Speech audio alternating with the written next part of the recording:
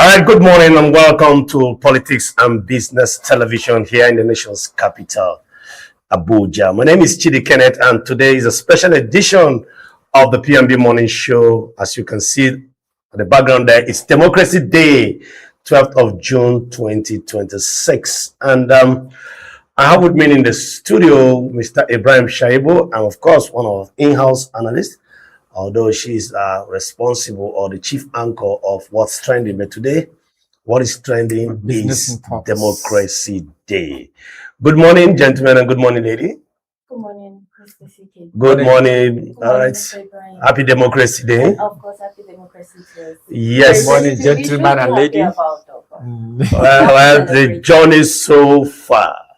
And before I start, before we go straight to, looking at democracy so far, especially as it concerns, the incumbent president, President Bola Ahmed Tinubu, I'd like to just throw a little more light on democracy. Democracy, if you have to look at it globally, the Greeks started it, and then the Romans took it to a more structural manner in such a way where we have different houses, the upper house and the lower house. Then, of course, in Nigeria, democracy could be traced to 1960 when we gained independence, and the lumberjack was lowered down, and we had our own flag, the green, white, green.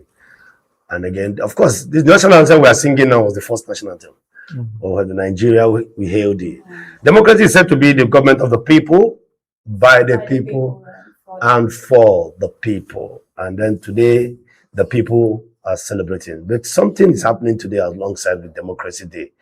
Well, we heard that there will be a kind of massive protest. Nationwide. So while some are celebrating, some are also demonstrating. So we'll get to see all that as we progress at the morning show. So, Mr. Ibrahim, let me hear your take. What's your take today? How do you feel, being part of Democracy Day today? Why today was chosen as Democracy Day, in case those who don't know.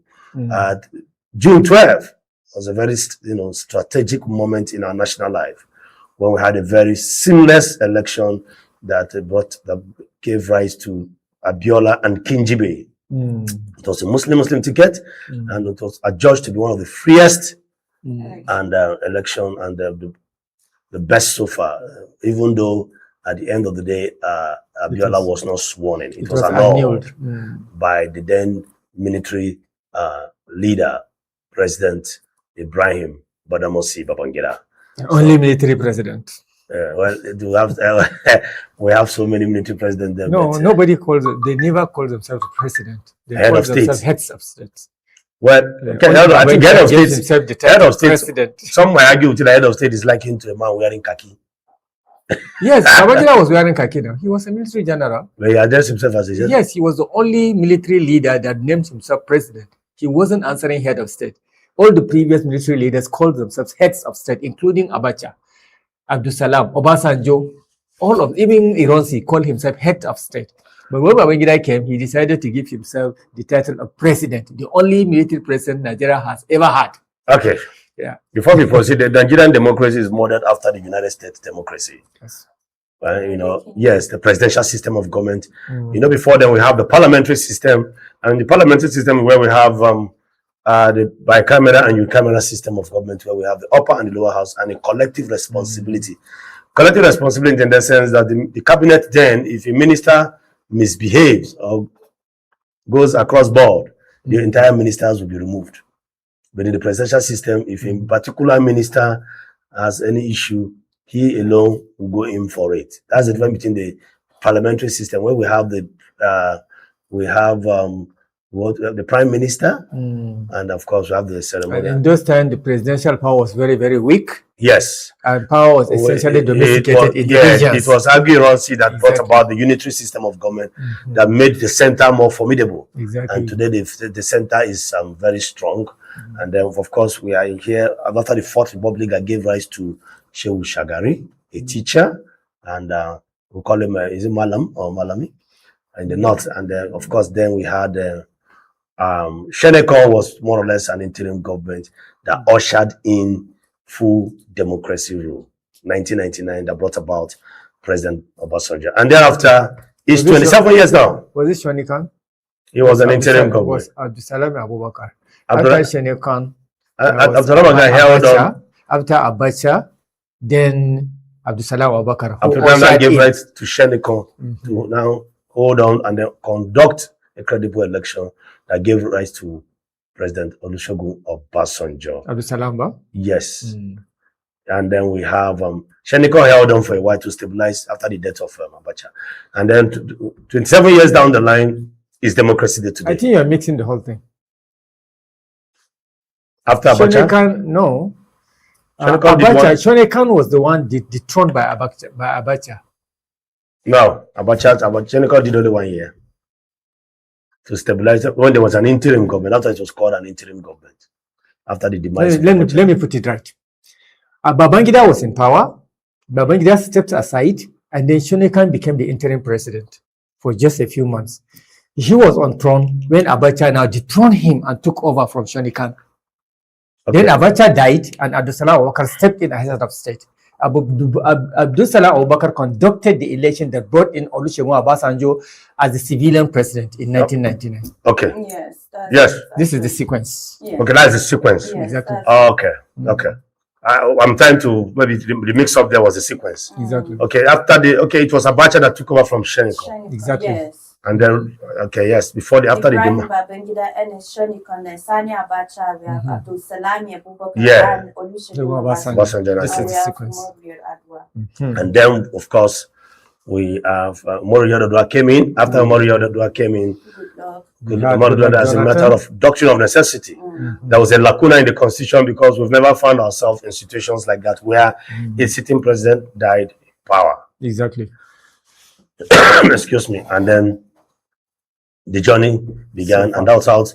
But before then, the South agitation, the Niger militant agitation was so strong that Yar'Adua had to come in his own wisdom to make provision for the amnesty, and that quelled the bombings and of the pipelines and the South region. Yeah. And then after the demise of Yar'Adua, of course, there was a lacuna that gave rise to Jonathan, who was his immediate vice president. And then Jonathan ruled, and then recontested and ruled for another 4 years, and then lost to Muhammadu Buhari, who took us to another 8 years. And then here we are with President Bola Ahmed Tinubu. And today is 3 years Down the line. and we are looking at democracy. And today we are far. celebrating. We are celebrating. Although he will be appearing before the joint plenary today at the National Assembly to also give us his scorecard, the journey so far.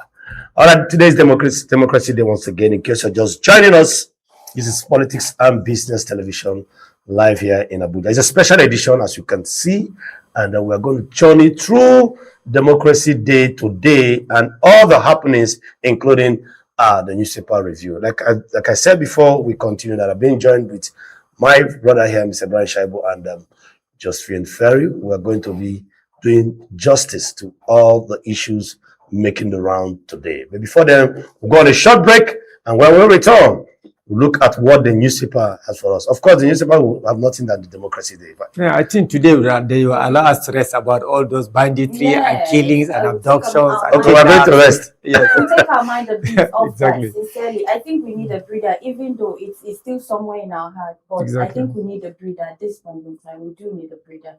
Really? Yeah, Of we course. do. Are you sure these bandits are they are a respecter of no time and seasons? That is the truth. That is it. The But same then- They bandits even like to strike to embarrass the government and At this Nigerians point, to yes. prove a point. And besides, they know that the people's attention is a little bit tilted. But it's not the first time it's happening that the president was embarrassed in a big occasion like this. Exactly. Jonathan suffered it Yes. A whole lot of Even them. And all of them. we So had- even Buhari suffered it. We had on the day of celebration. There was a day Buhari left to Daura to celebrate Salah or something. To prove a point, they had to abduct a whole school, I think, or they attempted to attack school in Katsina because they know that the president is in his hometown celebrating Salah. So I don't know that they always try to embarrass president. Like you said yesterday, We also any- didn't experience Yes, you're saying something, Mr. Brian. just like you said yesterday, so many times when a president comes from a particular region, the insecurity will tend to be taking place more often in that particular region where the president comes. I don't know why that happens like that. Exactly. And again, that's just yesterday, of course, when the service chiefs were having some form of closed door meetings with the Green Chambers. Kidnappings were ongoing at Kogi State. Of course. And the vice president was killed. So I hope we're not going to see flashes and glimpses of killings. All right, Mr. Producer, can we have any newspaper for us today? Let's see what the newspaper has for us this morning. The Vanguard. Xenophobia. Federal government evacuates slum South Africa over documentation claims. Xenophobia. Federal government evacuates slum South Africa over documentation claims. Can you zoom the subrider, please?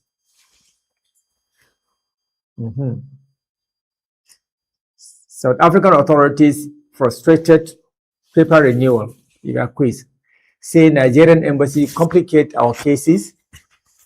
Government to activate early warning mechanism to protect Nigerians. Foreign Affairs Minister. Next batch due back Monday from South Africa, that is. Evacuation to be concluded this month, says Acting High Commissioner. South African Acting High Commissioner. So what we want to find out actually is who is responsible, who is funding the evacuation. Is it the federal government? Because initially they said they are not going to be responsible for bringing back Nigerians from South Africa, while other countries are taking the full responsibility of bringing back their citizens. Well, we were meant to understand that 5 Airbuses were provided, made available to evacuate Nigerians, but what we don't know is who is responsible, for the bills. Exactly. That is what we don't know actually. If it is, and it's important that Nigerians know this, because we heard prior to this time that, of course, you are to return on your own. And there was a lot of condemnations in that regard. Of course. Following that statement, I think by the Serap too. By the Minister of Foreign Affairs then? Yes. Yeah. All right, talking about the xenophobia, South Africa opened up the World Cup yesterday with I was looking forward for them losing 12-0 at least. Even many Africans were not supporting South Africa. You just took it out of my mouth, I have about Africans are supporting. We're not. Of course we are not. Of course we I have are. about 3 to 4 vox pops on street. I went to viewing centers at good standard view centers. Yes, watching the World Cup. The night yesterday. I thought about it. I said I was wondering where you are watching the football because I didn't watch it. I watched it in my house. Did you guys watch it here? No, I watched it in my house. Didn't watch it. Okay. I watched it in my house. But before I started watching, I had to go and do 1 or 2 vox pops. I watched it in my house. So you had light. I had light, funny enough, to watch it too. Maybe because of the democracy day. Yeah, they decided to allow it. Thanks to democracy day, because anything, I don't know when last I saw light from 6 p.m. to like 9:10. And at some point you power the generator and you are tired of powering the generator. So can we please go back to the paper? Warri Federal Constituency. Ijo, Ishekiri, Orobo. Leaders meet Tinubu to agree to end protest. Ijo, Ishekiri, Orobo leaders meet Tinubu, agree to end protest. That's on page 9 of the Vanguard.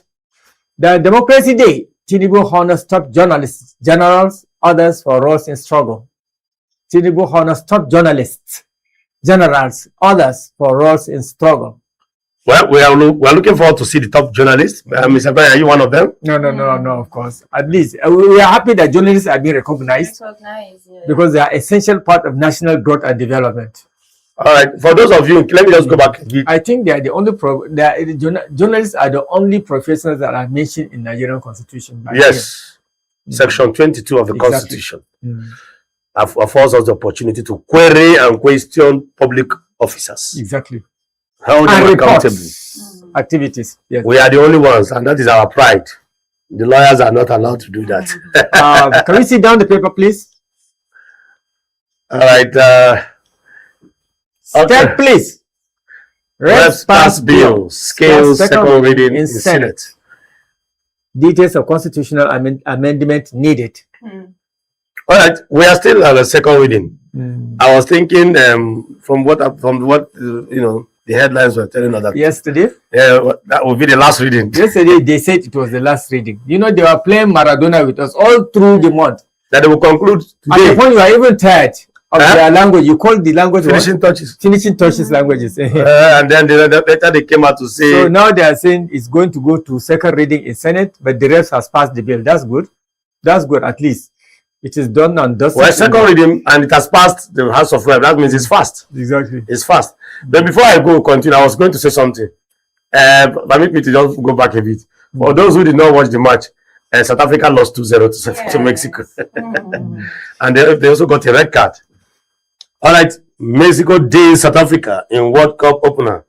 Canada, Bosnia trade tackles today. Okay, we gave Obi Kwankwaso free hands to pick candidates. Dixon. Okay, we gave Obi Kwankwaso free hands to pick candidates. I'm a little bit confused there. Well, I thought Obi as a presidential candidate is the one right for now that is allowed to pick a running mate as candidate, which he did. Are they telling us that they're picking candidates for gubernatorial positions across states for the party or what? I think from what we gathered, we had the story where Kwankwaso had an agreement of 60-40. That almost broke down the alliance. Yes. Right? So you must understand that probably this is a gentlemanly agreement that goes on in-house. This was a gentleman. Honestly, I was very, very disappointed at the way Kwankwaso handled the situation. There was an agreement, you signed that agreement that you are going to take 60%, isn't it? And at the end of the day, then you ended up taking 100%. And then you're claiming that if that 100% cannot be given to you, you are going to pull out. Although I think they've resolved it. Because you said something that there's no party that will give him that kind of. There's no party that can give him that. He was asked to bring it. That 60% means you now decide who and who will fill those 60% of the party positions in the state. Yes. Do you understand? But when the list was submitted, 100% of those lists submitted to the national office of the NDC were all Kwankwaso movement. But in Kano, you remember I told you there's a very strong obedient movement in Kano. Even the NDC as a party itself, it has followership within Kano. So at least that 40% that you left for the other members of the alliance, they will share between them. Maybe of the 40%, maybe NDC is supposed to take maybe 30%, and the obedient movement is supposed to take 70% of that remaining 40%. But Kwankwaso will say, I would rather have all or there's no alliance. After the agreement. I think it is out of that this statement is. Mind you, remember the word after the agreement. After the agreement.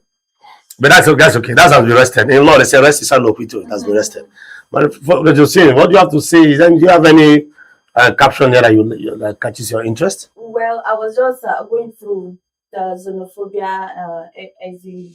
What's the word? Come down the xenophobia? Yes. Producer, come a little bit down. Let's see the. Okay, yes. Yes, I was just going through it. I remember when Abike Dabire came to say that she gave a statement to say that the Nigerians in South Africa should find their way home. Exactly. In the first place, what made them left home? And I was just if you see that. You mean she asked that question? Yes. Yes. What made she was the one that made that particular statement. Yes, that they should be on their own. I remember. Why did they even live in the first place? And there she is. Are the indices not obvious why people are living? And I'm trying to relate it with the Democracy Day today. I just hope the fact that these returnees now, most of them have built their lives in South Africa. Most of them have stayed 20, 30. Most of them got married to South Africans, gave birth to children, and they are forced to return. Even with some of the South African wives came with them. I saw a post on Facebook last night. Someone was saying his wife have never left South Africa for once. She now finds herself in Nigeria as a result of marriage. Yes. And now she's in Nigeria. You understand? And now that they are here, what do the government have for them? Is there anything that the government will do? Because these people now will need to start their lives all over. They left their properties there, their investments and everything. And then we're celebrating the Democracy Day. It doesn't really tally with the dividends of democracy. Exactly. It's just, I think this is also a slap on this administration. Yes, definitely on this administration right now. We'll be coming to look at all this. Why do people have reason to celebrate or not to celebrate?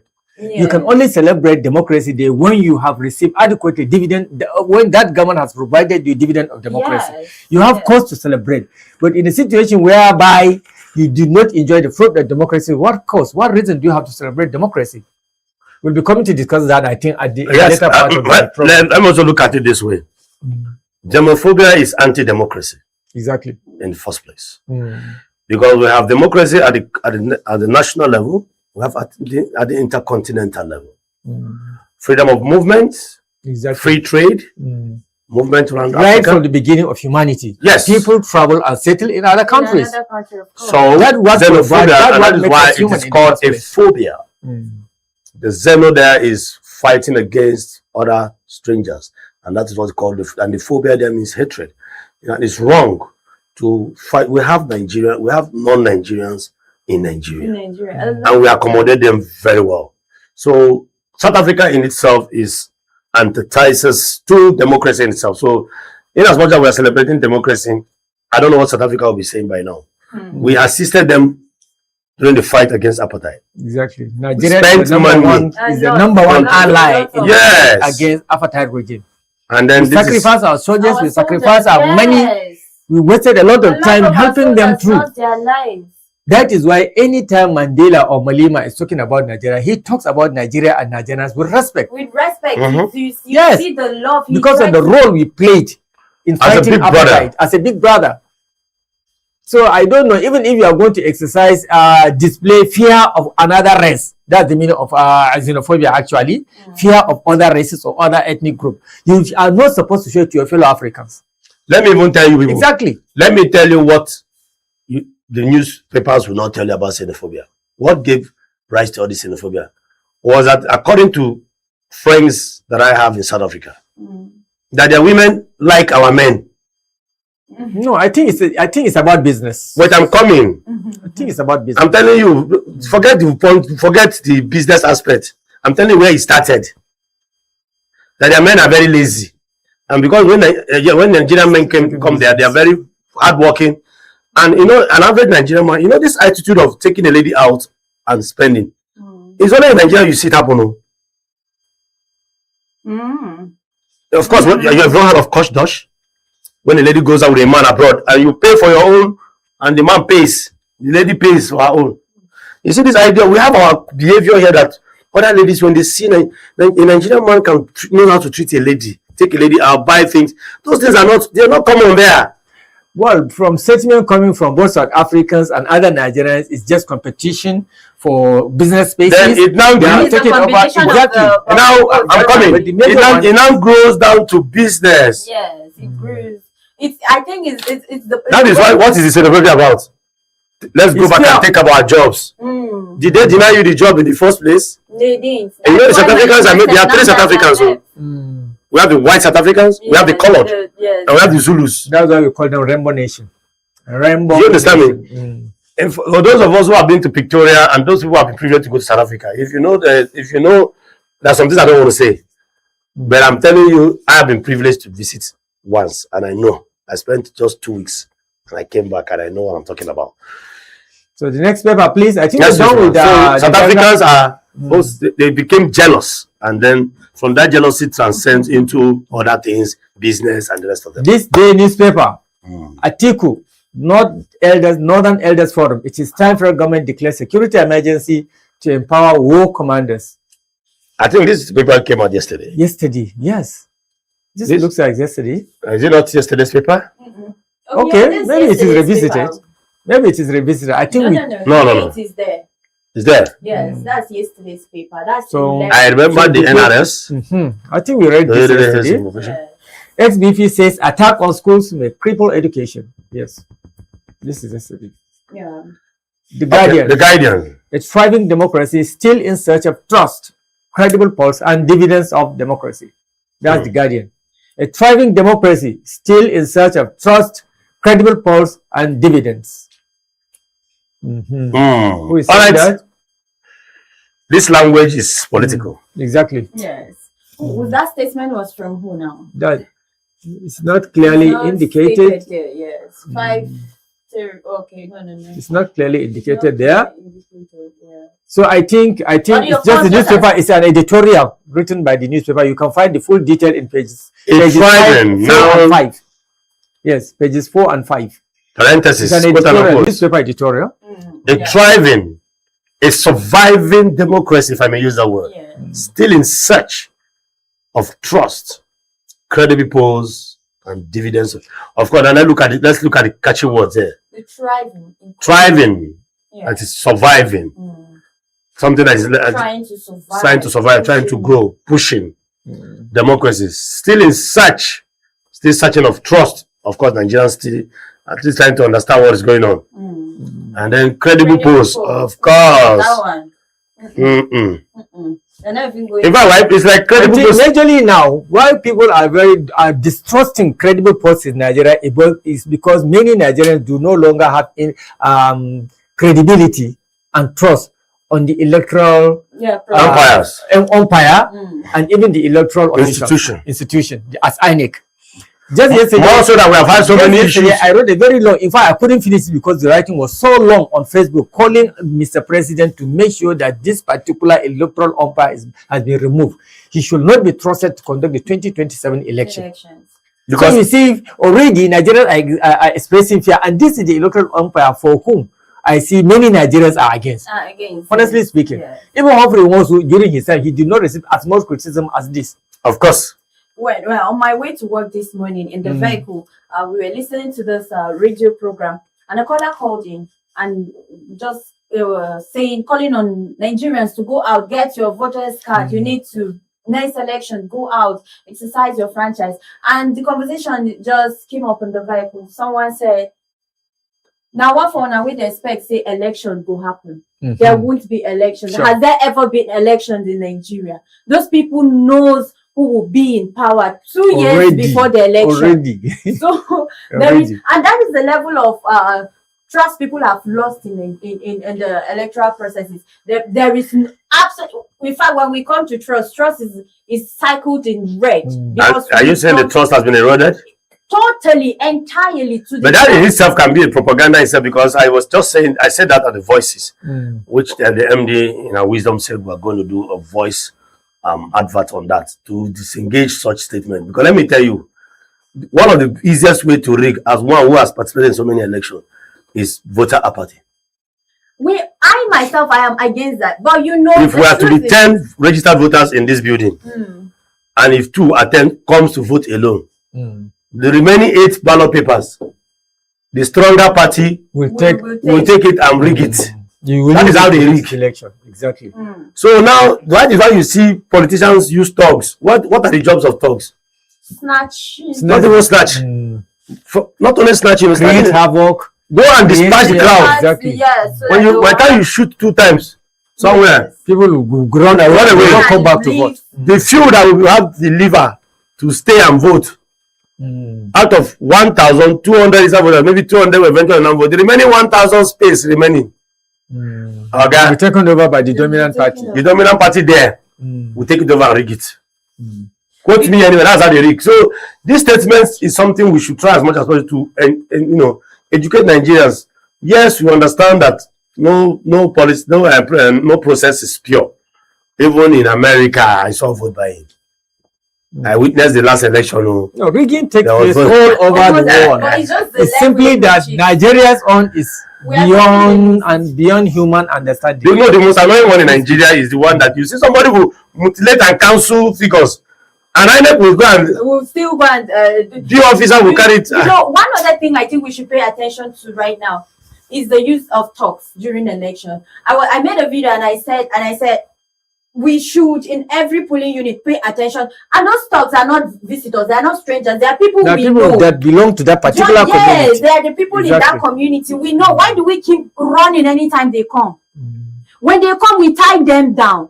Do you understand? They come with what? With knives, machetes, sticks. And you are coming with what? That is the thing. So we will come prepared too. It has been repeated. I have seen a situation whereby these boys came in the tricycle.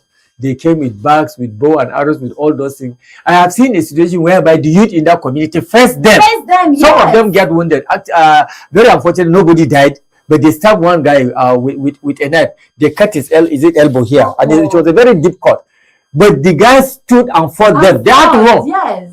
They had to run. They throw away some of them. Are we likely to see situations like that next year? I don't know, but we are calling for that such. out, though. Because see, if you want to see progress, certain sacrifices has to be made. Has to be made. Why do you think People nations have to and pay the countries ultimate fight wars? You cannot go to war without expecting many of your people to die. Well, would you say that for civilization to settle, Exactly. there must be war? There must be war. And fortune favors There the must be brave. war. Thank For you. change to be obtained, Fortune certain favors the sacrifices has to be made. So we Even politicians take advantage of the fact that Nigerians youth are very scary. and do so. We are so The moment they hear tear gas, boom, they don't run away. That is why you say everybody wants to go to heaven, but nobody wants to die. Want to die, and it's very, very impossible. You're saying they want to die. So it's thriving democracy I want to still go to is. heaven. They don't want to die. I really don't know about that one. But I know I want to go to heaven. Let's continue our paper. Yeah. Okay, well, let's go back has to 27 years of democracy, honors June 12 heroes amid concerns over governance. 27 years. 27 years of democracy. That's an adult too. That's Yeah, from that's an 1990. adult. That's counting from Married 19. with a child. Counting from Of course, 1999. both sex, whether man or woman. In fact, a woman is at some point the most pursued. As a woman. Either gender. Tinubu has 27 years of democracy, honors June 12 heroes amid concerns over governance. That's the cry now. And we will come in to discuss this. Let's see down the paper. 5 terrorists back 150-year jail term and forfeit assets to federal government. That will be an interesting story. 5 terrorists back 150-year jail term. That is the combined 5 of them, or each one. I think it's the combined 5 of them. Yes. Look at this one.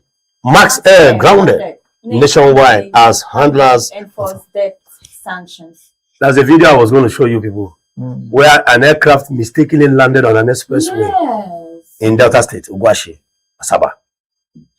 And that aircraft, and the aircraft took off again. Took off from the. I saw that video myself. Normal mirror though. Just imagine an aircraft landing in front of. You mean still under construction? highway like this? Yes.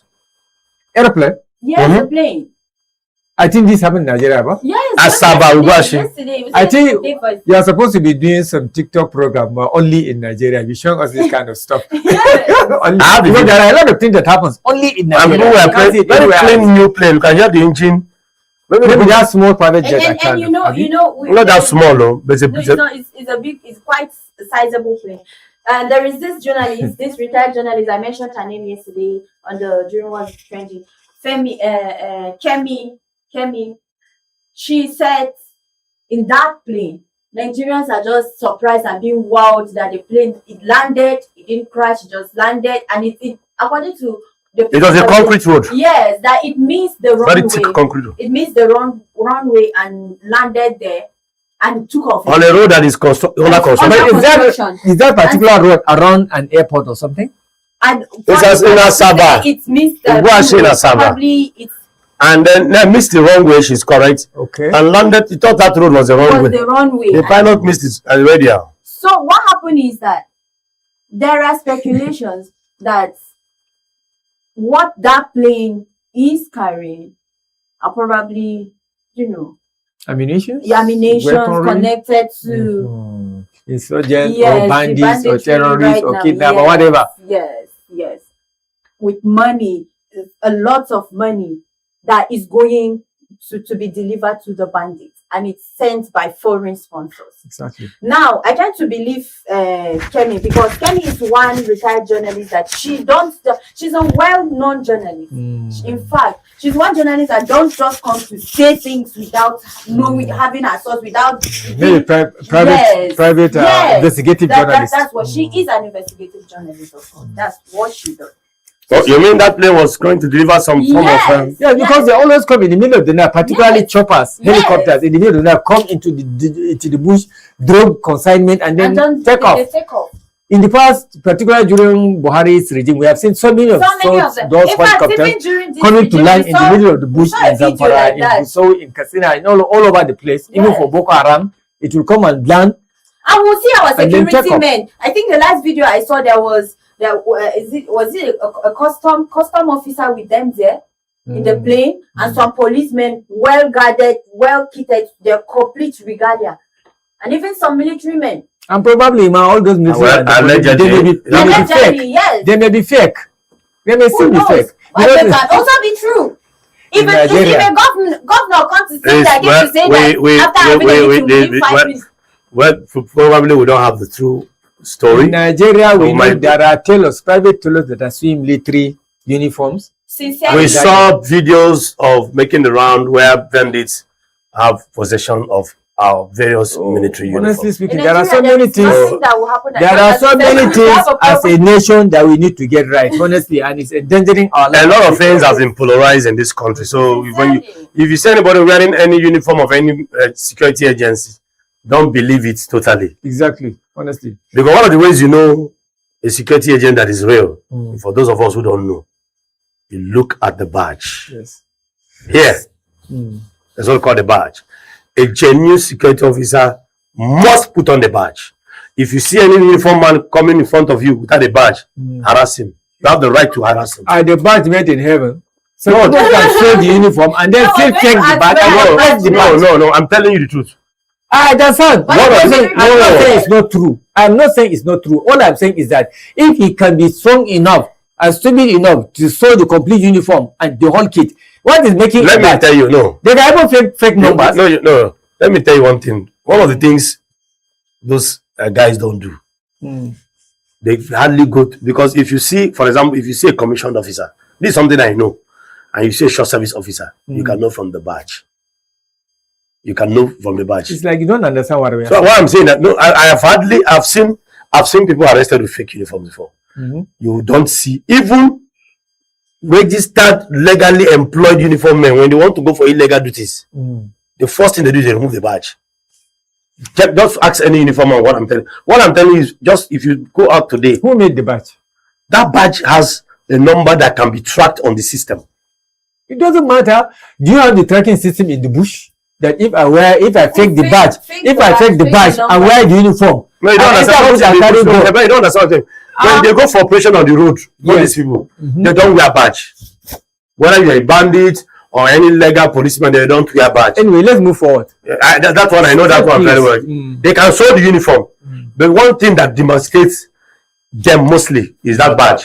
Because if you can capture that number, you can take it to anywhere. Let them tell us. That's when you now know this person is unknown government or government. That is when you will know. Because that badge is serial. You own your own. Only you in the whole of the country.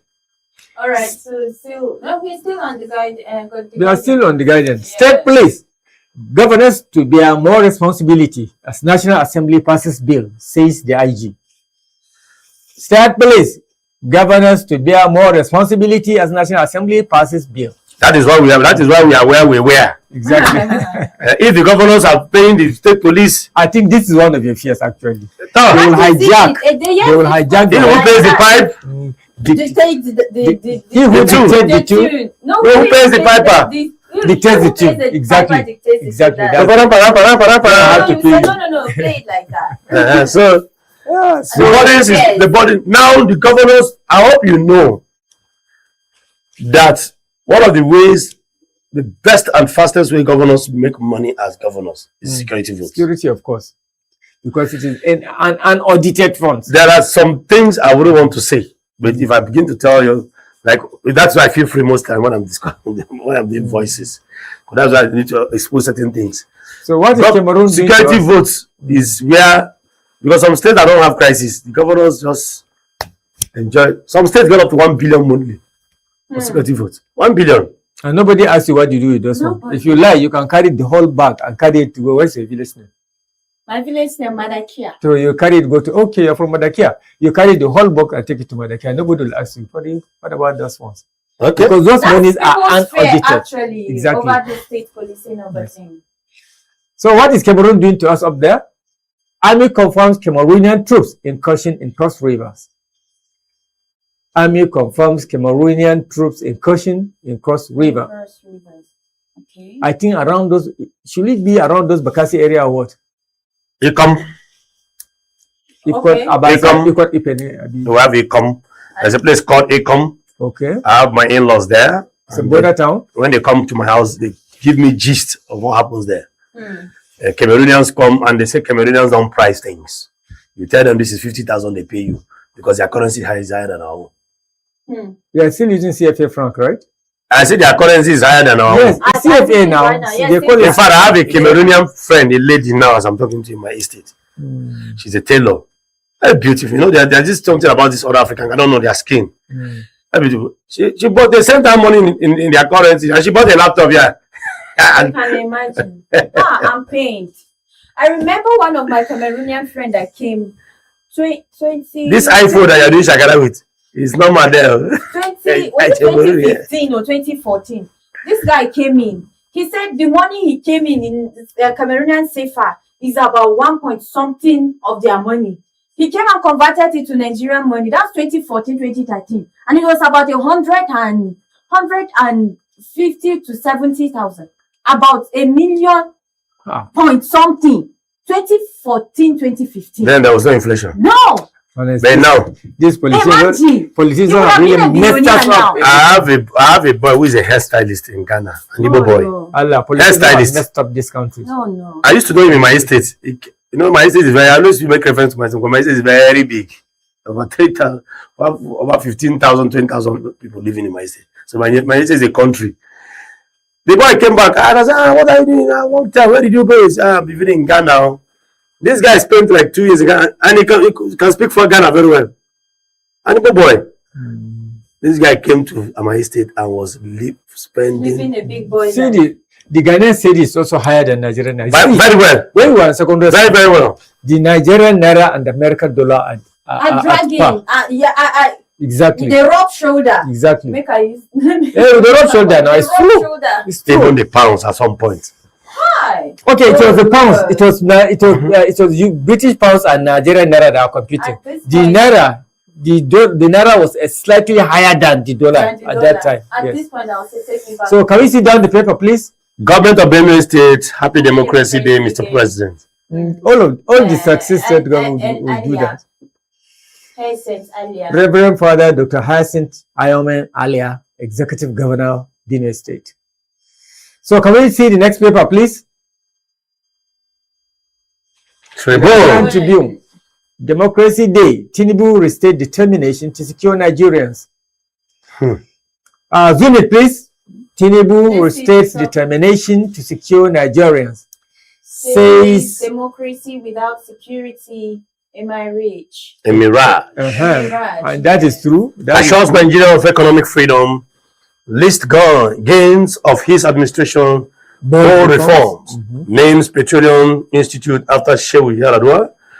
Honors Osinibo Aleke, Alake, Opadoko, and Odumaki, Ishola Williams, Richard Akinola, others with national awards. So, let me read the names again. Please bold it, zoom it a little bit. Let's see those who have been awarded. Osinibi Alake, Opadoko, Odumaki, Ishola Williams, Richard Akinola. Oh, the Mrs. Akinola. Yes. That's interesting. And others with national awards. Should we? I'm going to say, should we raise an eyebrow at that point? No, we shouldn't, because there are others. The others were not named. Okay, let's just hope the others are not the Femis. because we have The Sholas. Babalolas. Yeah, the Babalolas. Yes. Yeah, that's quite great. because if you look at these names, they have one particular instruction. Yes. Sided. So. Niger School Why is adopted. this? Court sentences 5 to 25 years imprisonment. Now just We are making progress. Sentences who? The abductees, probably. Yes, of course. Those Those who are responsible for the abduction, I think, were caught and then. Look at the one that will bust your bubble now. 210 trillion probe. Senate overrules panel. Withdraws arrest warrant against Kyari. Kyari. When I grow up, I will be like Kimu. You be like, I'm telling which you. of the grown? Let's be sure. Which Hey. You know, at this juncture, I want to sing the national anthem a bit. Happy democracy. Nigeria, we hail. And then the emphasis on the hail. Hail thee. Wow. Just wow. 210 trillion. Probe. Senate overrules panel. We Draws arrest warrant against Kyari. You know, he was the one.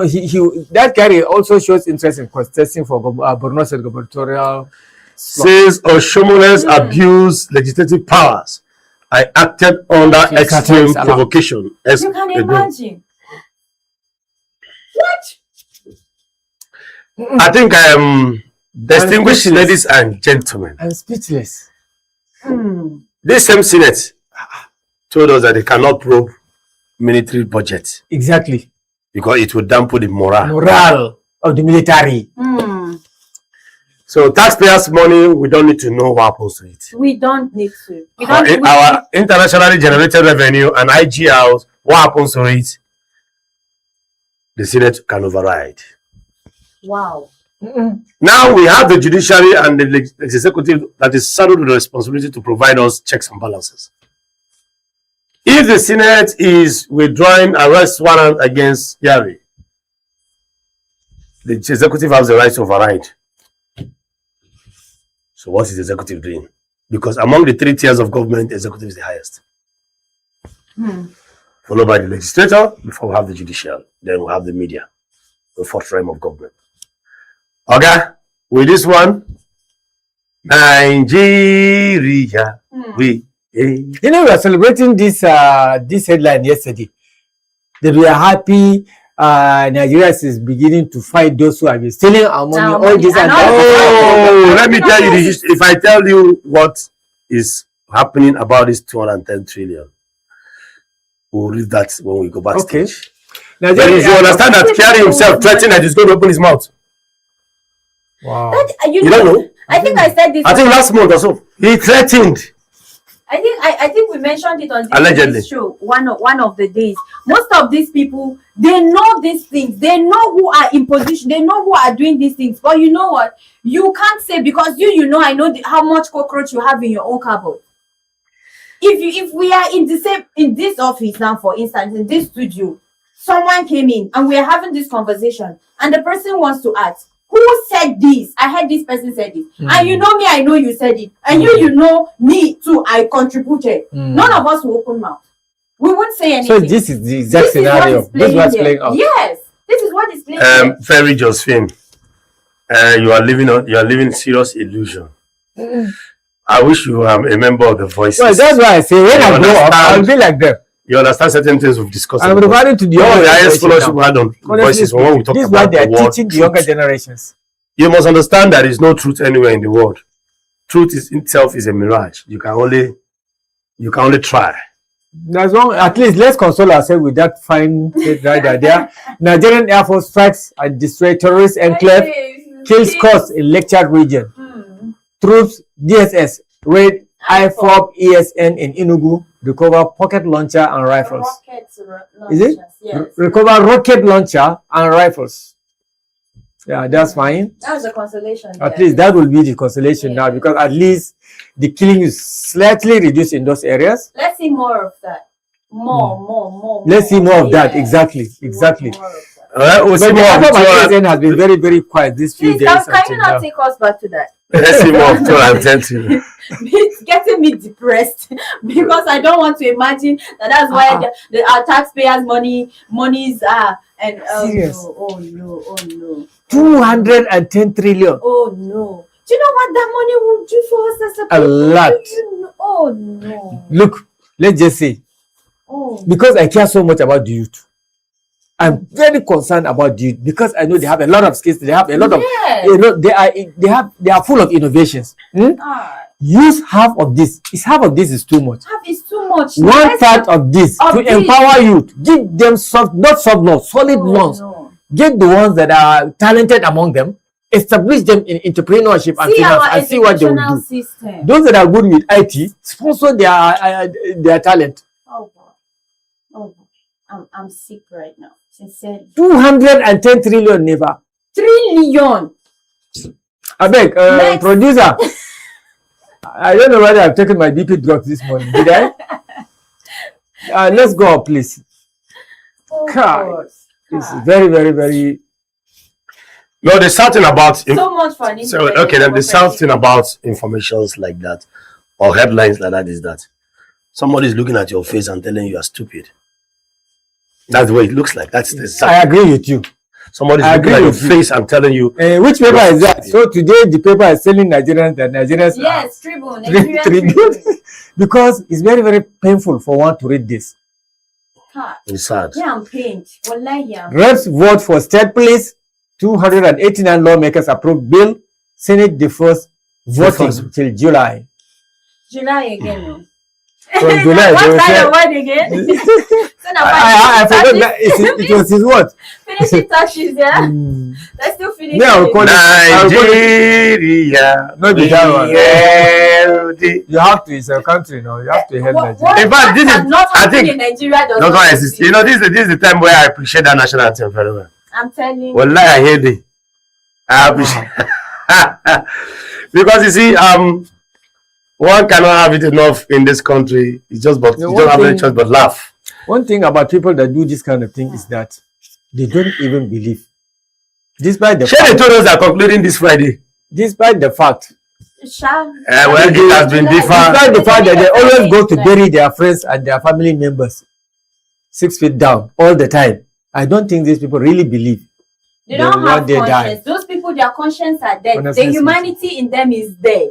Because Just so Don't give me Nigerians that exposing look. millions, hundreds of millions of what will you? Oh Lord, trillions. Oh Lord, have mercy. oh Lord. All right, we're getting emotional this And morning. that is- I think 1 trillion is 1,000. 1 trillion is 1,000 billion. I'll be 100 billion. Dollars, right? No, in naira. I'm just talking about whatever. Whether it is It's dollar, 1,000 billion. it's 1,000 billion. Yeah, One. billion into 1,000. That's 1 trillion. yes. And can I describe that as human being?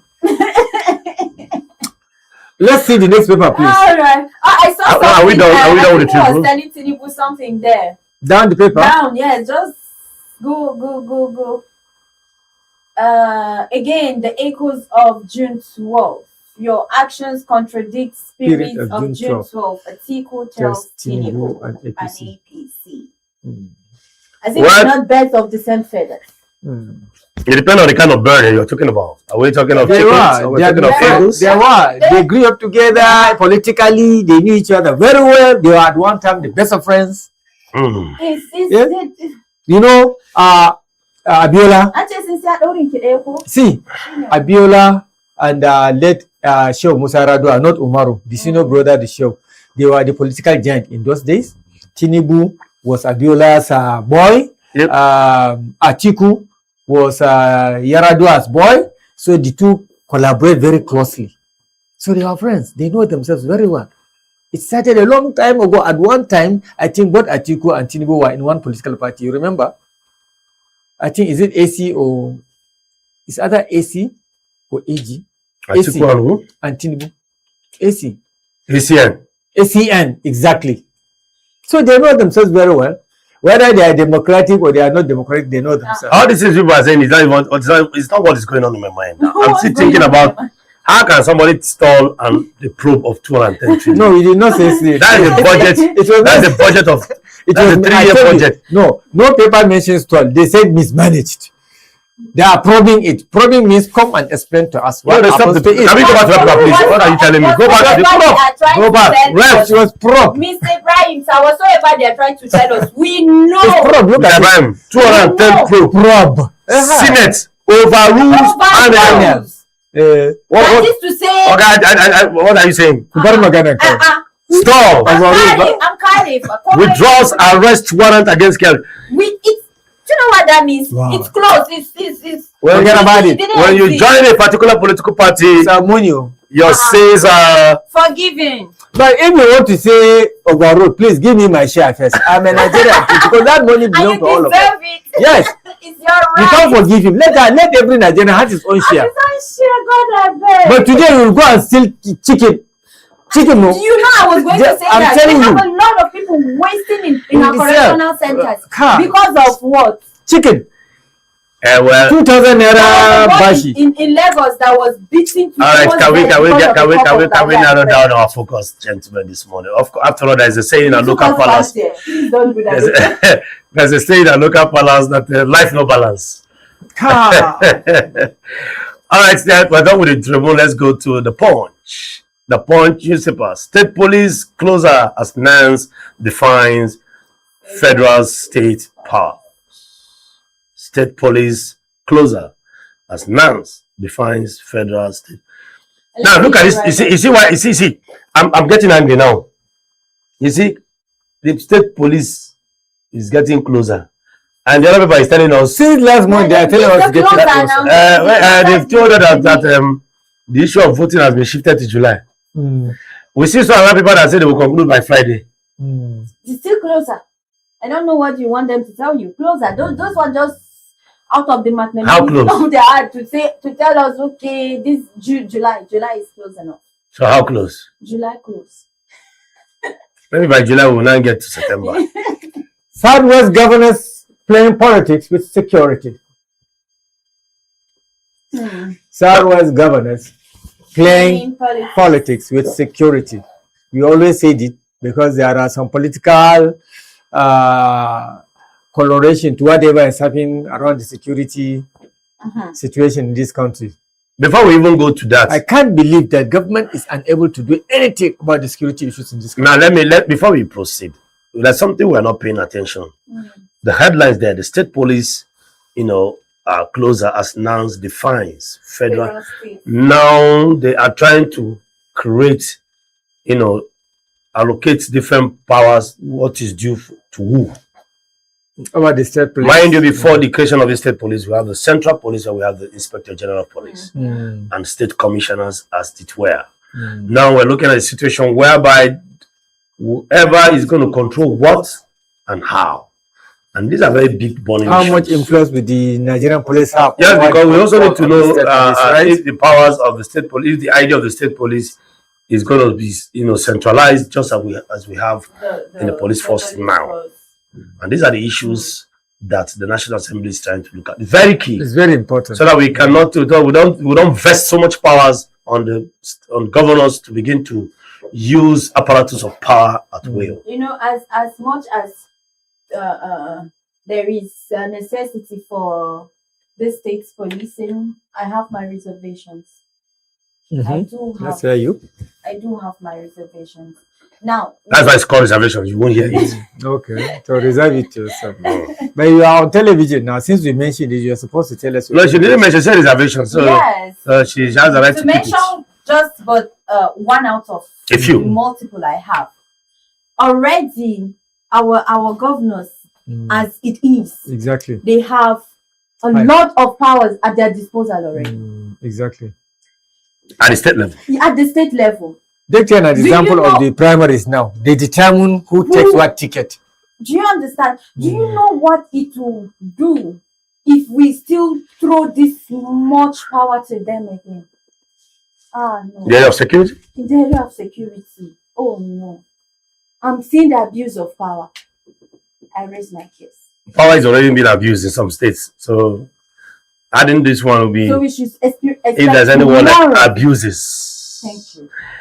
All right, but we hope that doesn't happen, and that is why the Senate is saying that in as much as the idea of the state police is getting closer, you need to cross the T's and dot the I's. Okay, I think reps move to replace PSC with Federal Police Service Commission.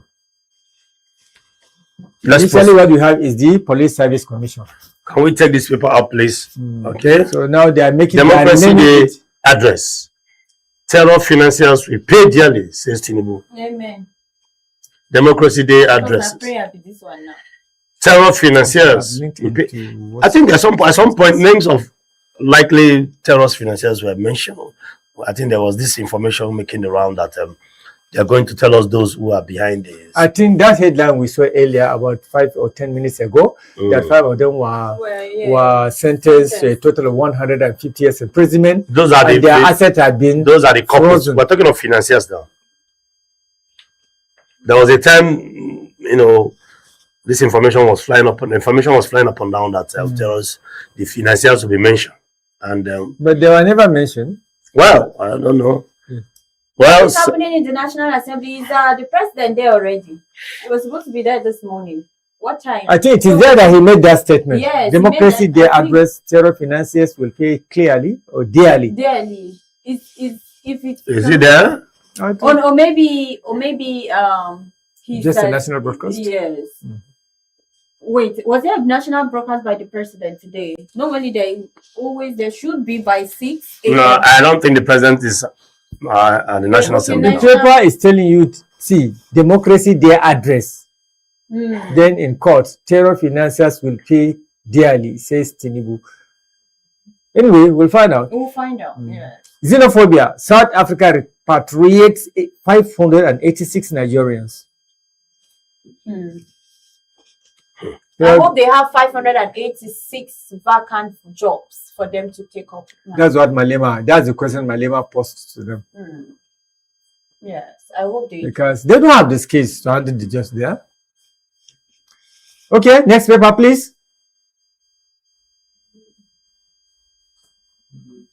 Chaotic opener. That's the Punch Sport Extra today.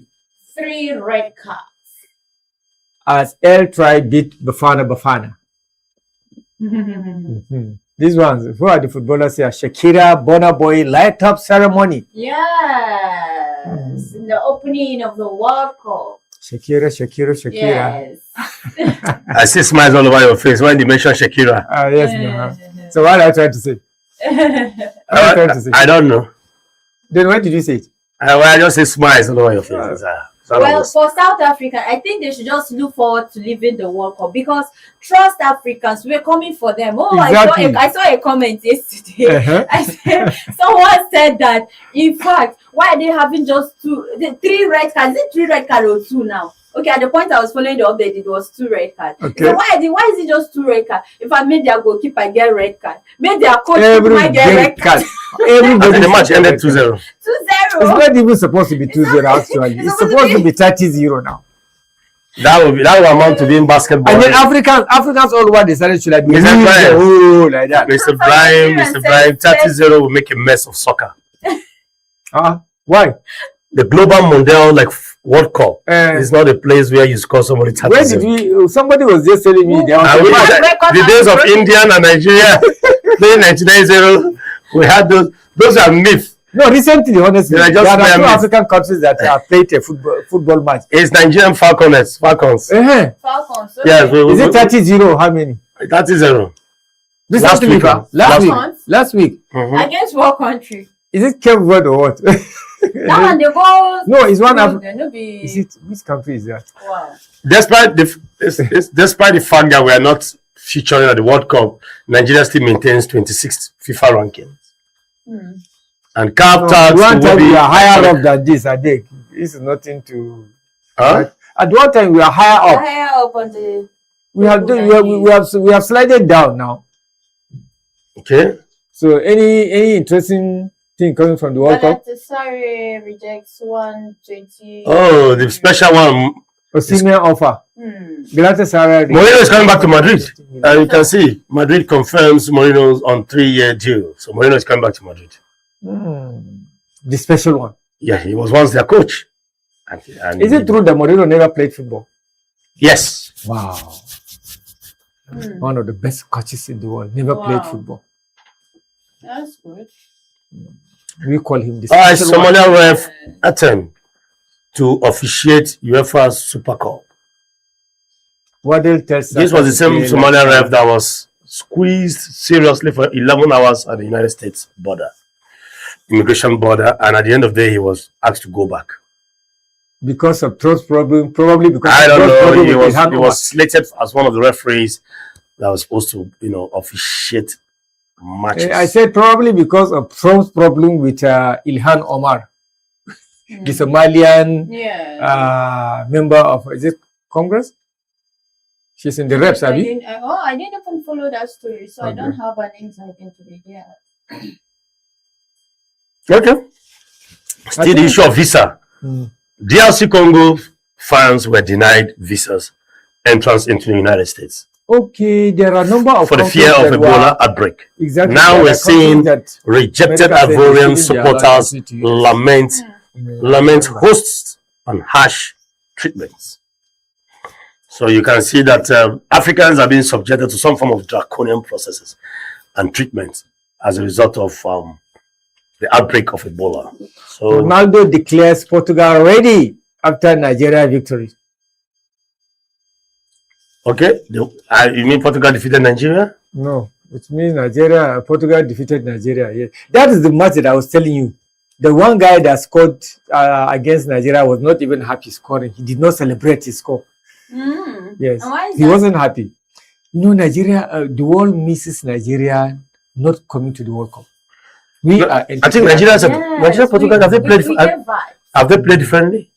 Declares Portugal ready after Nigeria. Who won? I don't think I have that information. Then go and buy Punch, Abi. I should go and buy it, Abi. Okay, yes. He said 2-1. The producer said 2-1 victory. They won us? Yes. 2-1. So, Sheringham tips Carrick for success. Waddle tells Saka to play like Salah. So Okay. for those of you who love football still, Bukola Saka, a Yoruba-born British, playing for England national team. He's a Yoruba boy. And he's one of the star players of Arsenal. All right, Mr. Ibrahim and Justin Ferry. Thank you very much. And today is still Democracy Day in case you're just joining us. And this is Politics and Business Television, a special edition. At that we heard that protests will be ongoing and other joint plenary will be ongoing as well. Both going on pari passu this morning. But before then, let me ask you, Justin, starting from you, what headline do you find interesting this morning? Quite a number of them. A number of them. And you know the one I'll mention first. Go ahead. 2.1 trillion naira, we say 210 trillion. That is 3-year budget put together. Wait, that is more than 1,000 of youth, just as Mr. Ibrahim mentioned. That is like 1,000 of Nigerian youth startup capital. Thousands?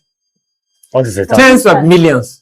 Tens of millions of Nigerian youth can be empowered using that money. Tens. Somebody, you are owing money and somebody is chopping 210 trillion. That is like several primary school children given the opportunity to sit in a proper school, to sit in a proper classroom, to learn like their counterpart in other countries. This can set up all the primary healthcare facilities across Nigeria. That is an opportunity for us to have a good state-of-the-art medical laboratory across states. That can repair one of our refineries. That is a capital that can give us good roads in Nigeria. You people are not even saying what's on my mind. With 210 trillion naira, just dividing it to 5, one alone can settle insecurity in Nigeria. Insecurity, thank you. We just settle it once and for all. You can imagine, and the fact that it is being overruled now, and the arrest has been what? The warrant has been withdrawn. It's knocking me off. Please, don't get yourself knocked off. It's Democracy Day, please stay cool. Oh no. Don't get yourself knocked off, please. Oh no. I think the paper deliberately threw those headlines on us so that we will not have any reason to celebrate the democracy. In fact, there is no cause for celebration. There is still no reason to celebrate democracy. Why? Are the reasons? What are the 27 years of democracy? If there are dividends of democracy, democracy is supposed to ensure that I enjoy dividend of democracy through the democratic era. So we are talking about 27 years. And up to today, the larger percentage of Nigerian youth cannot be employed. An ordinary Nigerian cannot even take care of him and himself. Households are breaking down. Do you know the high rate of divorce right now? Yes, that's why I say households are breaking down. Cannot provide for his family. I'm not talking about family of 6 or 10 like we have before. All right, okay. We need to bring it down house. And one man in Somlu is covering 210 trillion. And the Senate is saying no, rule out those guys with that rule and withdraw the warrants of arrest and whatsoever. I think for that reason alone, the Senate should be propped itself. Yes, of course. Nigeria should call for the problem of the Senate itself. The Senate told you that the military budget will not be probed too, and that would dampen the morale of the officers. You know why this whole thing is so annoying at this point. That we have this kind of money. that we have now. This is just a tip of an iceberg. This one, we happen to know about this one because it's out there in our faces. Do you know how it's been ongoing, Ferry? We don't know. We don't know. It's been ongoing, and at some point, We don't know. the man in question This is just Ferry, from one angle. was This is threatening just one. to speak out. Just like we have the power sector man. If it didn't come to our faces, we wouldn't know. And do you know how many more of those people we have in the system that are siphoning public funds? And we are the ones paying for it. We're the ones that are suffering. I had a neighbor. That woman, she has 4 kids. The oldest is 7. So imagine from 7 downward. Imagine how old the youngest will be. I was going to work one day. Do you know that I came back? I went to work. She was in that spot. I came back. She was in that spot. And her little baby was crying. And the children were just around her. And I asked her, why is this child crying? She said, since morning, they didn't eat.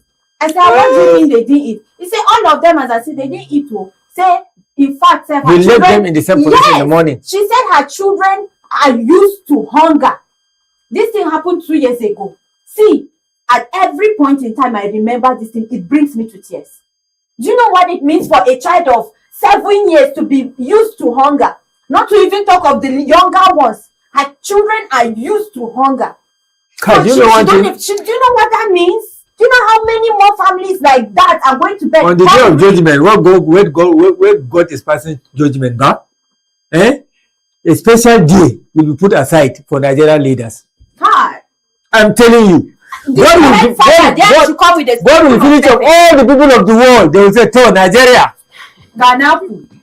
I'm telling you. He will adjust. Nigeria, if you come and explain yourself, I know you don't already suffer, go to heaven.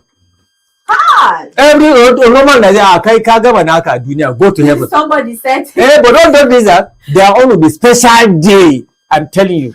Somebody said that. I'm trying to. Because we are in fire. Excuse me. I'm just trying to be economical with my emotions here. Oh, The first time that reminds me the first time my mom traveled went for Mugo far away in Canada and came back, and I went to pick her from the airport. And my mom is dark in complexion. My mom landed and came down from the aircraft. I could not recognize my mom. Is it on Democracy Day? I'm telling you what happened. First time, I didn't know my mom could be fair. And my mom was coming close. I was looking at my mom. Now that I understand what you're heading to. I didn't know my mom could be fair. She went to a different tribe entirely. Yes, my mom is very dark. When she went to South Africa and came back, Canada. Ontario. She went for Mugo, my younger sister. How long did she stay there? She spent about, I've forgotten. I can't remember it. So when she came back, she has a PR. You are trying to locate your I think she has a PR of 10 years or whatever. She can go anytime she wants. So she, because of her daughter and her in-law, so she came back, and I went as far as, I think, early as 4:30 in the morning. I was already at the Zico International Airport, and I was waiting at the international terminal. And when she was coming out, I looked at my mom. I didn't know my mom could be fair. And my mom told me, she said, the first thing my mom looked at was when I took her to my estate. She said, oh, my son, may God help you to leave this place. She said, in her next life, she will marry a white man. You wouldn't blame Mama for saying that. I'm talking of a woman who is 81 years now. You wouldn't blame her for saying that. Why did I say this? These are my sister will always snap during Christmas period. My sister will snap what government give to them. Each of her child takes $1,000 every month. She has 2 of them. Canadian dollar. It's different from American dollar. No, real dollar go 1,000. They pay them. In American dollar or in Canada, you know there's difference. The difference is not high. No, it is. No, I mean in terms of value, it's not high. The difference is not that high. Make comparison. No, they're not high. As high as their other currencies. I think if American dollar is 1,390 or 1,000, Canada should be about 1,250. It's the difference. I used to change it, so I know they are not much. They are giving them $1,000. Come and see the chicken they give them. Come and see the chicken they give them Christmas Day. I've not seen that size of chicken before. And then why am I laughing? This is a country. Look at the kind of life they live. My mom told me something. She said, honestly, my son, that we are really suffering here. were suffering here. And I looked at her and I laughed. Because she came to my house and she was seeing all kinds of bushes and potholes everywhere. And she was looking at me and she was laughing. But the most striking thing is that I saw fair color in my mother's body. Mama, where did you get fair? Not bleaching cream, looking good. I said, Only peace of mind will make you look good. You know. You dare not, if you say, how is your night in Nigeria? And we answer fine. We just answer, we're answering it to fulfill all righteousness in Nigeria. We're answering it to fulfill all righteousness because in Nigeria, there is nothing like fine. The word fine is abused in Nigeria. So because of that, I told myself, maybe I will go because I'm dark too. Maybe I'll be fair myself. All right, it's Democracy Day. Thank you. Just on a lighter note. On a lighter note, I want to thank you very much, Mr. Brian Shaibo and Justin Ferry for doing a yeoman's job in today's analysis. We're going to go on break, and guess what? When we return, we'll be analyzing the scorecard of the president, the journey so far after 3 years. Go nowhere. We'll be back after this time. This is P&B Money Show here in the city of Abuja.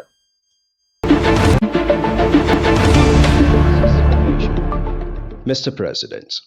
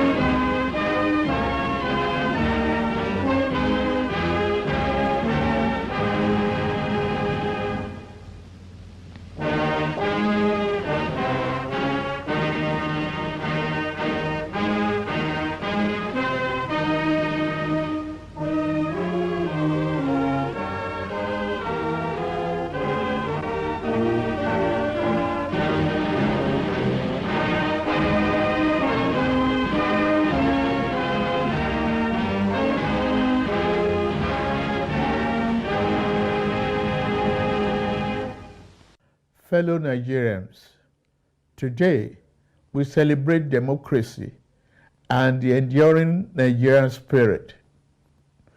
For 27 unbroken years, since May 29, 1999, Nigerians have chosen their leaders through the ballot, witnessed peaceful transition of power, and resolved disagreement in courtrooms and legislative chambers, not through violence. We have experienced the longest stretch of civilian rule in our history.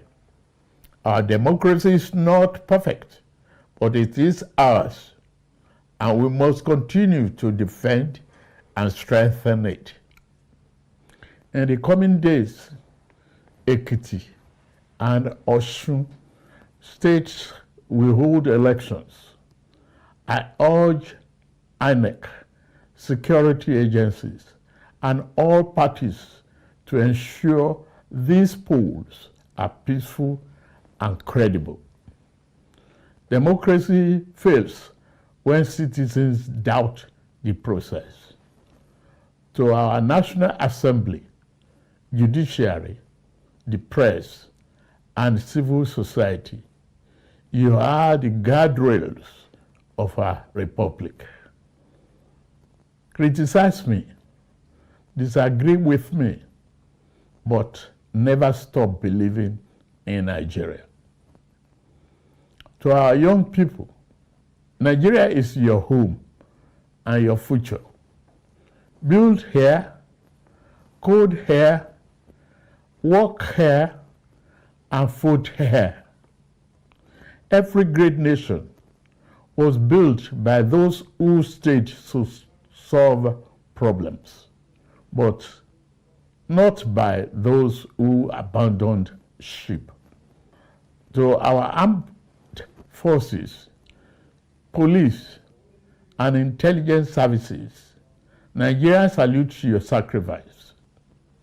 To our traditional rulers, faith leaders, and community heads, thank you for your support of peace and reconciliation.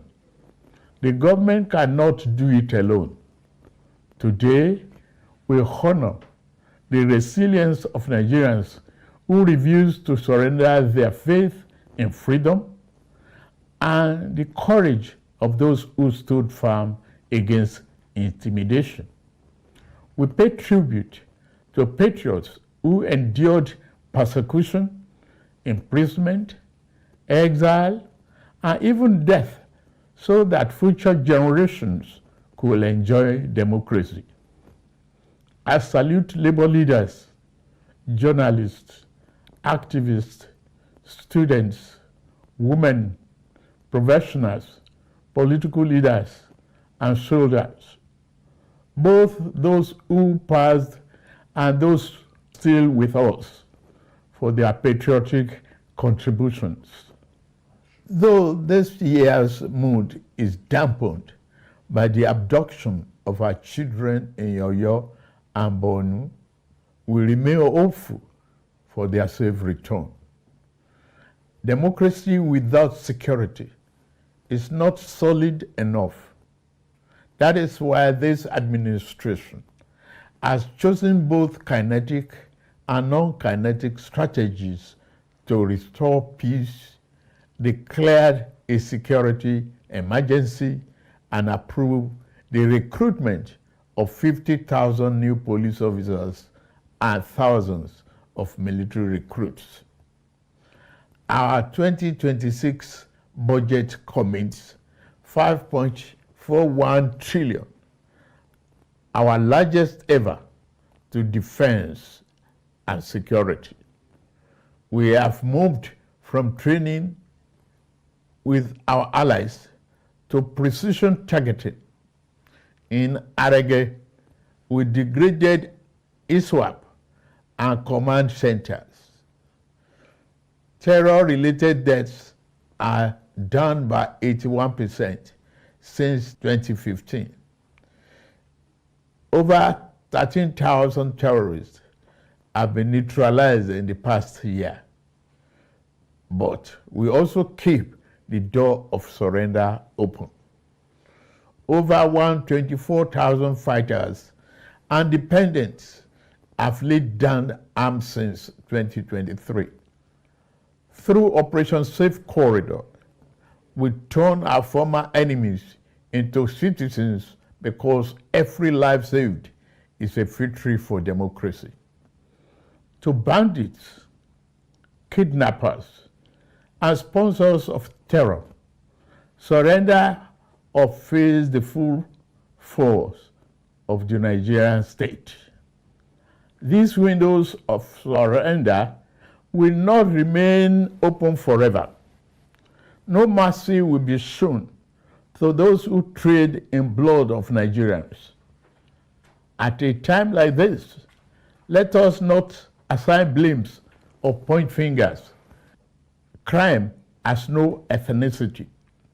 We must stand united and be assured that the enemies of our nation shall soon be history. We will triumph over terror and continue to build a more prosperous nation. June 12 occupies a sacred place in our national memory. It represents more than an election. It is a defining chapter in our history. We remember Chief MKO Abiola, who won a pan-Nigerian mandate transcending ethnicity and religion. We remember Alhaja Kudirat Abiola. We also remember Chief Ganifa Emi, Chief Bola Ige, Chief Alfred Rwani, and Pa Abramadesoya, Chief Anthony Enahoro, Alhaji Balarabe Musa, Commodore Dan Suleiman, Beko Ransom Kuti, Franco Kori, Arthur Nwanko, Chima Obani, Shehu Musa Yar'Adua, and the many other heroes. All right, in case you're just joining us, this is Politics and Business Television, and that was the live broadcast of the President of the Federal Republic of Nigeria, His Excellency President Bola Ahmed Tinubu, on the 27th day, 27 years of democracy in Nigeria, the journey so far. All right, I've just gotten a signal from the MCR engineer, from our engineer here, that we are being joined live through Zoom. One of our online correspondents, who is right there in the heart of the city, trying to find out where the protest is holding. All right, Madam Mickey is live with us, and we're going to find out the situation of things as we do. Yes, Madam Mickey, good morning. Into the premises with the result that the scheduled June 12th protest has been shifted. The location is no longer here after the extent of prevention of motion to this area. And we want to tell you about the first point in other parts of the country for first full roundabout. That is the full roundabout is that of Delta State. If you are in Warri. Now, if you are going to Sapele, you are joining the protest in Sapele, you have to go to Amufe roundabout over in Sapele to take part in that of Delta State. If you're going over to Edo State, you go to Edo North, Edo North for Edo State. There's also another one if you're in Benin. You have to go over to Ring Road. Change the topic of this one. This one is protest. Ring Road in Benin. Those who have worked for Edo State. Now, if you're in Delta State, you want to be at the Federal Secretariat. Now, I cannot guarantee the Federal Secretariat because based on the experience we have here in Abuja, Federal Secretariat is a ghost town. But for now, the protest is that the Federal Secretariat is Port Harcourt, Rivers State. If you seem to find the same situation here, like beyond me, because you can see there beyond me there, that's where there's a police detachment for those folks. So the central parties, so they have sent also some videos. So if you click on the videos, you'll be able to see exactly the position here. So we are using this very right disease and moving towards where the new location, like secret location for now. Well, there is probably that the people involved in the protest are still yet to meet up to the new location. So we need to come from there because people are gathering and will come live when we get to the protest. All right, Madam Mickey, can you hear me? Good morning, Madam Mickey. I can hear you. Can you hear me? Yes, barely. Good morning, Madam Mickey. Morning. Yes, I can barely hear you. Okay, can you hear me now? Yes. All right, were you able to find out the new location now?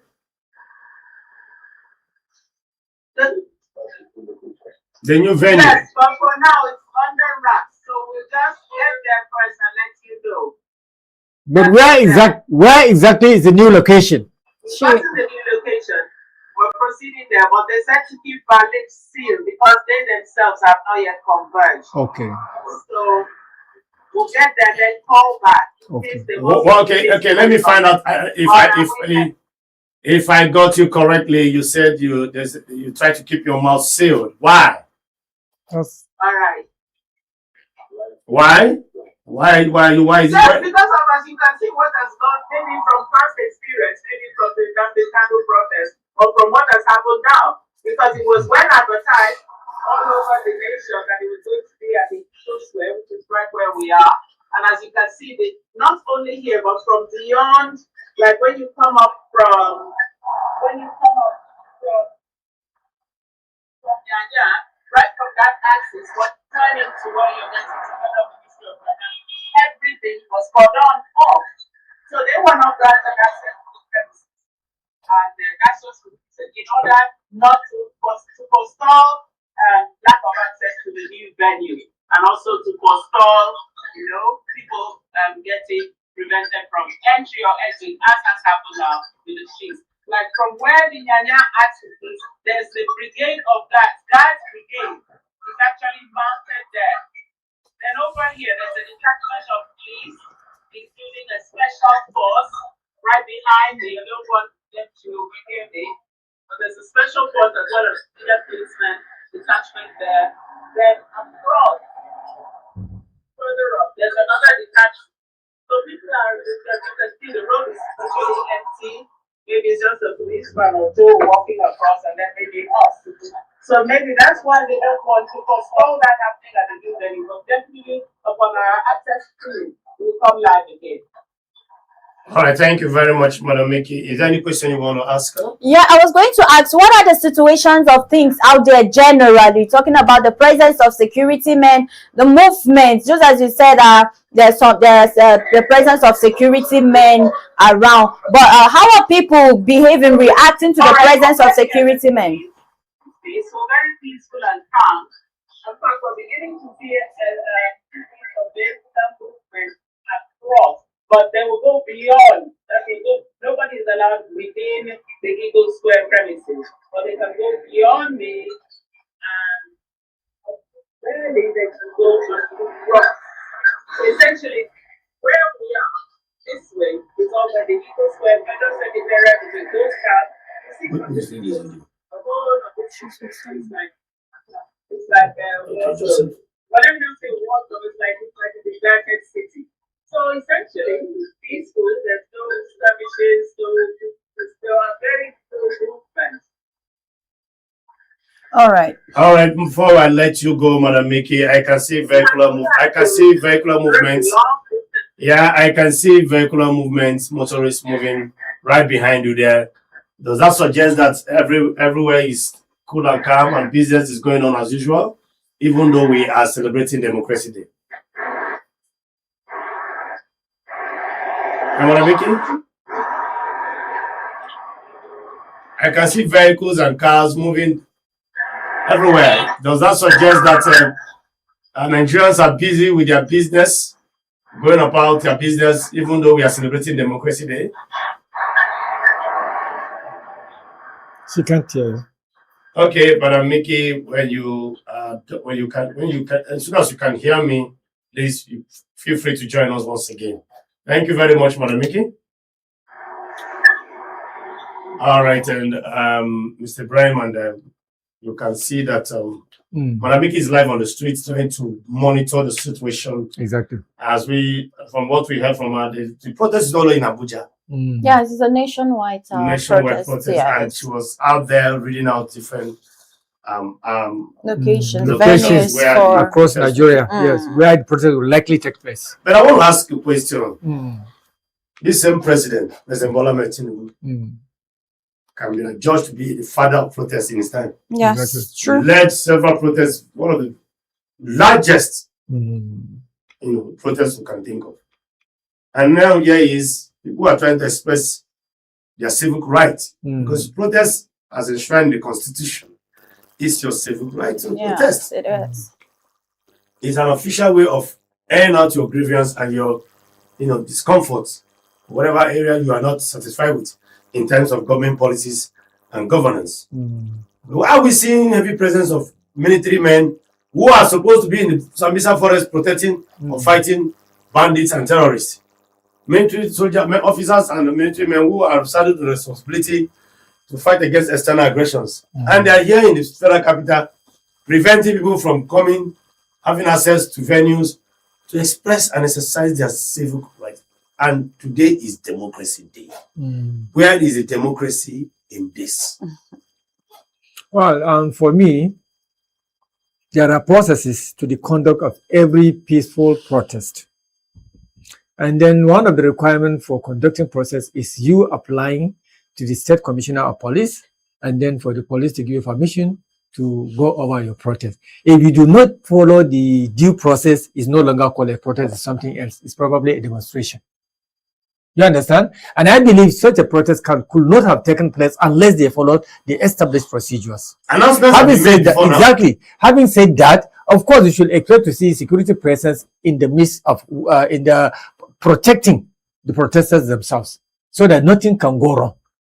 Is that why they brought me? Exactly. But what I do not understand is that if the same procedure had been followed, why are they now being secretive about the venue of the protest? Why the blockage of roads by heavy? Exactly. So presence of that just women? tells me that maybe the protest is not well organized, or maybe permission has not been granted for the process, for the protest. And if that is so, why wouldn't the authorities give approval for peaceful conduct of protest to take place? Government is not supposed to deny citizens their legal right, their fundamental human freedom of conducting peaceful protest. Because this is just what I'm trying to think. Why would they? You know, you hear what Mickey said, that she shouldn't tell us. She should not tell us the exact venue. He knows the new venue, but she cannot see. You even tried to ask her why. She seems she was still able to dribble herself out of it. Why hide the venue of the protest? It's supposed now I want to go. How can I access the place? Could it be that it's either the government is trying to deny us, or deny, when I say us, I'm referring to entire Nigerians. Maybe the government is trying to gag Nigerians against conducting protests and expressing their feelings against what is happening in Nigeria. Because actually, democracy day is supposed to be celebrated. This is the very first time I see democracy day, people protesting on democracy day. Instead of celebrating. Exactly, instead of celebrating. That means there is something is going wrong for Nigerians. That's my take on it. All right, thank you very much, Mr. Brian. Ferry, you have something to say before we... Of course. You know, this is Nigeria. And then a lot is happening. A lot has been going on. Protest is our right. It is our civic right. We should be able to go and protest. But why are we being stopped from protesting? Now, the answer why are they preventing us? Why are they preventing us? Yes. The answer is they are scared of the people. We experienced that with the NSAS protest, yes. The government is scared of the Nigerian youth coming together as one under one umbrella with one voice. Because they know the power we hold as a people. If only we're going to keep our differences aside and come up as one to do this, they know what will happen. Exactly. But they are scared of it. That is why anytime a venue of a protest is announced, before you know it, they mount security guards there. The very security guards that are men that are supposed to be in those forests, that are supposed to be in communities. We have communities right now that have services. Zero security. There is a community in Jos. Some of these. We saw a video or a picture where they put. A policeman was mounting a billboard. Was guiding. This is what we have reduced our security. A lifeless picture. A lifeless picture. 2 security men armed sitting under the tree. Reduced. It's just like a prince in the palace begging at the gate of the palace. Well, there are places where services are being required. That is a slap to even the system itself, the security system itself. They're going after peaceful protesters. You know, the very dark man took them by surprise yesterday after he came into the country. You know, over the week we had the spokesperson Bayo Onanuga coming to say, calling for VDM's arrest over a fake video that was circulating the internet. They later cleared the air. They realized that video wasn't made by VDM and all. But he had already called for the arrest of VDM. And you know VDM, he loved daring people. He put out his details, his flight ticket details out there. He put the date he's coming back. And his followers, of course, the people that believe in his vision, it's not just about even the followers. It's the fact that they believe in the movement. They believe in what he stands for. People flew in from different states just to come to the international airport to welcome him. And what he did is he took advantage of that moment. The crowds, in their numbers, they marched straight to what's it called now? The Navy, is it Navy or Air Force? Nigerian Air Force. They marched straight to the Nigerian Air Force that night. That was the day before yesterday night on the 10th. They marched straight there. I tell you what, if they knew he was going to come that night, they would have blocked. But they went all the way to the gate. They sat on the ground and they aired their view. Why are you here standing with guns? Why we have our children in the bushes? Why are you here looking at us with gun? You have what it takes. You have the budget. He mentioned the budget. This amount of budget is being given to you every year. What are those monies used for? Why is it that this is almost 3 weeks? Those children are still in the bush. Do you even imagine what those parents are going through? As a mother, I cannot even imagine. Exactly. Me as a sister, me as a mother, imagine that my child is somewhere. And then we have security everywhere. But we're not feeling the fact that we have security. So it's not as if it's anything. Our leaders are just scared of the fact that if we come out, we're going to win this war. They are scared of our unity. They're scared of Hausa, Igbo, Yoruba, Efik. They're scared of the Bandawa person. They're scared of the Mumia person coming together as one under one umbrella as Nigerian youth. And not as Arewa or the South Side. One. All right, I understand. I understand your position and your submission on this issue, and well noted in the sense that our leaders are scared of we coming together. Of course, unity brings about development. Exactly. Even spirits are scared of unity. I said it one time that when the people came together to build a tower of yes, God in heaven said, if they didn't stop them. So we know the power of unity. But however, like I did say, we are going to, go and then we're going to examine the scorecard and the performance of the president, when we come back from this break. Because we're going to look at security, education, infrastructure, food security, politics, and every other thing. All right, we'll be going on a break, and this is Politics and Business Television, special edition of the Democracy Day. Journey so far. My name is Chidi Kenneth. We'll go nowhere. I'll be right back after this time out. Democracy, whose sacrifices help secure the freedom we enjoy today. As beneficiaries of their struggle, we have a duty to strengthen and deepen the democratic institutions for which they fought. The greatest tribute we can pay is to build a Nigeria where freedom is protected, justice is upheld, opportunity is expanded, and government is accountable. June 12, 1993, revealed the possibility of a true Nigerian nation. The heroes of June 12 secured political freedom. Our challenge is to secure economic freedom.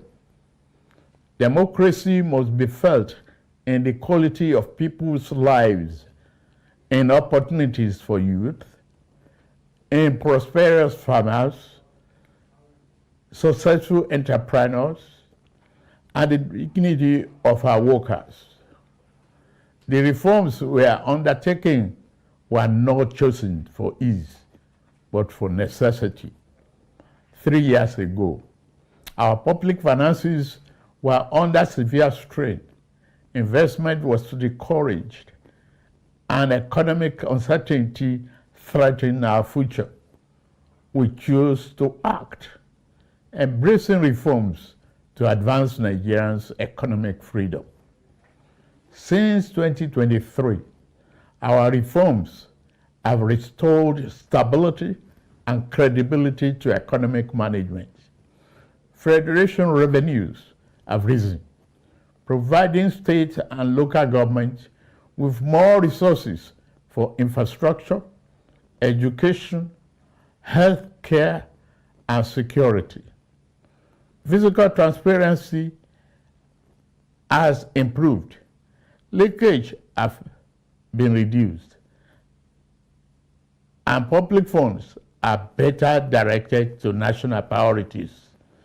Investors' confidence has returned with investment in agriculture, energy, manufacturing, technology, mining, transportation, and the creative industries growing. Domestic refinery capacity has increased, strengthening energy security and reducing our reliance on imported petroleum products. By 2023, when we came on board, the electricity sector was characterized by chronic generation shortfalls and unreliable gas supply and transmission infrastructure, so fragile that they could not evacuate available power. Distribution companies were burdened by massive losses and a metering deficit of over 4 million. Worst of all, the value chain was drowning in legacy debt. The result was a sector that generated less than 13,500 megawatts installed capacity, a sector that transmitted less than it generated, distributed less than it transmitted, and collected revenue far below what it needed to sustain itself. To address the problem besetting the sector, I signed the Electricity Act, which grants state authority to generate, transmit, and distribute power. The Presidential Power Sector Task Force is working hard to reduce the metering deficit. It has also been authorized to raise 4 trillion bond to settle verified legacy debts. Rural Electrification Agency, supported by the World Bank and the African Development Bank, has deployed off-grid and mini-grid power to underserved communities, universities, markets, and hospitals. Electricity is a democratic dividend we owe every Nigerian. We intend to deliver it. Across the country, infrastructure projects are connecting producers to markets and creating opportunities for the enterprise and employment. The National Agricultural Development Fund is deploying 10,000 tractors over 5 years. Over 1,000 SME have been certified for export. Non-export grew by 21% last year. Yet, many Nigerians still face economic hardship. We remain focused on reducing inflation, expanding food production, creating jobs, improving living standards, rebuilding confidence in our economy, and creating conditions for sustainable prosperity. We are moving from uncertainty to stability. The next phase is about accelerating growth and ensuring the benefits are felt in every home, every community, and every region. We believe that democracy must be felt in the pocket, recognizing that democracy is undermined when people do not feel its impact. My administration has sought financial autonomy for our 774 local councils. A fundamental challenge to our nation's advancement has been ineffective local government administration. The insecurity we are addressing is partly due to the collapse of grassroots governance. The Renewed Hope agenda is about ensuring that all Nigerians benefit from governance. Every generation has a defining responsibility. The generation of our founding fathers secured independence. The generation of June 12 secured democracy. Our generation must secure prosperity. Let us move forward together, rejecting division, cynicism, and despair, embracing unity, hope, and confidence. Let us build a Nigeria united by a common purpose, strengthened by diversity, where justice is accessible, liberty is secure, and opportunity is abundant. Among the architects of modern democratic Nigeria, we honor General Shehu Musa Yar'Adua for his vision of national partnership. In recognition of his contributions, the federal government has approved the refertilization and renaming of the completed Institute of Petroleum Studies, Kaduna, as the General Musa Yar'Adua University of Geological Sciences and Engineering Technology. I'm also pleased to announce the national awards to the following Nigerians who suffered persecution, endured indignity, exile, incarceration, and at times solitary confinement, so that we have democracy today. Barrister Ayoka Lawani, Tunde Fagbele, Oladele Alake, Olatunji Bello, Louis Odion, Segun Babatope, Sam Omoseye, Sir Ademola Oshinubi, Bola Bolawole, Ladeboni Ola, Femi Kusa, Debo Adeniran, Chief Ayo Padokun, Chief Raf Obiora, Ose Osayode, Barrister Osa Director, Professor Sylvester Odion Akai, Dr. Nwanko Posthumous, Dr. Osage Obayinwana, Joe Oke Odumake, Barrister Titus Mann, Joe Igbokwe, Richard Akeola, Ben Charles Obi, Posthumous, George Umba, Niran Malaolu, Major General Shola Williams, retired, Femi Aborishade, Jenkins Alumona, Gbemiga Ogunleye, Muyiwa Adekaye, Babajide Kolade Otitoju, Ike Okonta. We also recognize the soldiers, Democrats of the June 12 struggle, Major General M.A. Garba, Brigadier General Lawal Jafaru Isa, Colonel Umar Farouk Ahmed, Colonel Sambo Dasuki, Colonel Lawal Gwadabe, Brigadier Jonathan Ndantemlong, Colonel Musa Shehu, Major General Chris Eze, Major General Aris Dama, Colonel Isa Jibrin, Major General Joseph Oshanopin, Colonel Olusegun Oloruntoba, Olugbede of Gbede Kingdom, Lieutenant Colonel Happy Kevas Bulus, Colonel J. Okai, Colonel Emmanuel Unduboeze, Lieutenant Colonel Yakubu Muazu, Brigadier Yaya Abubakar, the current Esunupe, who is already the holder of CFR title.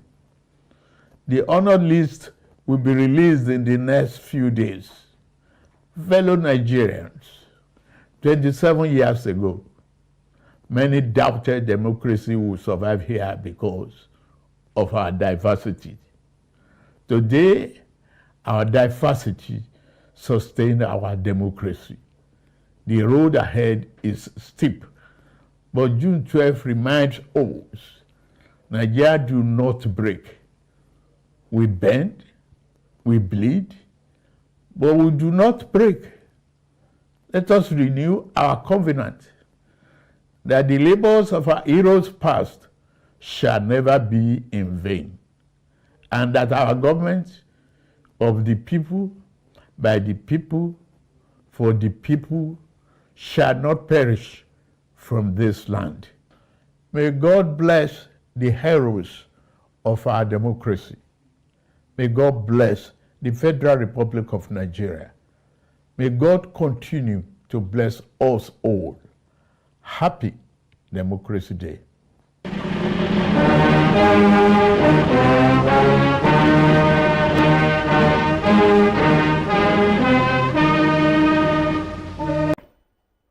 Addresses the nation. Mr. President.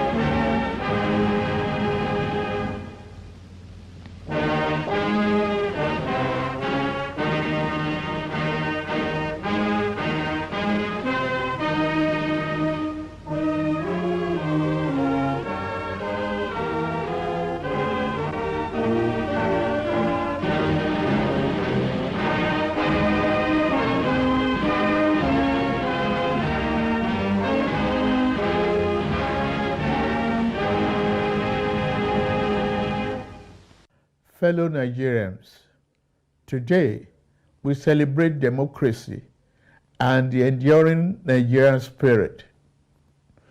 For 27 unbroken years, since May 29, 1999, Nigerians have chosen their leaders through the ballot, witnessed peaceful transition of power, and resolved disagreement in courtrooms and legislative chambers, not through violence. We have experienced the longest stretch of civilian rule in our history. Our democracy is not perfect, but it is ours, and we must continue to defend and strengthen it. In the coming days, Ekiti and Osun states will hold elections. I urge INEC, security agencies, and all parties to ensure these polls are peaceful and credible. Democracy fails when citizens doubt the process.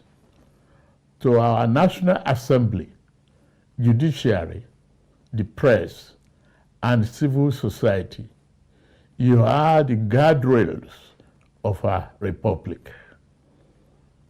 Criticize me, disagree with me, but never stop believing in Nigeria.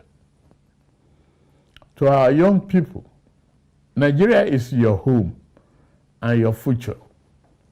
Build here, code here, work here, and vote here.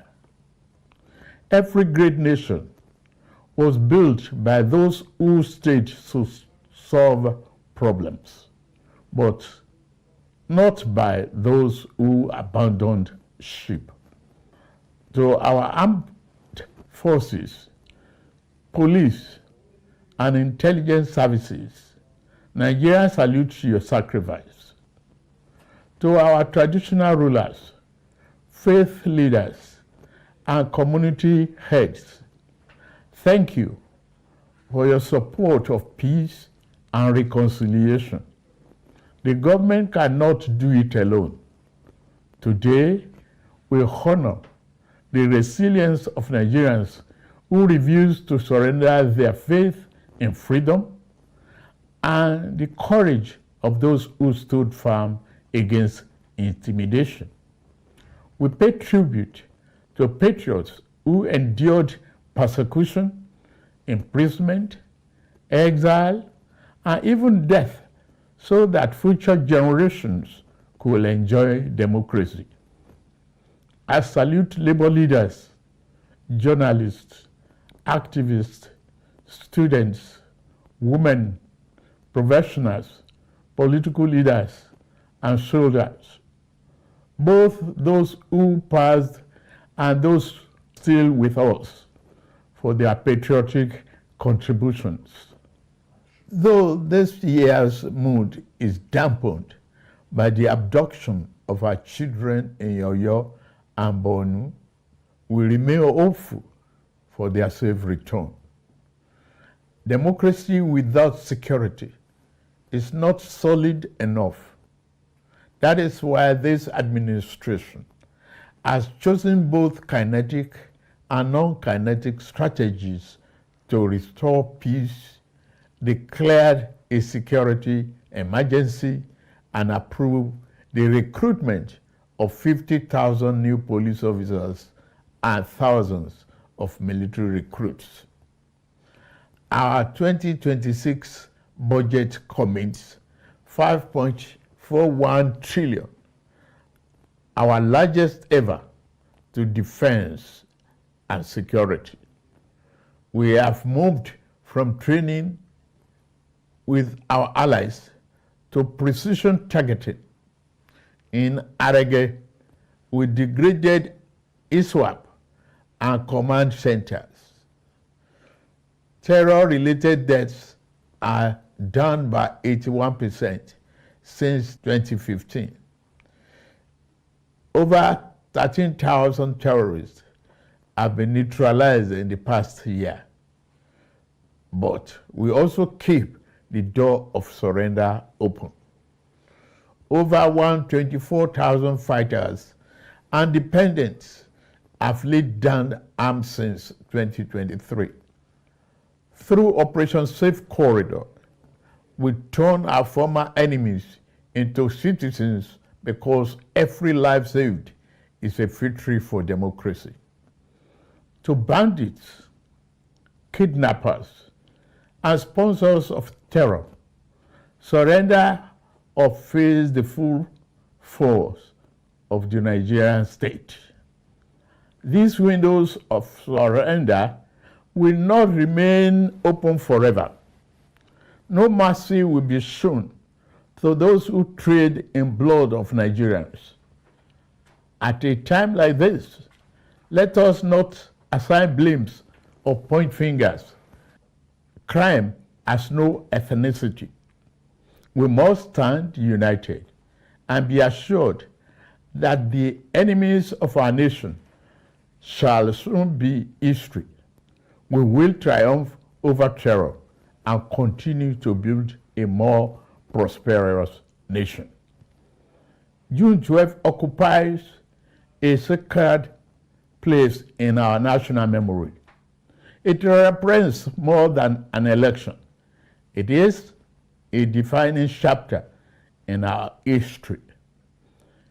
We remember Chief MKO Abiola, who won a pan-Nigerian mandate transcending ethnicity and religion. We remember Alhaja Kudirat Abiola. We also remember Chief Ganifa Emi, Chief Bola Ige, Chief Alfred Rwani, and Pa Abraham Adesoya, Chief Anthony Enahoro, Alhaji Balarabe Musa, Commodore Dan Suleiman, Beko Ransom Kuti, Franco Kori, Arthur Nwanko, Chima Obani, Shehu Musa Yar'Adua, and the many other heroes and heroines of democracy whose sacrifices helped secure the freedom we enjoy today. As beneficiaries of their struggle, we have a duty to strengthen and deepen the democratic institutions for which they fought. The greatest tribute we can pay is to build a Nigeria where freedom is protected, justice is upheld, opportunity is expanded, and government is accountable. June 12, 1993, revealed the possibility of a true Nigerian nation. The heroes of June 12 secured political freedom. Our challenge is to secure economic freedom. Democracy must be felt in the quality of people's lives, in opportunities for youth, in prosperous farmers, successful entrepreneurs, and the dignity of our workers. The reforms we are undertaking were not chosen for ease, but for necessity. 3 years ago, our public finances were under severe strain. Investment was discouraged, and economic uncertainty threatened our future. We chose to act, embracing reforms to advance Nigerians' economic freedom. Since 2023, our reforms have restored stability and credibility to economic management. Federation revenues have risen, providing state and local governments with more resources for infrastructure, education, health care, and security. Fiscal transparency has improved. Leakage has been reduced, and public funds are better directed to national priorities. Investors' confidence has returned with investment in agriculture, energy, manufacturing, technology, mining, transportation, and the creative industries growing. Domestic refinery capacity has increased, strengthening energy security and reducing our reliance on imported petroleum products. By 2023, when we came on board, the electricity sector was characterized by chronic generation shortfalls and unreliable gas supply and transmission infrastructure, so fragile that they could not evacuate available power. Distribution companies were burdened by massive losses and a metering deficit of over 4 million. Worst of all, the value chain was drowning in legacy debt. The result was a sector that generated less than 13,500 megawatts installed capacity, a sector that transmitted less than it generated, distributed less than it transmitted, and collected revenue far below what it needed to sustain itself. To address the problem besetting the sector, I signed the Electricity Act, which grants state authority to generate, transmit, and distribute power. The Presidential Power Sector Task Force is working hard to reduce the metering deficit.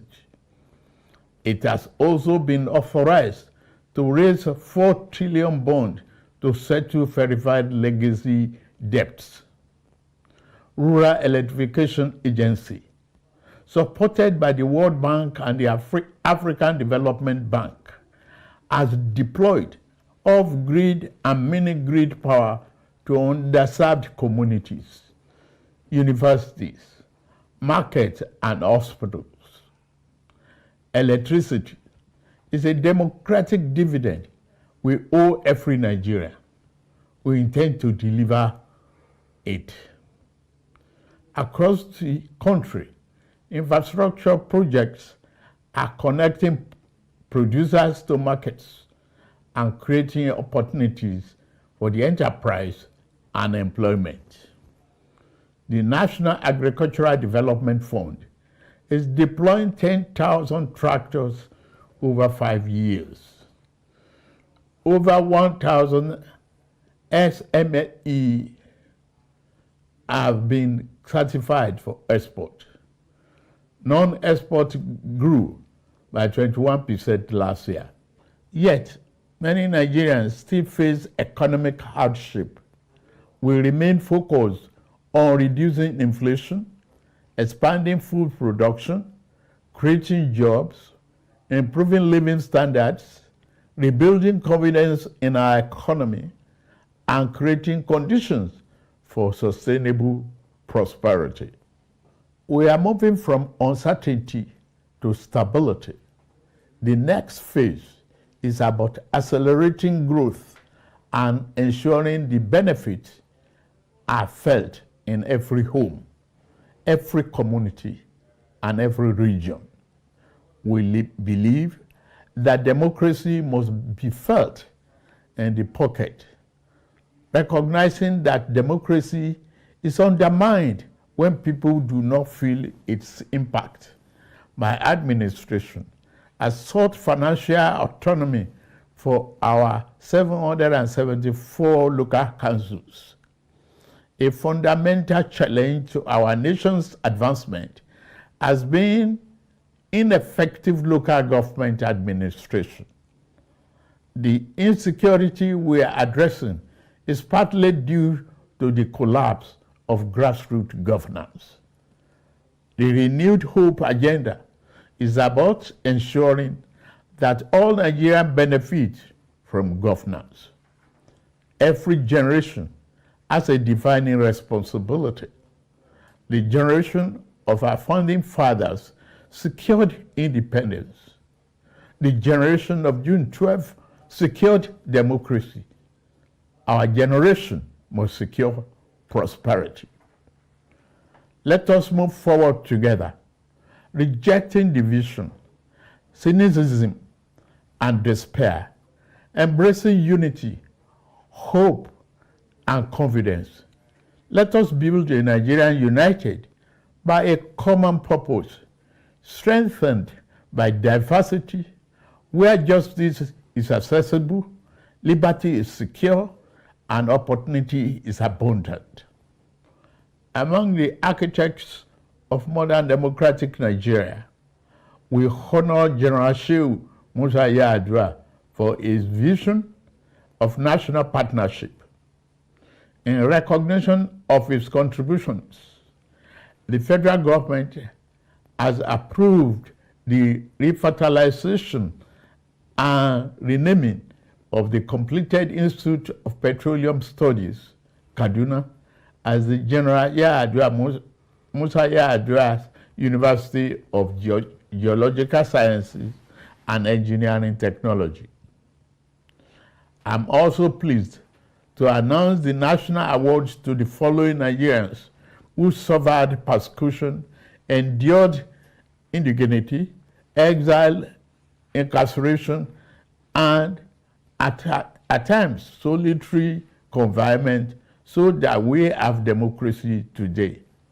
Barrister Ayoka Lawani, Tunde Fagbele, Oladele Alake, Olatunji Bello, Louis Odion, Segun Babatope, Sam Omoseye, Sir Ademola Oshinubi, Bola Bolawole, Ladeboni Ola, Femi Kusa, Debo Adeniran, Chief Ayo Padokun, Chief Ralph Obiora, Ose Osayode, Barrister Osa Director, Professor Sylvester Odion Akai, Dr. Nwanko Posthumous, Dr. Osage Obayiwana, Joe Oke Odumake, Barrister Titus Mann,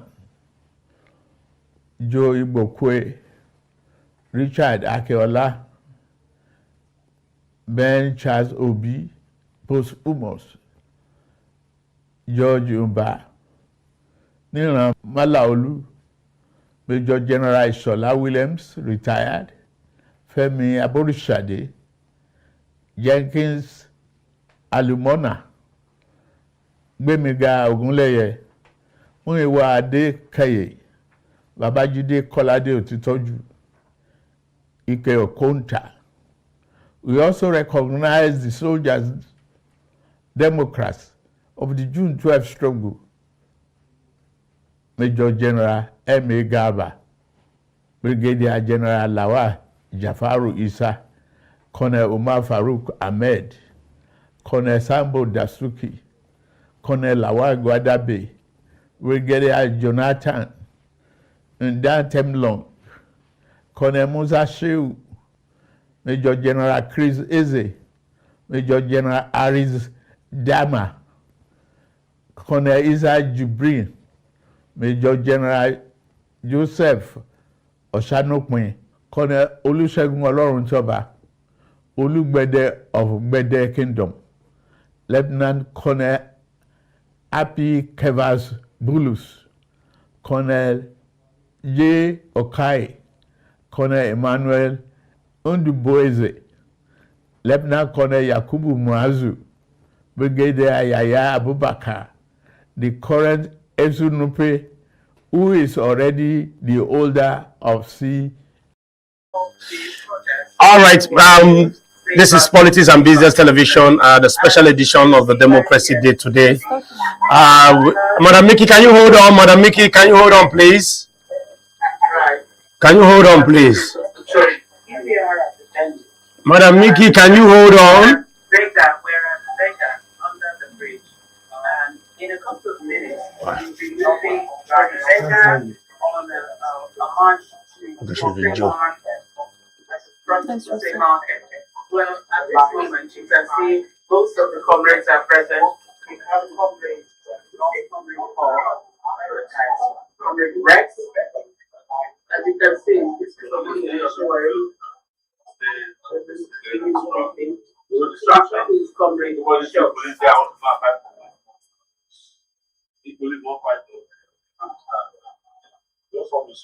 Right. So you can see that was among the initial brief and final briefing before we actually. So let me see if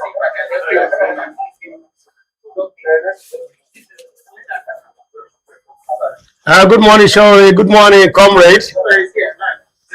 Good morning. Good morning, Shori. Good morning, sir. Go ahead, sir. Yes, good morning, Shori. So go ahead. You can hear you. Okay, can you hear me, Mr. Shori? I can hear you very well. All right, I can see today is Democracy Day. Why are you not celebrating? We are celebrating on the streets, as you can see. It's going to be a march over insecurity, over inadequate democracy. That's the way I want to put it. And every other thing that comes to define democracy that's happening is why we are out. As it is. I'll show you a lot of people. I can understand that this is the second time you're shifting the venue. Why? Why are you shifting the venue from? Okay, Madam Mickey. Okay, can you be on to Shawari? Hello, Mr. Shawari, sir.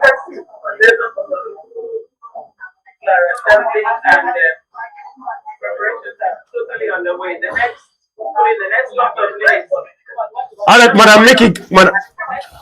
Madam Mickey. Can you link me up one of the comrades, please? Madam Mickey?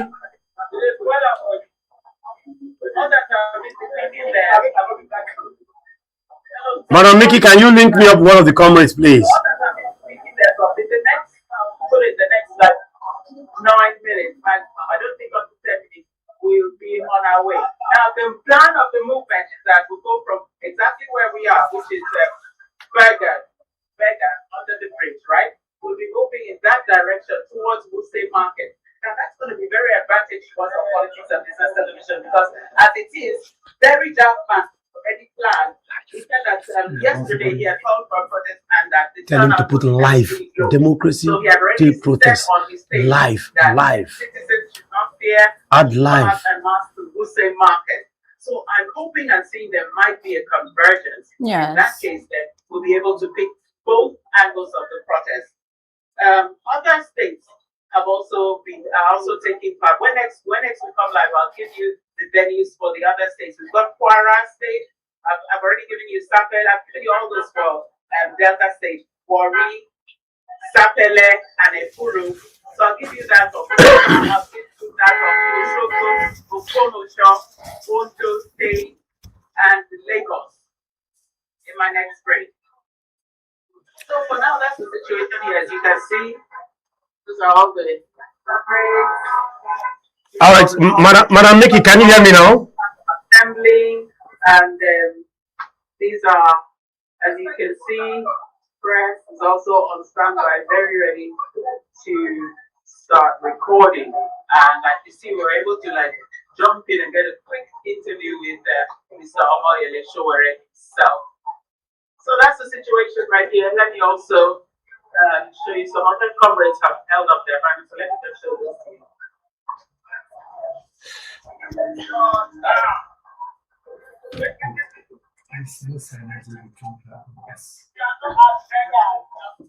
She would have used earpiece.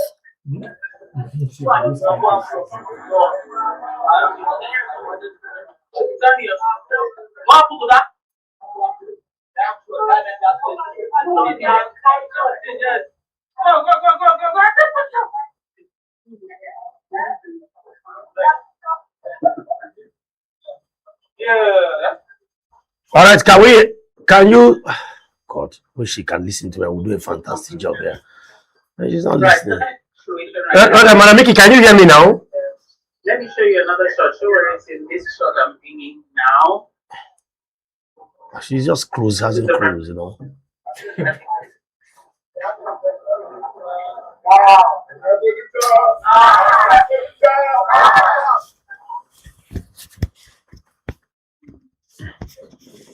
Like a sooner revolution now.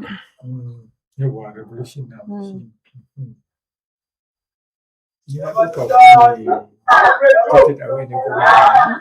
Take it back. Yeah, father, they will take it back. She's already take it back.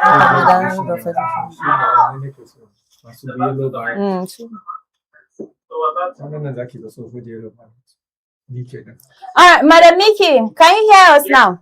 Yes, loud and clear. All right, we for a moment we weren't having a communication clearly, so we want to know, what do you think will happen? Of course, you made mention Very Dark Man is also having his own protest at Wuse. Of course, he put up the venue for the Rattles Convergence to be at Wuse, and then we know Very Dark Man and Sowore are people that they don't go too well sometimes, even though they are all for the same cause. But do you think they will set their differences aside from what you are seeing? Do you think the differences or individual differences will be kept aside, and the focus will be Nigeria, the unity? We'll see them coming together in unity. Yeah, so what I think that's the question. Okay, let me put it clear to you. Very Dark Man and Sowore are not one set of people that come together on a very good day. Do you see them coming together today for the sake of Nigeria? Yes, I see the convergence as a positive one. I think everything is going to go perfect. Please let me just go back to the live here, because they are addressing the press right now. Let me just come back to. Let's go back to the address. An address is press address. And one of the things that they're asking for people to be God Say what I want to hear. In illegitimate position in 2023. And that is why they are back. Who is holding this phone? Some 33 years after the water election was held by Nigerians and was completed by the military. The newspaper who completed it. Can you please give him this? Let's pay attention. Because by his conduct, he has not been like a Democrat. And I'm an example of it. I played 26. I still get one people pension for people from Nigerian people. I still get traffic. Keep the camera one place, for crying out loud. Who holds this camera? Who is holding this camera? Joseph, maybe. And our No, she. people have had the worst experience in the democratic life of this country. Is it Joseph? As to keep a lot of school kids Habana. about there. Their parents are there. Their teachers are about there. Police are there. Soldiers are about there. Army generals, whether serving or retired, are all the kidnappers there. And nothing is being done. And we woke up this morning to be insulted that he gave us that speech. That speech we go short. So, as we have said, this match is to show that Nigerians are well and alive. In making it clear that either we have a democracy or we don't have. And those of us that are saying here are people who believe that Nigeria needs a revolution. Yes. And it's not a time that we have a revolution Nigeria has to get out of the situation it has found itself. Or the situation into which this criminal political class has put it. So that's why we are here. Comments. Our goal is to match growth project. So be ready. And our match, hopefully, please get some strength. We end up at the Aso Rock Villa next morning. We know that we'll bring in soldiers, but one day we will keep marching with in the living room of anybody in power. Because Nigerians will keep pushing until we win. Revolution! Now! Revolution! Now!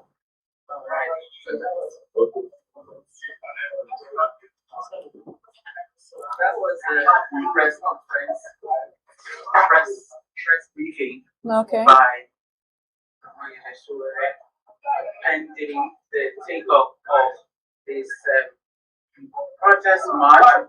We're not only going to Wuse Market now that we aim to march all the way to Aso Rock.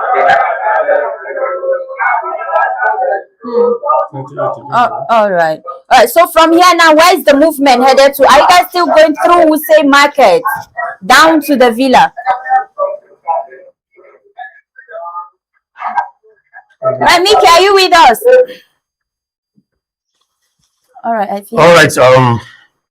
That was live pictures and video footage of Madam Mickey, one of our correspondents on Politics and Business Television, live at the protest ground, situated at Beggar Junction, a very popular, location in Abuja that connects and cuts across Jabi, Otako, also Area 1, Maitama, and also Zone 5, Zone 6, and down to CBD, and then, of course, to the Presidential Villa. All right, she will be joining us again after they must have gone or arrived at the venue where they are going to actually express themselves by way of words. All right, we saw Mr. Showore, Omolore Showore, when we asked him, why are you not celebrating Democracy Day today? And he said, we are celebrating on the streets. All right, do we still have Madam Mickey there?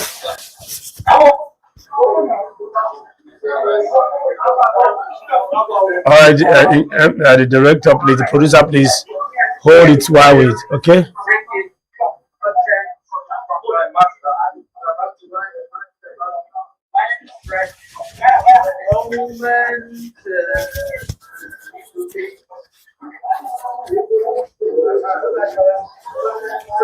The camera should be focusing on the placard. Let's see the statement. The person shooting this thing is just a funny woman being. From beggar to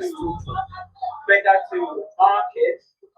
We're now going to go from beggar to Aso Rock. I don't know if there's still going to be a stopover at the same market or not, but that's the current change of movement. Okay, Madam Mickey, can you focus on the write-ups, different kinds of, okay? On the placards, please. On the placards, can you focus on them? Let's read them. Madam Mickey, can you hear me? Hello, Madam Mickey.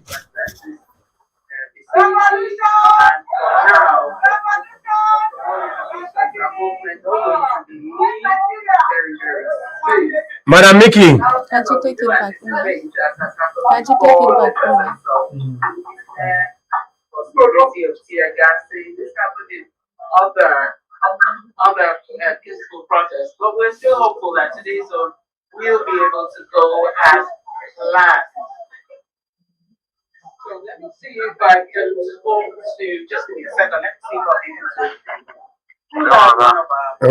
I they come your shop where you get waiting loss for that blender. When I come, I will see you. And they come. Wow. These videos are not on.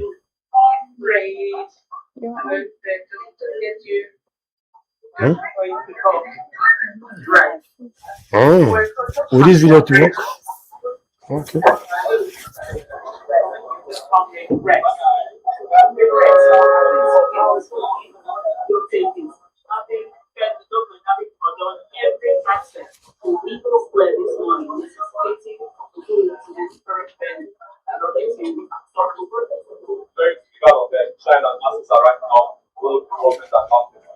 Best they can offer is bring out 4 best soldiers and 4 great men to come and barricade.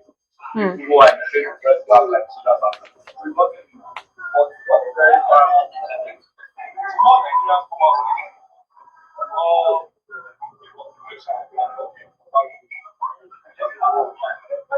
are having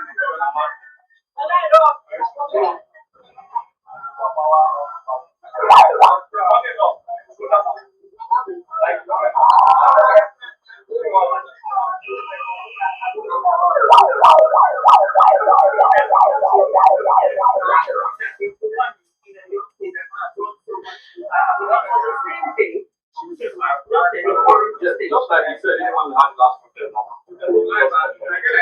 was for every county, everybody went and so held captive within Nigeria. Like terrorists, bandits, but your state is very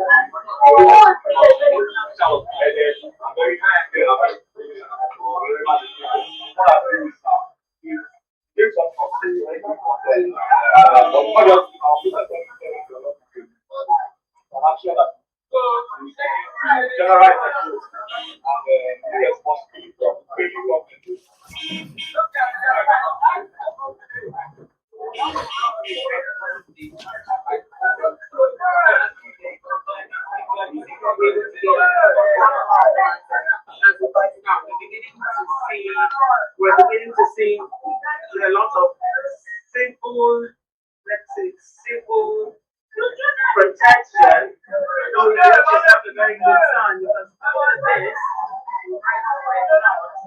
be followed by regular state security actors. But as it is, this is how the case is dislocation at the moment.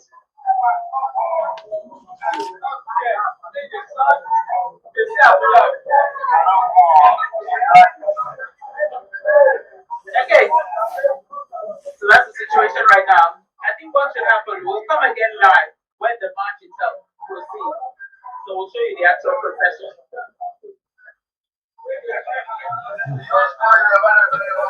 All right, thank you. Yeah, All right, yes, thank we you. can hear you. Thank you. All right, Madam Mickey, thank you very much. Like you said, When the actual procession commences, because as I now still the case of regrouping, yeah, actually, can you hear me, Madam Mickey? Can you hear me?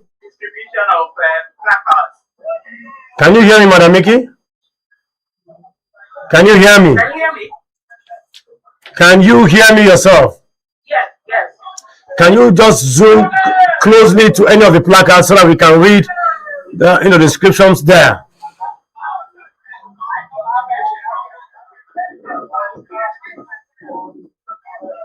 Zoom closely to the placards, please.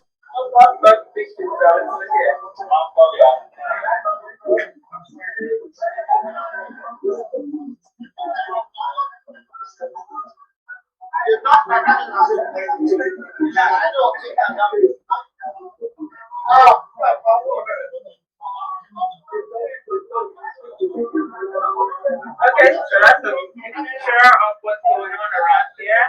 Oh, we have another story. Let me know if there's another press. There's another press across the way. Get that for you.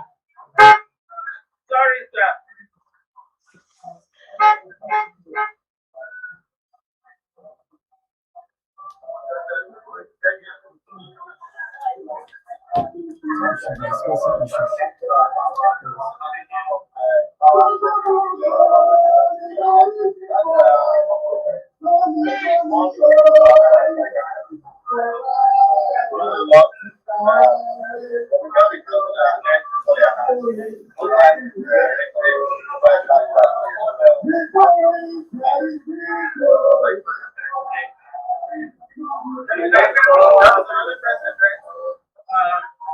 The movement has commenced. So the movement has actually commenced.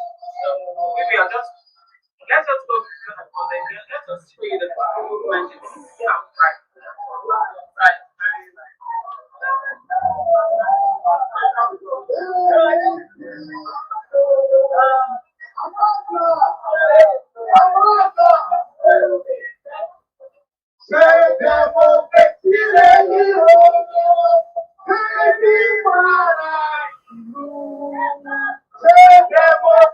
Okay, Joseph. it's not Toby. Joseph.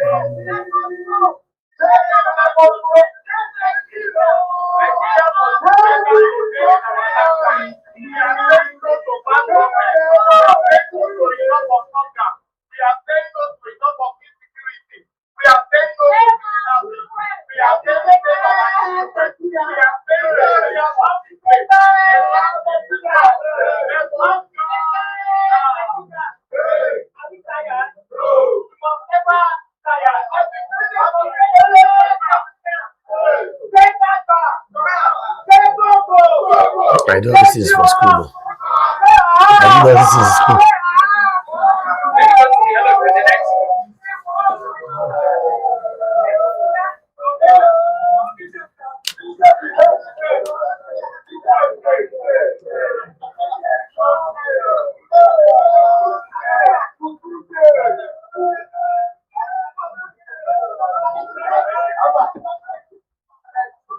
All right, so that's right away.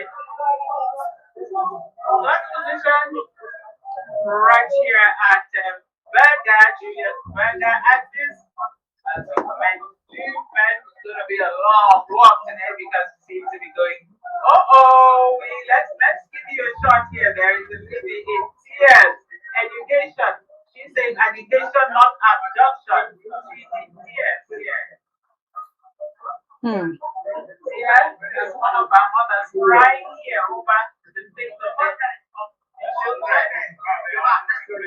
It's actually in tears that she's demonstrating. You can see that education, not adoption. Yes. In socialist words, holding up. We have right. Right. We have a lot going on here. Let me start moving. Oh, there's another press address here. Let's give a total shutdown of Nigeria. So let's just take it that. Give you that.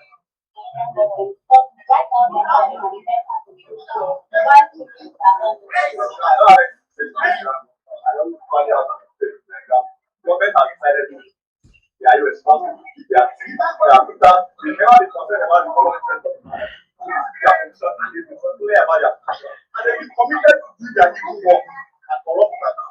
So the problem and my advice is when are we going to decide as oppressed people in Nigeria to also take our stand against this sector? If they are made up their mind, we need to bring elections, bring an electoral law that gives everybody their vote, spend and borrow resources and further resources, sharing cars and whatever they put in their market. We also as oppressed people of Nigeria who are directly oppression. Take a stand, and our stand is very simple and clear that we are part of the system. People cannot the responsibility is right. And if you don't belong to the side, they can't write us. They must actually understand we have the power.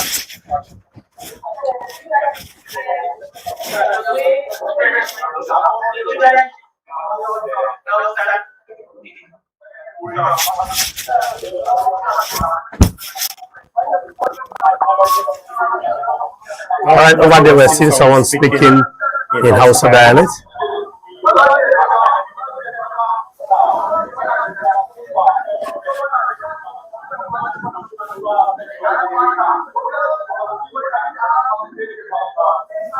Government should take proactive approach towards fighting insecurity when Nigeria does no longer tolerate the deliberate lack of security in the country.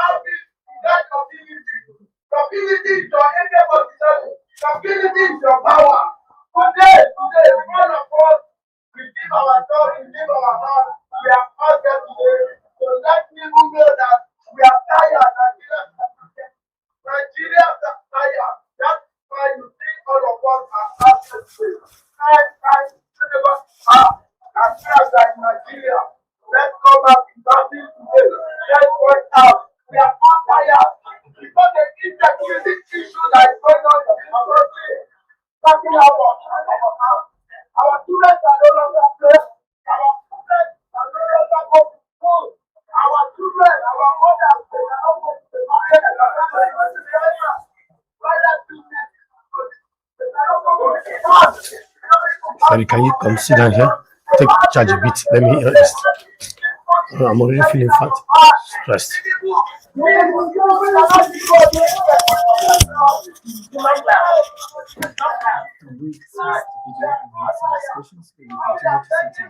No. Well, let her just finish.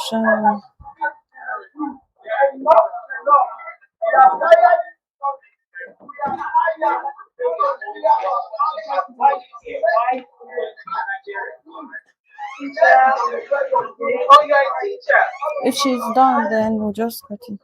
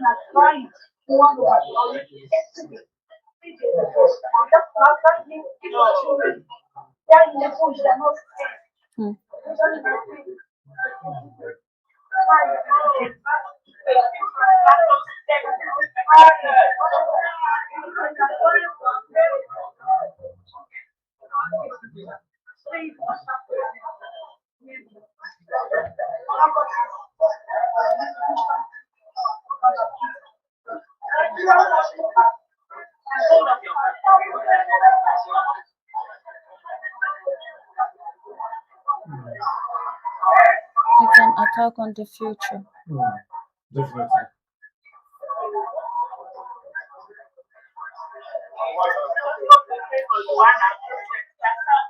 All right, Madam Mickey, can you hear us? Madam Mickey.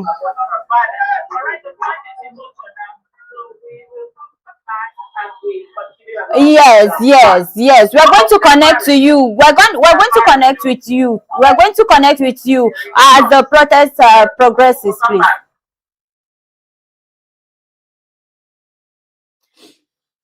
All right. Wow. That is a lot. All right, that was a live transmission with our correspondent at the protest ground here in Bega in Abuja.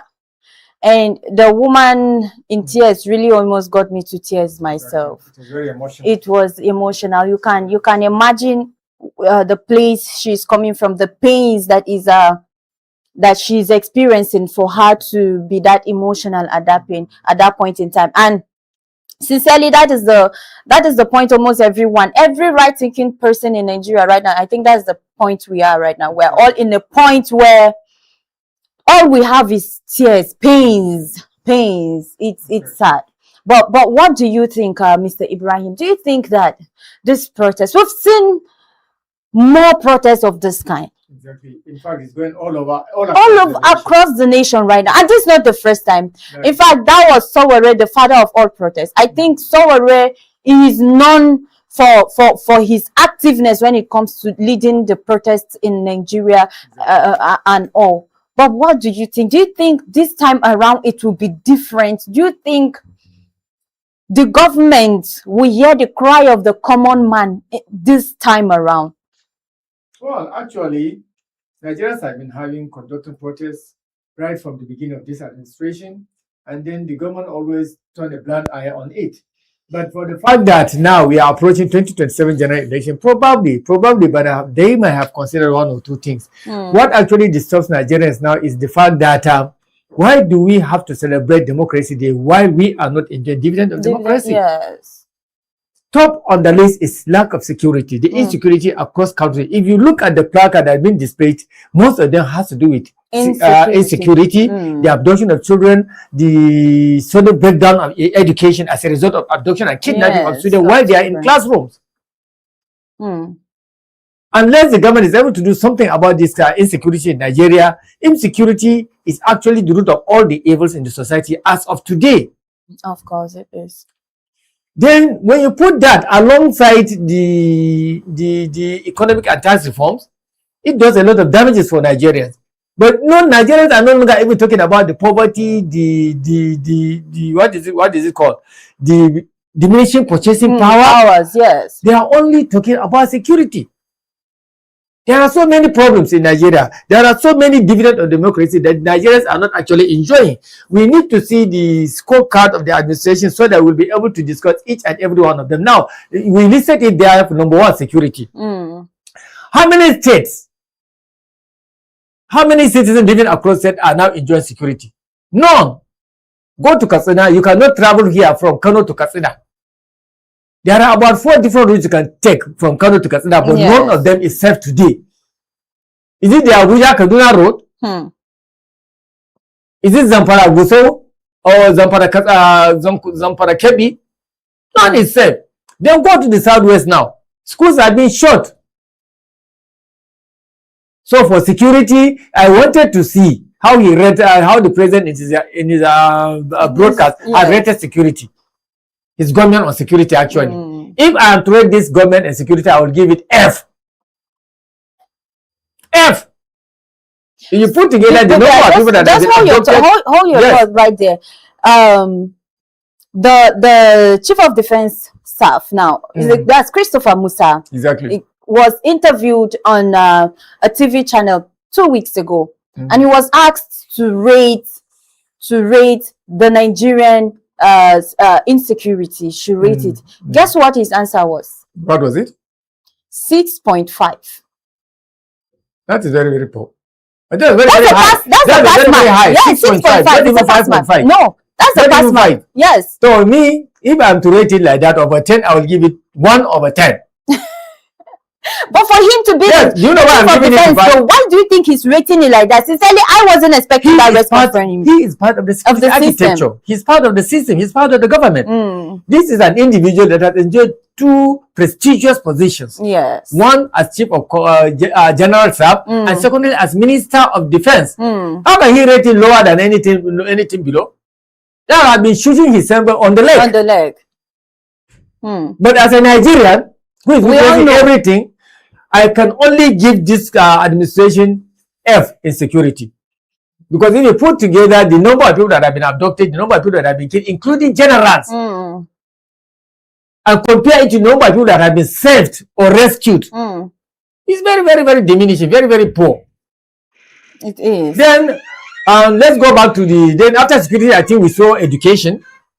Apart from the NEL fund, something that students, and even in that, how many percentage of Nigerian students are enjoying the NEL fund? How many? What percentage of the total number of Nigerian students are enjoying the NEL fund? I wanted to ask all our corporates in this house, How many of them have accessed that? Access the We have about 7. And if we were to ask them, I think 0. None of them have enjoyed the Nelfund. So out of every 100 Nigerian students, on average, you might have probably find 10 that have enjoyed, that have accessed the Nelfund something. And you are including it as part of your dividend of democracy, as part of your scorecard. It's even a slap to this administration. Exactly. I think for you to be adding something like that to your scorecard. To me, what I will use the yardstick I will use to measure what he should call a scorecard.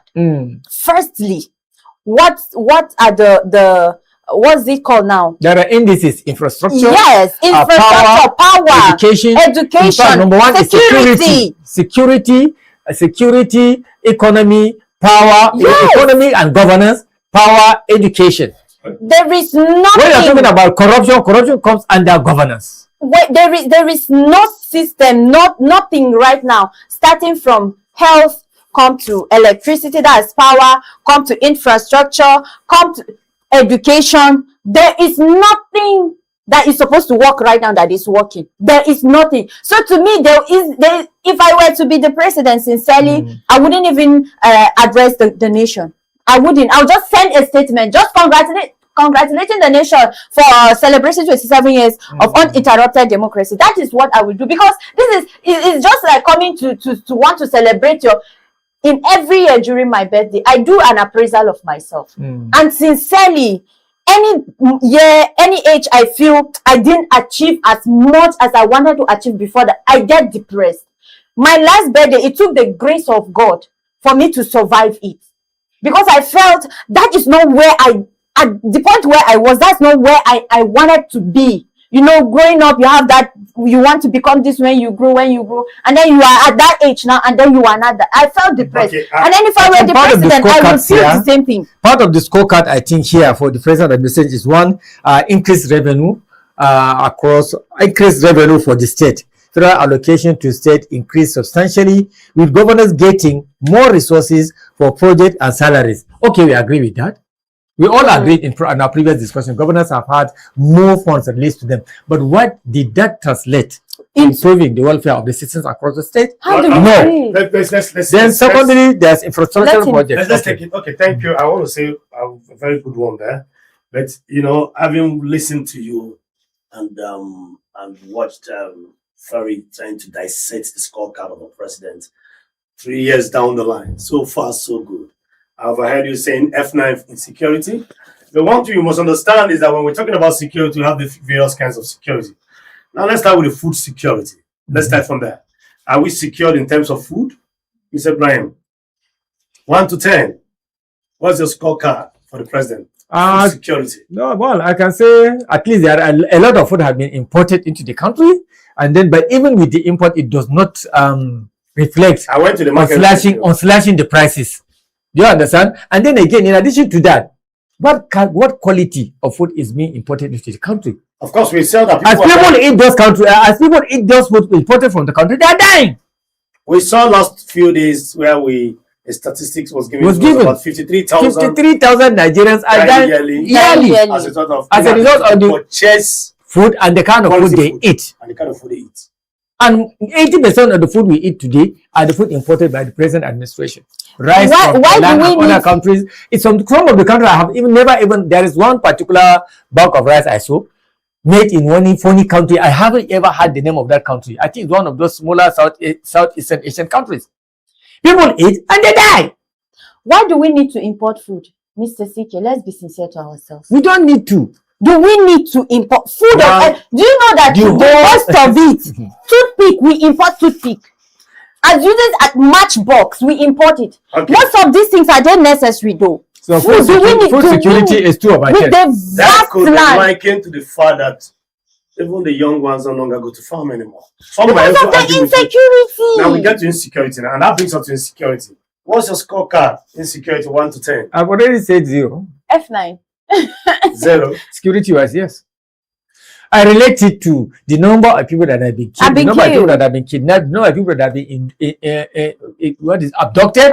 When you put it alongside the number of people that have been rescued, up to today, just the recent success story we received was this 300 and something that have been rescued from Borno. The 40 in Ibadan, up to today, They're still there. they are still there. Boronu? Exactly. No, the ones from Oyo up to Even in today, they are Borno? still there. Borno And then State. again, there The are one so in many Borno State cases. too. Remember, there are a lot of unreported ones. Oh, no, that I'm is the telling you, thing. Boronu, Thousands you're and not thousands. getting me. The one in Borno State is still there. Oh, they're still in captive. The I children- thought they of course, the children in were Borno- rescued. The children in Borno State. Yeah, I think that was the only one that had been released. They, Yes. they were. In Ngoshi, that was 316. of- Ngoshe. That's in Ngoshi. That's not Hey, school that, so children. That's Ngoshe not is school Borno now. Ngoshe That's is not, that's Borno. not school children. School children adopted in Borno State. Kogi State just suffered 2 days ago. 2 days Yes. ago. Mhm. And we're today celebrating Did you see democracy. the picture of children sleeping in the bush? The reference I we are saw making. it. Uniforms. I saw Yes, it. I saw it lying on the inside the On bush the, on, on on grass. the grass. It's So how can I School say uniform, if I their say school no, bag, look, see their school bag if and I the become generous enough and say okay, I'm giving this administration maybe 3 out of 10, it's like I'm trying to make them even more lazy. Okay, No, even you if should I even give have them, to justify the 3 you want to give them. But there Exactly, is I nothing. cannot. You can't justify the Okay, now 3. let's go down to corruption.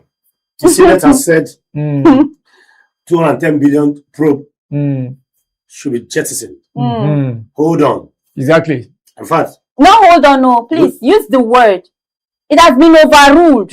Yes, the probe has been overruled. and then we heard that even the arrest warrant has been withdrawn. Mhm. We also had the same Senate saying that there's no need to probe the budget of the military Yes. to dampen the morale. Exactly. We've also seen some names, enlisted by the anti-graft agencies, and then And today they are picking ticket to contest for senatorial offices. we have also seen issue Yes. of primaries Mm. ending in all kinds of mathematical Calculus. Yes, definite and indefinite integration all over the place. We have seen that too. We have also seen Yes. issues of the electoral bodies, Mm. gratifications given to Exactly. state commissioners. We have also seen electoral umpires showing slight dedication or affiliation to some political party. When you Based say on political slide, it's party as if interest. they are hiding it. They are not So even if hiding we are it. to It's The fact that he has not accepted the fact that he was a member of a particular party. But we know. Yes. We've seen 10 billion released for Ebola and headed by a politician, not even the Minister of Health. Exactly. So with all these Mm. gentlemen and ladies, Mm. what's your scorecard for corruption? Fighting corruption? I haven't seen. Well, the only one that I saw is the what do you call it? Former power minister. That one had been found guilty, tried, and then even I think fined, fine, and then sentenced. All right. I think apart from that, I haven't seen any positivity on the corruption side. Okay, I've just been signaled by the producer that we need to go on break, and then we continue after this break. Mm. All right, we'll be going on a short break, and then when we return, we'll take you to the next level of this live broadcast of Democracy Day. 27 years, as a matter of fact, journey so far. This is Politics and Business Television. Stay tuned. We'll be right back after this time out.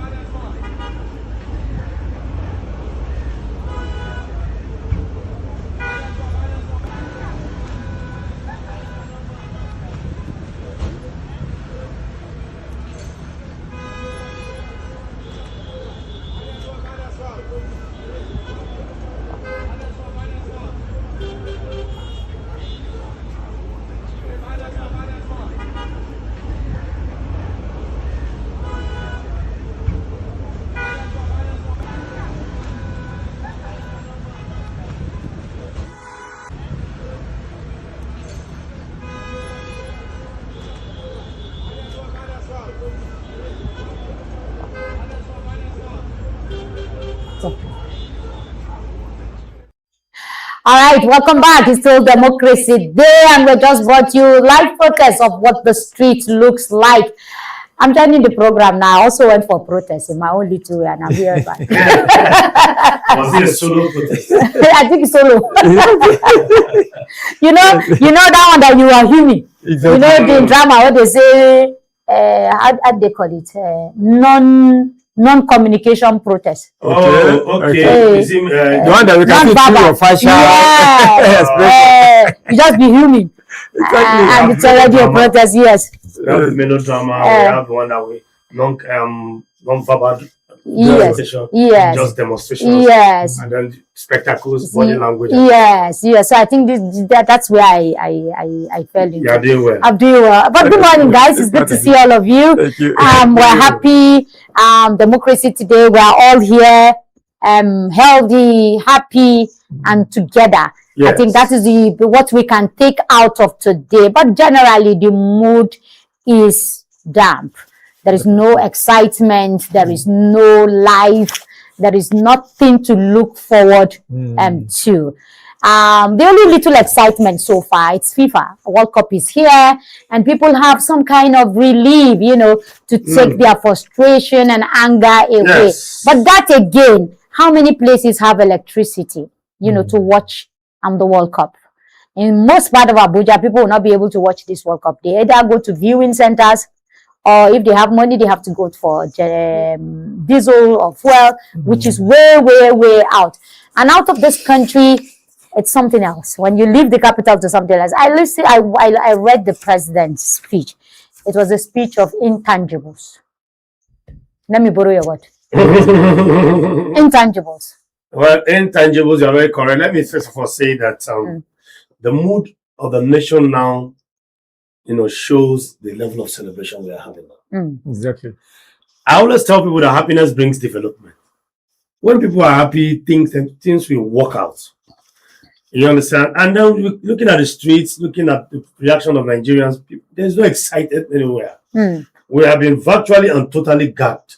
Information, food, security, education, communication, electricity. We have been totally cut off from real life. In fact, sometimes I wonder how would life look like in Nigeria if you have steady lights, good transport. That would have been a game changer. Exactly. Just imagine you from CBD here to Lagos, 1 hour 30 minutes train to Lagos from Abuja here. I'll be going to Lagos twice a day. I will go to Lagos twice a day, and I will not buy anything expensive. You buy everything from Lagos. What are you talking about? And then there'll be smooth intertrade. Because you can go to Lagos and buy and come and sell to us and go back. And just say, okay, I'm just adding. You know what I'm saying? The reason why people are successful in trading, is because they can move goods from somewhere, come to sell it to you, add their own profits. There's a fast turnover, and then they can quickly go back. And that is why the Dantata of this world, the Maideribe of this world, when they started this trading inter-Sahara, trans-Sahara trade, they metamorphosed to become some of the richest people this country ever had. Even before people thought about having houses in Saudi and Dubai and the rest, they've already had it.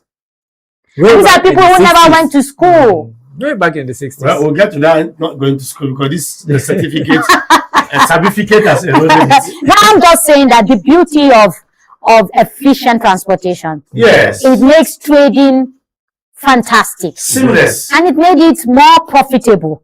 If I can go to Lagos in 1 hour, 30 minutes, and it takes me another 2 hours in Lagos market. So I'm sure that before the day runs out, I'm already here. You have your tickets? I have my ticket, I come and sell, and then the first thing in the morning again, I join the train. Fast train. Now, let's go to this. I know you guys have done wonderful 27 years of democracy. The question will be, what have we learned? Have we learned any lesson? Let me start from our elder statesman. It's very easy for those of us who were still in the university when democracy was started in 1999. Yes. So we only read about democracy before 1999. Staggered democracy. Yes, we didn't witness it. Yeah, but it was staggered. Yeah, whether staggered or not, we didn't witness it. Staggered, they said at some point military will come out. Yes, but this is the longest This is we've had so far. Yes, but if we have uninterrupted 27, for somebody like you who lived the staggering, Exactly. and who also lived it to 27 years, Yes. what is your assessment?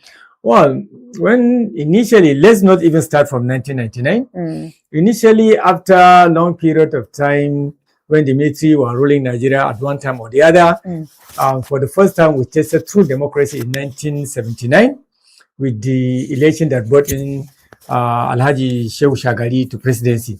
At that time, the expectation was very high. People expected a lot of things from the civilian administration that is coming to take over from the military after a long time of military dictatorship. Unfortunately, that administration did not last. But even though it did not last, at the initial stage, there were quite a lot of improvement before corruption came and bereaved the administration at a later part of the administration. I think towards the second tenure. At the beginning of the second tenure of the Shagari administration, there was so many corruption. But the level of corruption at that time that became very painful to Nigerians is not even half of what it still obtained today. Because very few of the politicians were accused of, like former Minister of Transport. He was the one that actually, through which the corruption became limelight at that time. Former Minister, I think, of Transport, Alhaji Umaru Diko, he was accused of siphoning money that was intended to bring in rice into the country, to import rice into the country.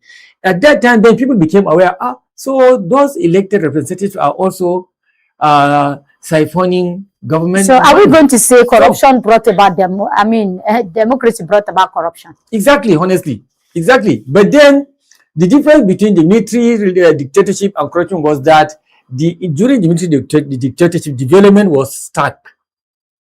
And it's not as spread across states as it used to be, as it is obtained today.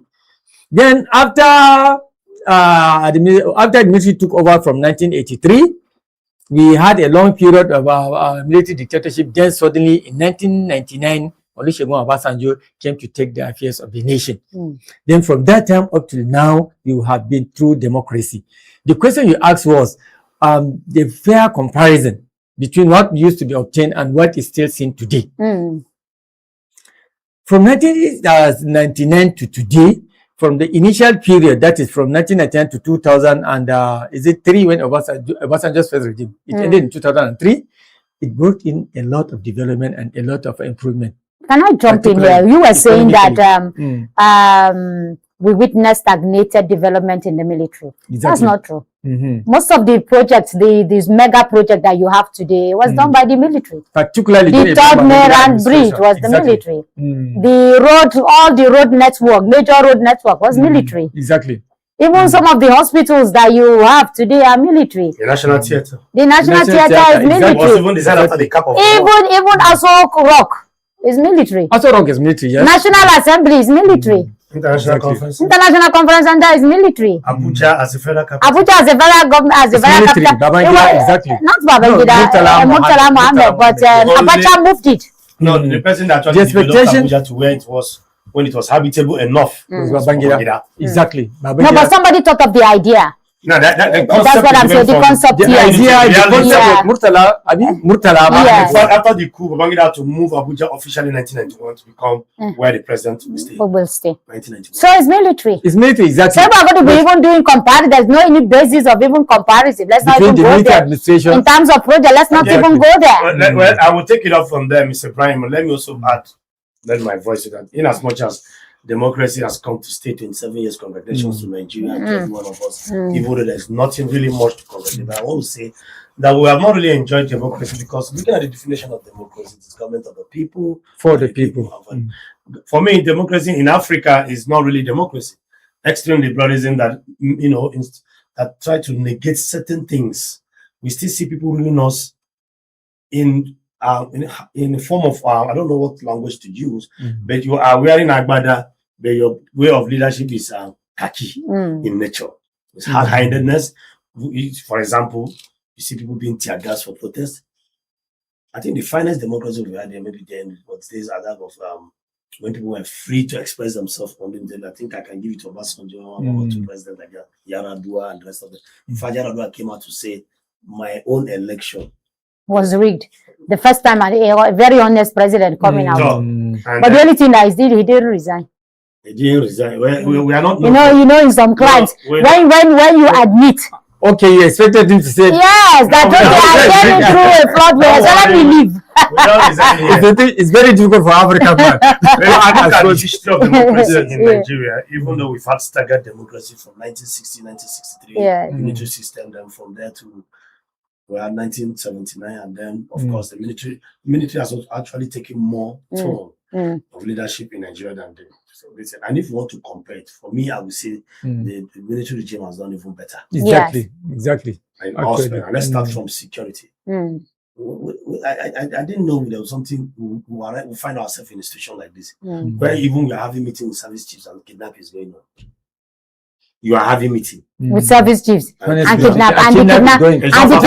kidnappers are even telling us what they want. It's not even behind. It's not far from you, just a few kilometers away from your meeting spot. That's how emboldened. Of course. Yeah. It happened in Kogi or what? Kogi here now. They even killed the vice principal. So just yesterday. Yesterday. So it's, even to become a vice principal now is even to be a school teacher worker. Now it's becoming a problem. Seeing schools shutting down. I saw a video yesterday where the plane was landed in Asaba, Oguashi, and there's this conspiracy theory that the plane was carrying certain things and then was supposed to deliver some form of things. That is not pleasant for us to see. So it landed mistakenly. Mistakenly landed there. This meant for somewhere. The plane was supposed to go somewhere. I was carrying something. Maybe weapons. Exactly. Allegedly. But this is not new. We saw that during the days of Goodluck Jonathan. We saw that. We saw President of Khan, Orise Jafo. Exactly. The story is there. Yes, that we saw him in a plane with weapons, allegedly. Let me use the word allegedly. So it's not new. I also quite saw a number of times helicopters came and landed in the bush and then dropped consignment and taken off. Our planes not landing in the bush today. Exactly. That's what we are saying. In the forest of Zamfara, Borno, our planes not landing. Planes are landing every day. We have different unknown airports. Yes. Just as we have unknown government. Yes, everywhere. Now, in the area of security, this government has done abysmally very poor. There's nothing to write home about security here.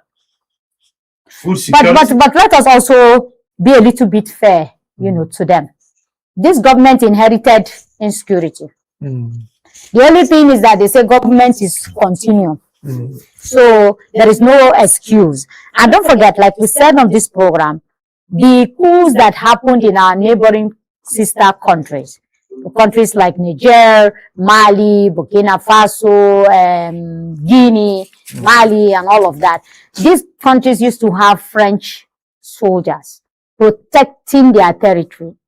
And when these coups happened and they said, we don't want French anymore, the French soldiers withdrew. And of course, it withdrew with a consequence. So you have these rebels all this while. What the French soldiers were doing was suppressing these rebels. Okay. They were suppressing them and trying to make sure they keep them far away from government. Now the French soldiers have pulled out. And there's another conspiracy theory that the same French that pulled out decided to empower these rebels to say, come back and make your country ungovernable for your present military leaders. Yes. And now because of the porous borders that we have, it's very easy for these guys to come in. And don't forget, we have similar language, we have similar culture, especially for those of us in the northern part of the country. Where I will fault this government is in the area of collaboration, military collaboration with our sister countries. I'm not seeing a president saying, I'm going to have security meeting with all the presidents of the West African countries. Exactly. Strategic 1 week,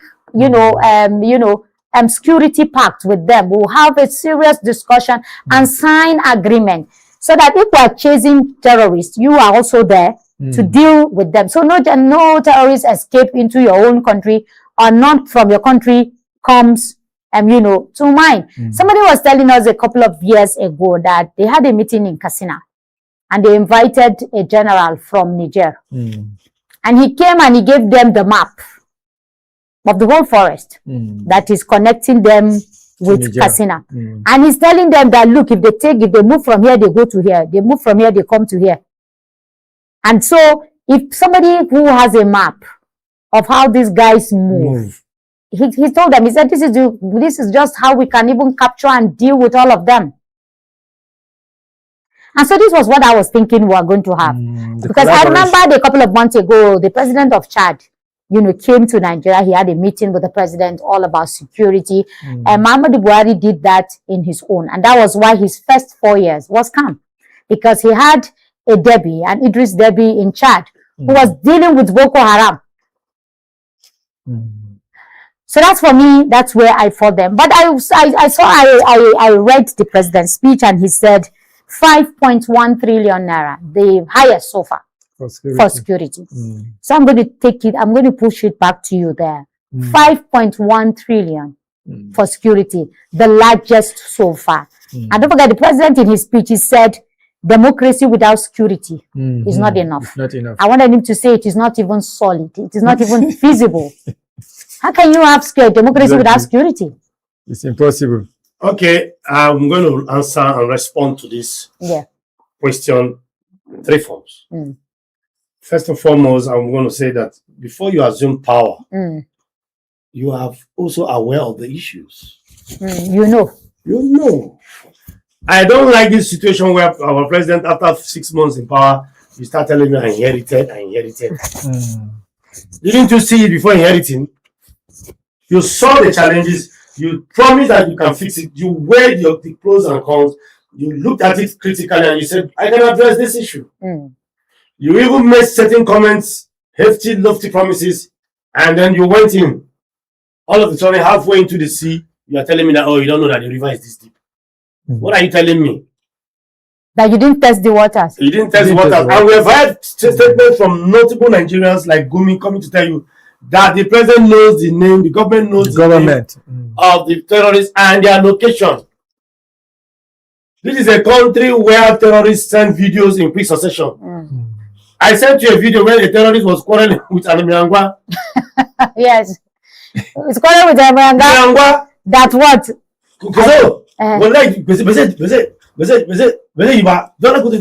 They are arguing. Yes, they were insulting themselves. That terrorist doesn't have a weapon on him. Yes, they know the weapon to come. He will not go back alive. They will fight. You see your money? Terrorists and Miangwa making long phone calls. I sent you the video now. In Nigeria. And if you listen to the voice of the Miangwa, you know it's maybe this Miangwa from all this other Plateau Bauchi area. It's not a call northern his house. You know the way the house have to international sound. Serious conversation going on there. Can't be from Bauchi. I say no, you know that maybe this is a northern, but not a call northern. Okay. Yeah, but you can The Hausa has some accent. Yeah, that's the accent, just like when a baggy man is speaking up. You know, and I was listening to, and then people will send videos, and then people will now, terrorists will send videos of children sleeping in a country like Nigeria that went to Benin Republic to foil attempted coup in less than 4 hours. You know, the heartbreaking part of this insecurity is the raping of women, the indiscriminate raping of women by these terrorists. Full glare raping. It's all over on Facebook. Impregnating our women. Raping them on live, and they video it. Torture these women. That's another angle. That's another traumatized. It's cruel. It's traumatizing. It's cruel, and it's going to make the next generation of women more cruel, more traumatized. We've not even gotten to that angle yet, and even the children. Even the children. The consequence of what is coming up. But I don't know. I don't know if Mickey is online. And so that we can get a feel of what the situation outside is. So, but back to security, like you rightly said, in real time. Let me go to Madam Shaibu, whatever is happening to the other part of the country, we witness it firsthand. Exactly. We witness it firsthand. In fact, we are the theater of war. Of war, right? Even up to today. Up to today, the theater of war. If you go to Borno, even if they don't admit it, very few local governments operate. And even when they operate in the local government headquarters. In my own local government, Dubai is that headquarter. If you move 5 kilometers from that, you're on your own. You're on your own. You're not going to come back alive. That's for sure. And there are so many local governments like that. So many of them like that. And the government, they are not aware. Of course they are. We have military barracks. I also were saying that 500 billion has been a match for Nigerian Air Force. Where are the private jets? Where are the Tucanos? Where are you? That's the question. Where are the Tucanos? The Tucanos that Muhammad Buhari, late Muhammad Buhari, where are they? Today, we haven't seen them. Somebody told me they're in Nasarawa here.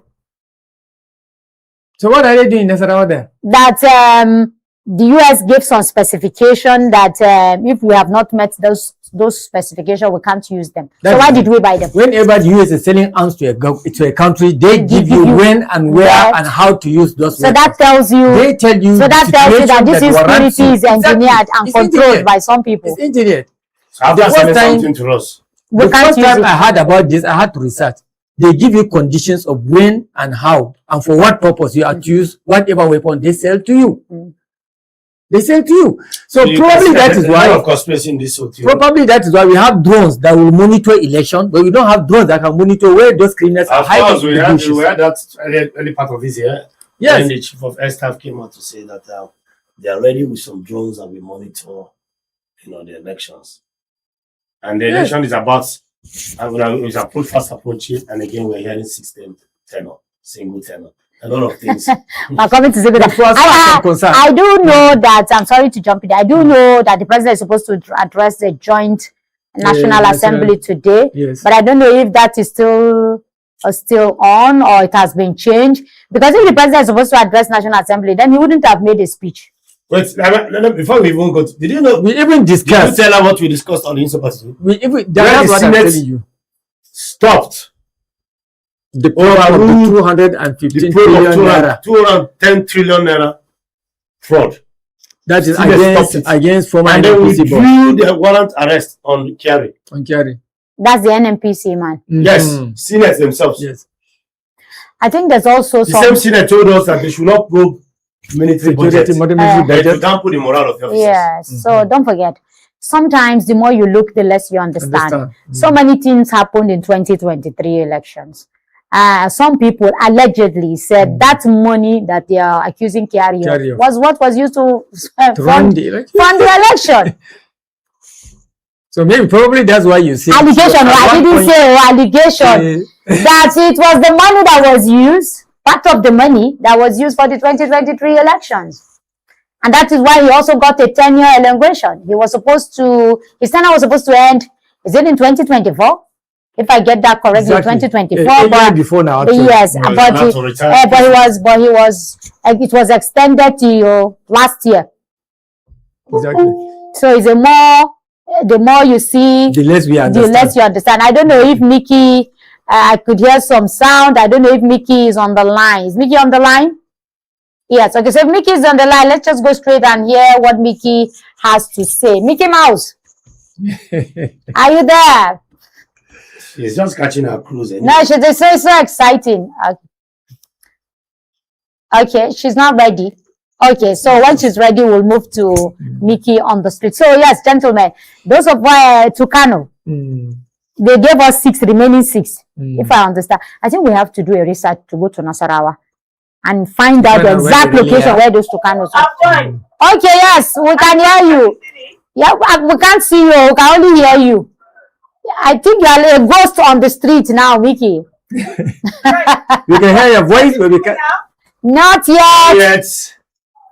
I can see your Democracy Day banners right behind you. Beautiful setting today. Thank you. As you can see properly, I'm actually seated on top of a bike. I had to hire a bike to get beautiful visuals. Wow. So today you upload the videos, you see beautiful motion picture videos. Well, right now, right upcoming, let me just turn the cam. Yes. Yes, do that, please. NCR, why is Vicky not showing? She hasn't put her camp. All right. Put your camera, please. Please put on your camera. Okay, I think she's off, but she will come back. Yes, that's Mickey Mouse on the streets. They're telling us she has to use a bike. So she's catching her cruise. I'm happy that this protest is going on peacefully. Yes. So far, we have not heard tear gassing and all of that. Exactly. But back to the Tucano, before we even go to the protest, the Tucano. So we have to visit Nasarawa and get accurate information. Concerning our Yes, yes. Where are those Yes, Tucanos? I'm sorry, there's a little loss of transmission right now. Mickey, please put on your video. Put on your camera. Put on your camera. So if you can see, Okay. slow down, sir, slow down. Right. Okay. You begin Tinubu must go. I want to be I took this by purposely so that you can see them oncoming right into view. But you can hear them for now. Yeah, we can't see them. Maybe you will place your camera very well. Yeah. Okay, okay. You can get the shot now? Not too clear. Yeah. No, we can't. Okay, yes. Yes.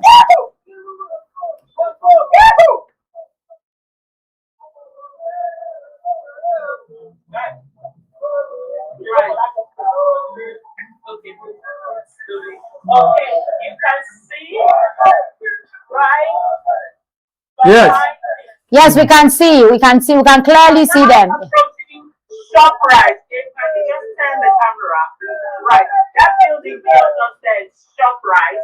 So we're at that junction, and you can see here where National, Abuja Continental Hotel, and All right. National Council for Yes, Arts and I can see. Yeah, we This can. is the Abuja Continental Hotel.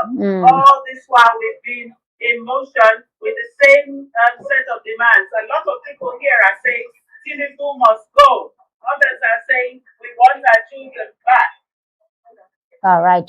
We want our children back. Others are saying schools should be books, not we have books, not bullets. We have let our children back. Tinubu, you must go. Banners like that. Okay, right now I'm going to take a slow-mo. I'm going back to them and I'm going to take a slow-mo of them approaching this junction. So I'm turning my camera again. Okay. Just observe. Mickey, if you can hear me, Here they are. how peaceful is it so far, so good? How peaceful is it? Right. I am. She can't even hear. No. Right. Uh-oh, they're turning. Can you see? Yes. Right, here they come. Here they come.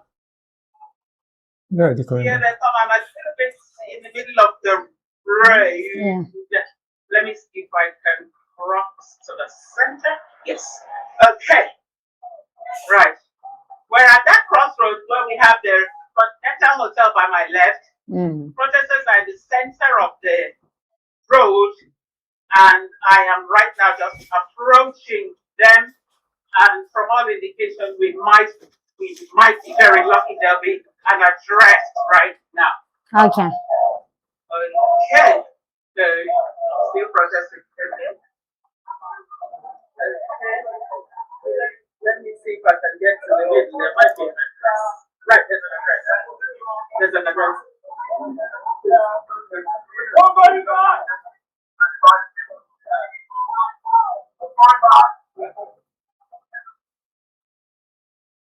Okay, I think with Mickey seems to be having some network glitch there, but as soon as we get that.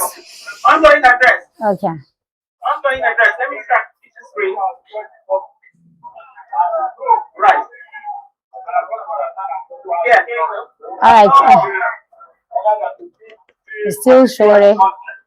We want our revolution now. Revolution now.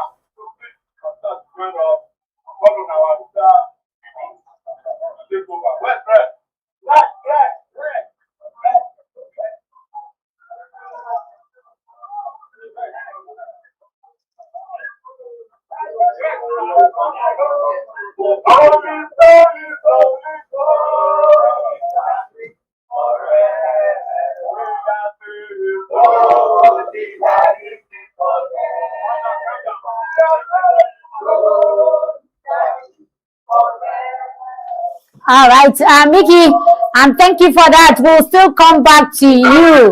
Yes, thank you for the update.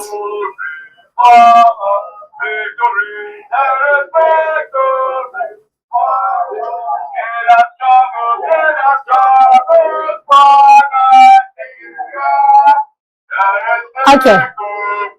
All right. So we'll leave Nikki to continue with the struggle for democracy. While we continue the struggle, continue the struggle right here. We're also struggling since morning till now. Yes, a struggle all the way. Yes. So we have to go to Nasarawa and go and find out where these Tucanos are, and then maybe video and bring to our viewers to see where their Tucanos are. If possible, and the state of the conditionalities. Yes, that's if they allow us. That's if they allow us access. Well, the Constitution allows. And they don't kidnap us along the line. That's the only fair. You might be present yourself. Yes. If we can be able to. Please, can you just mute Mickey? We'll come back to Mickey much later. Yes. Okay. That's if they don't Tucano us too. Exactly. Yes. See, you are about to stumble into something that you may not understand the weight of it. I mean, it's my taxpayer money. Your taxpayer money, his taxpayer money. Everybody taxpayers money. There's such a thing called top secrets. Okay. In government circles. That is not meant for people like us. Well, they provide as much information as they can be able to give us. Yeah. Something that is top secret, they avoid telling us, but let us know that the Tucanos are there, isn't it? And why we are not using it. Yes. There's something wrong in that. But make sure you are not Tucano. That's what we're trying to say. Yes. Along the way, because by bandits and kidnappers. I'm very much convinced personally that we are not treating security the way we ought to. Honestly, we are treating it. There's a lot of politics. Gloves. Security in Nigeria has been allegedly politicized, as far as I'm concerned. Yes. And that is why you will begin all this. The stories are not adding up. They are not adding up. They are not adding up. In fact, just yesterday or so, we had the 10 billion release for Ebola, and it's being held by a politician, and the Minister of Health is not there. So a lot of things going on in this administration that one cannot really understand. You say something else and you do something. You see something else, and we don't really understand what's going on. That is why, if you look at Nigerians, I think this is about the first time on a Democracy Day. People are protesting vis-a-vis Democracy Day. A day that we're supposed to be sitting down in our homes to, really reflect on our country as, our nation, and then the happenings in our country. But now we are looking at, people still crying. The mood is, some people are not even eating today. Yes. And the World Cup is going on to also pacify us and let us use it as a. The World Cup is another wound. Another injury, because we can't even go. We, as a country, the giant of Africa, can't be part of it. Mexico played with South Africa. I watched it. I supported Mexico. I supported Mexico. Everybody was against South Africa because of their own attitude. Exactly. The goalkeeper every African country this morning. I said that this is the first time Africans will go against them, and it affected them. Yes. You could see them playing without any form of reading and tactics. Nothing. They had 3 red cards also. I know. I saw the last red card they got, and I said, serves them right. Even though Mexico too got the red card in the 7 additional minutes that they were, you are football conversant. Of course, I watched I can't imagine that. They got the red card between 4 to 5 minutes. The extra 7 minutes the Mexicans were given. And even my father was looking at South Africa. Say, see them with their aggressive faces. Nobody. That's my own father. Have taken over the social media. Yes.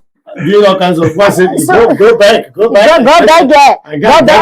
Yes, go and get your jobs. Do you understand? It just shows you that when you are inhuman, to people, it has a way of coming back to you, whether you like it or not. And it's played out. But let us go to even the protest itself. I want to commend somebody like Shore for keeping the front runner when it comes to issues, whether you like his face or you don't like his face. It's somebody that has been able to keep us on edge to say, look, it has been consistent. Those of us here, yes, we are here, but many people are in their houses sleeping. So that brings us to the discussion: how much of an engagement we, the citizens, have had? How much of an input do we have in terms of the sustainability and even the efficiency of this democracy? Exactly. Well, you will not blame the citizens. After the was it October 20th saga on Zumbadiwe's road, and the train leg, Lekki toll gate, where some certain things happened. Nigerians, and how the end SARS protest ended. Nigerians lost faith in protest. Yes, but beside that, I think the only impact Nigerians are making more is on the social media front. And I think beside the story also, there's the VDM also protest going on in another angle. Mickey has told us that VDM and his followers are also planning another protest in another location, isn't it? Ongoing too. It's currently ongoing. Then across state, it is also happening. But because of attitude of governors toward protest, people are not actually protesting as often as they are supposed to. Before now, in situations like that, you'll see youth and student association coming out to organize their own protest. You can see the market women also doing their own. But now it is also only reserved for activists like VDM and Showore. You are even talking about that. Where is Labour Congress? And Labour, I don't even know whether they are still in Nigerian Labour interest. Where is Joe Ajero? Why is he not the one even leading this protest? That is why we are forgetting them. Ever since he assumed power, has never conducted one successful protest. Don't forget, he conducted one. They broke his head. Was it successful? But they broke his head now. He was injured in that protest. After that, he concentrated in politics.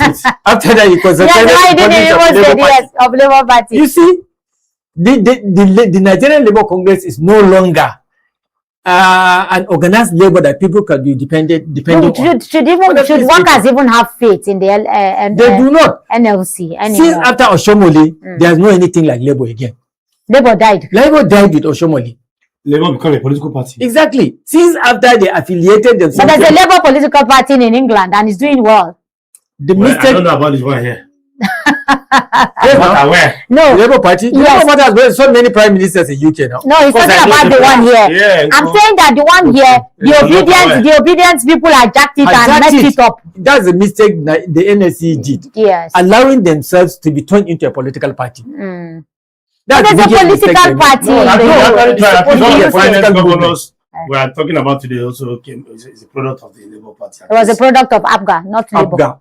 It's not Labour. Showore is ABGA. I'm talking about the best governors today. Who is the best governor today? All of the performing governors today. Is it not ABGA? He came through ABGA, then Labour now. It wasn't from ABGA, they metamorphosed through Labour. Office Labour. Oh, okay. Okay. But gentlemen, back to the masquerade in the room. The president is saying that we're not there when it comes to this insecurity. He's talking about, the kidnap of children in, Borno and Oyo. But let me come back to you, Malam Shaibu. You are a grandfather. We're now having schools shut down. It used to be Maiduguri and some part of the northern part of the country. Now the southwest. Now the southwest is feeling it. And southeast also feel it because of this stay-at-home syndrome and all of that. What will our education look like in the next 10 years if this insecurity, attacking schools and kidnapping children is not tackled? Well, for us that come from the northeast, particularly from Borno, this has already broken down our educational system. So many girls child have missed going to school, especially with the abduction of those Chibok girls. People became scared of allowing their children to go to school. It's particularly schools that are operating in rural areas are no longer operational because they are scared of Boko Haram coming to attack them. That's from the northeast. Then when you come down to the northwest now, because of those abduction and kidnap and banditry activities taking place, so many schools are already being closed by force. Not because they wanted to close it, but because the situation on ground does not allow them to operate. Then even now it has spilled down to city centers in the northwest, where kidnappers will have the boldness and temerity to come and abduct students, up to 40 of them, and take them down to bush and demand and make some certain demands. Talking about 40. 40 is not even a number compared to what's happening in the Chibok is 250 something. Yes. Yeah. Then even in the Kebbi, Gusau and other places, in 100. Do you understand? Even in Niger, don't forget in Niger, 300. Even in Niger, we found ourselves in a situation whereby schools will voluntarily because it has already started. Yesterday, we have seen, is it Niger or Kogi? Schools have been closed down. In some part of Katsina State, schools have been closed down. In so many parts of the Kebbi State schools have been closed down. So you see that the education sector itself, due to insecurity, is getting destroyed. And in 10 years' time to come, we'll end up having the largest number of dropout children out of school in Nigeria than in any other African country. And that is another big problem. And this is another big problem for us. Unless government exerts greater effort towards fighting insecurity, which for us, as it appears now, they are dragging feet. You are earmarking huge amount of money, billions of naira to security operations, but then we don't know how those monies have been spent. Some Nigerians call for audition of those when you say, no, we are not going to audit it because security are not supposed to be audited. If it is audited, it will demoralize the military in its activities. But now still in this country that we saw soldiers filming themselves in boot and they're calling on government, telling Nigerians that they are ill-equipped. We have some videos, some of those videos, that they don't have kids, their allowances are not being paid, etc., etc. Mr. Chidi, when somebody like Showe said 500 billion being allocated to, I had to cut you there. I don't know what you were trying to say. The Nigerian Air Force. To Nigerian Air Force, 500 billion. Is it monthly or yearly? Was it also, okay, it was VDM that actually said when they took a walk from the airport to the Air Force base. He meant it said something like that. And before now, I was in 2 months ago, we also read a newspaper where those monies are located to the Nigerian Air Force, only 7% gets to them. So the same politicians the again. one goes to the management of the presidential fleet. So now, when the president said 5.1 trillion budgeted for our security in the 2020 6 budget, the largest so far. People will be asking, where is the money for 2024 budget? What's the money for 2025? And this is 2026. So cumulatively, from 2024 to 2025 and now 2026, what is the percentage? I think the military are not supposed to be talking about this issue about money being released to them or not being released to them. But I think it is high time they also to speak up. Exactly. No, the military is not speaking out now because the National Assembly is now the spokesperson. But the National Assembly should brief Nigerians how much is being given to this security agency. They say it will dampen the morale of the officers. Say no more and don't go there. Then why do we allocate this money for now? The problem is this. The problem is this. Now, if the budget allocates certain money to any MDA, whether it is security or education or health sector, it's not about allocating the money. What about releasing the money to those ministries to carry out their activities? That's what I'm saying. Few months ago, a minister clearly stated, and it's written boldly on national dailies, that only a very minute fraction of that money allocated to him has already been released to him. We are talking about 38 billion, isn't it? And only some Minister of Health. Exactly. 256 billion. 206 million was given to him. Only 36 million. That isn't 100 million. And now an emergency Ebola fund. Exactly. 10 billion was approved. Has it been released? Also had approval and allocation of fund from the presidency or from governors is totally different from being released. In Kaduna, we used to call it cash backing. Okay. Do you understand? The budget will allow, then you go and defend your budget, the money to be allocated to you. Let's say I'm MC ABC. I now write my proposition, government will now allocate those monies to me to be included in the budget. It is allocated. This money belongs to the minister of so and so. Do you understand? Then you can only access those money when I have the cash backing. The cash backing implies releasing the monies instrumentally for me to carry out my project. If it is 100 billion that's allocated to me, so for every time I want to execute certain project, I now write a memo requesting so amount of money out of those monies allocated to me to carry out project ABC as I submitted in my budget. Do you understand? But from the statement of the Minister of Affairs previous months ago, we knew that the only money released to him was a part of the money that is supposed to carry out his recurrent expenditure only. When we say recurrent expenditure, we refer to the money released for you to run the office alone. Impress. So when we say 500 and something photocopy is for machine, security. printing paper and biro. Yes. Will it even be enough? 36 million for that Never. ministry? That ministry is Never. huge. But madam, even the office of the minister himself and his SS, this money is not enough. Consume Get out. 436 million for impress. I'm telling you. Now, Allowances you to know, be here the and there one that annoyed me the most is Yes. that a 10 billion naira was expressly approved. for Ebola. And the minister is not even the one. The minister is not even the one heading the committee. As the chief of staff to the president that is heading the committee, and Ebola is a health disease. So you see, that is why even on the course on those lists that we presented here, we saw security, economy, education, corruption. So we are supposed to be having governance. Corruption it itself is an aspect of governance. So I don't know if you have told us your experience. Okay, let's come to the corruption, because that is the bigger masquerade in the room. The one that has been dealing with us, all of us. All of us are involved, one way or the other. If we don't commit the act, we either supported it or we refuse to speak. Or we see somebody committed. We kept quiet because we are also beneficiaries. Exactly. You are telling us of a story of your experience with the FCC. So I felt you should share that today, now that we have come to corruption. All right. EFCC, as the name implies, Economic Financial Crimes Commission, created in sometime around 2000 and 2003. It started with the responsibility to fight economic You don't need to tell us the history. We know We know the history. Just go straight to your own experience. Like a lawyer. Are you a lawyer? You're a corrupted lawyer. All right, thank you. That's on the lighter note. Yes. I went to EFCC to adopt, of course, what called adopting of a petition. Although I was not the petitioner, but my statement was required to also add flesh to the petition in question by a particular company, which I don't want to mention their name, over some group of persons on a case that borders on fraud with evidence. And then before then, I have also co-petitioned. I've also been part of not co-petition.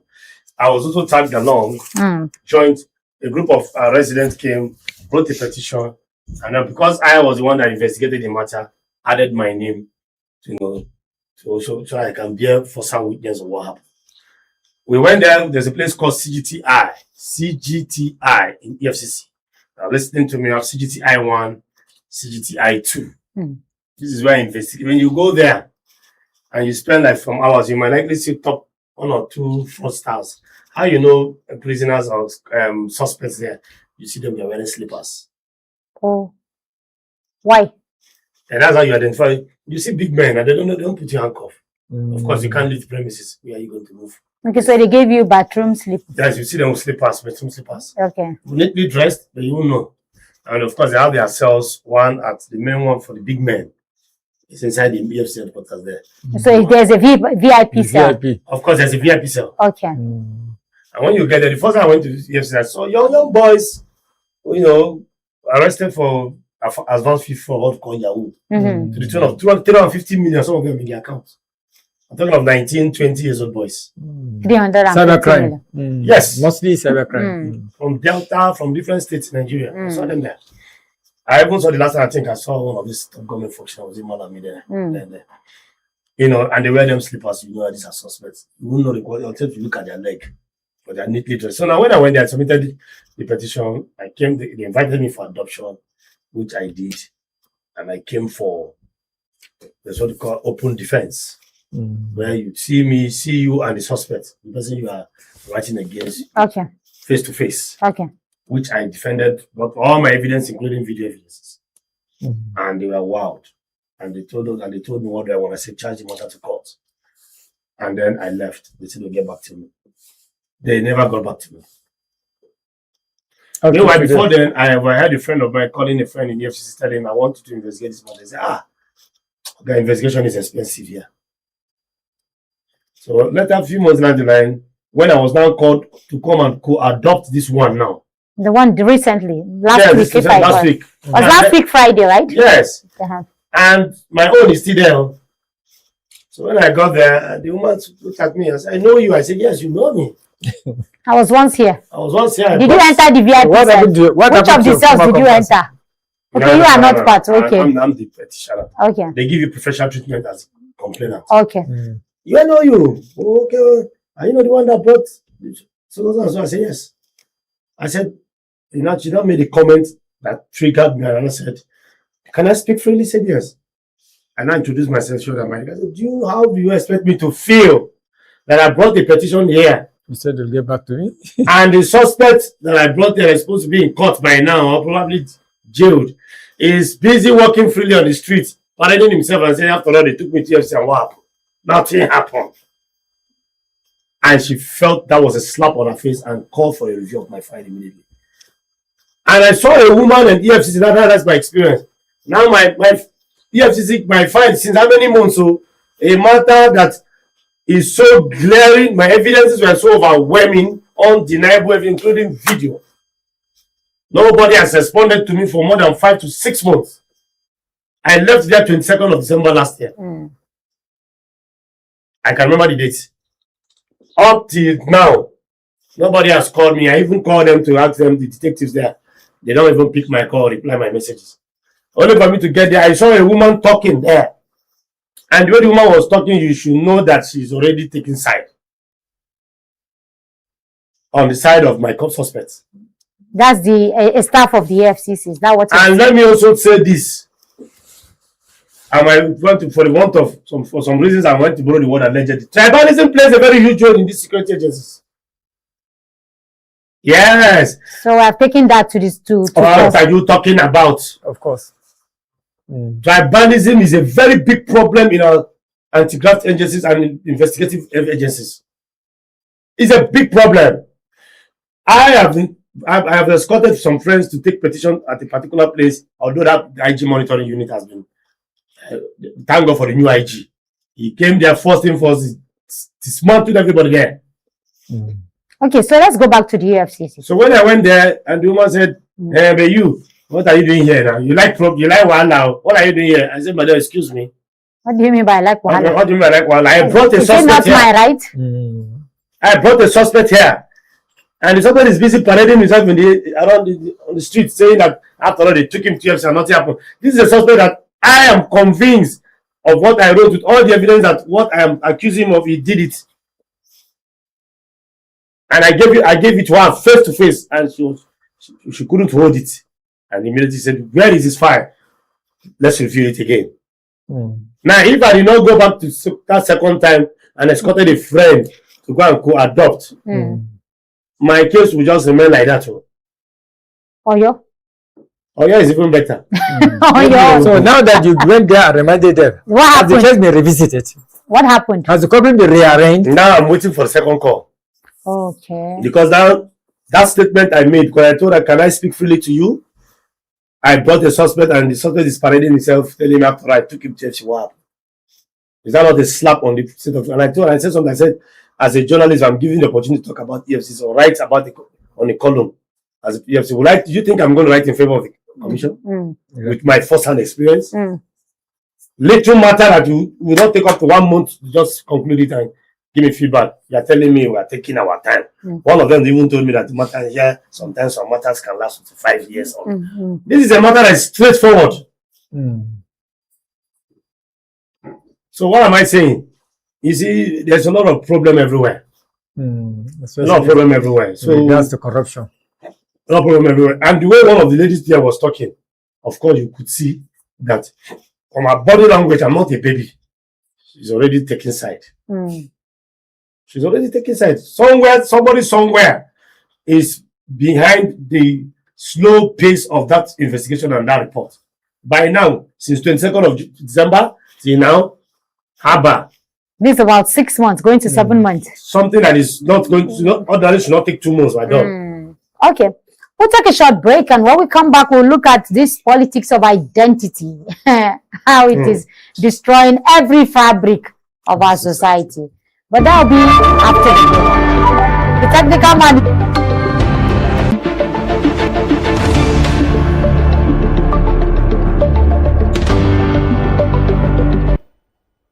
Addresses the nation. Mr. President.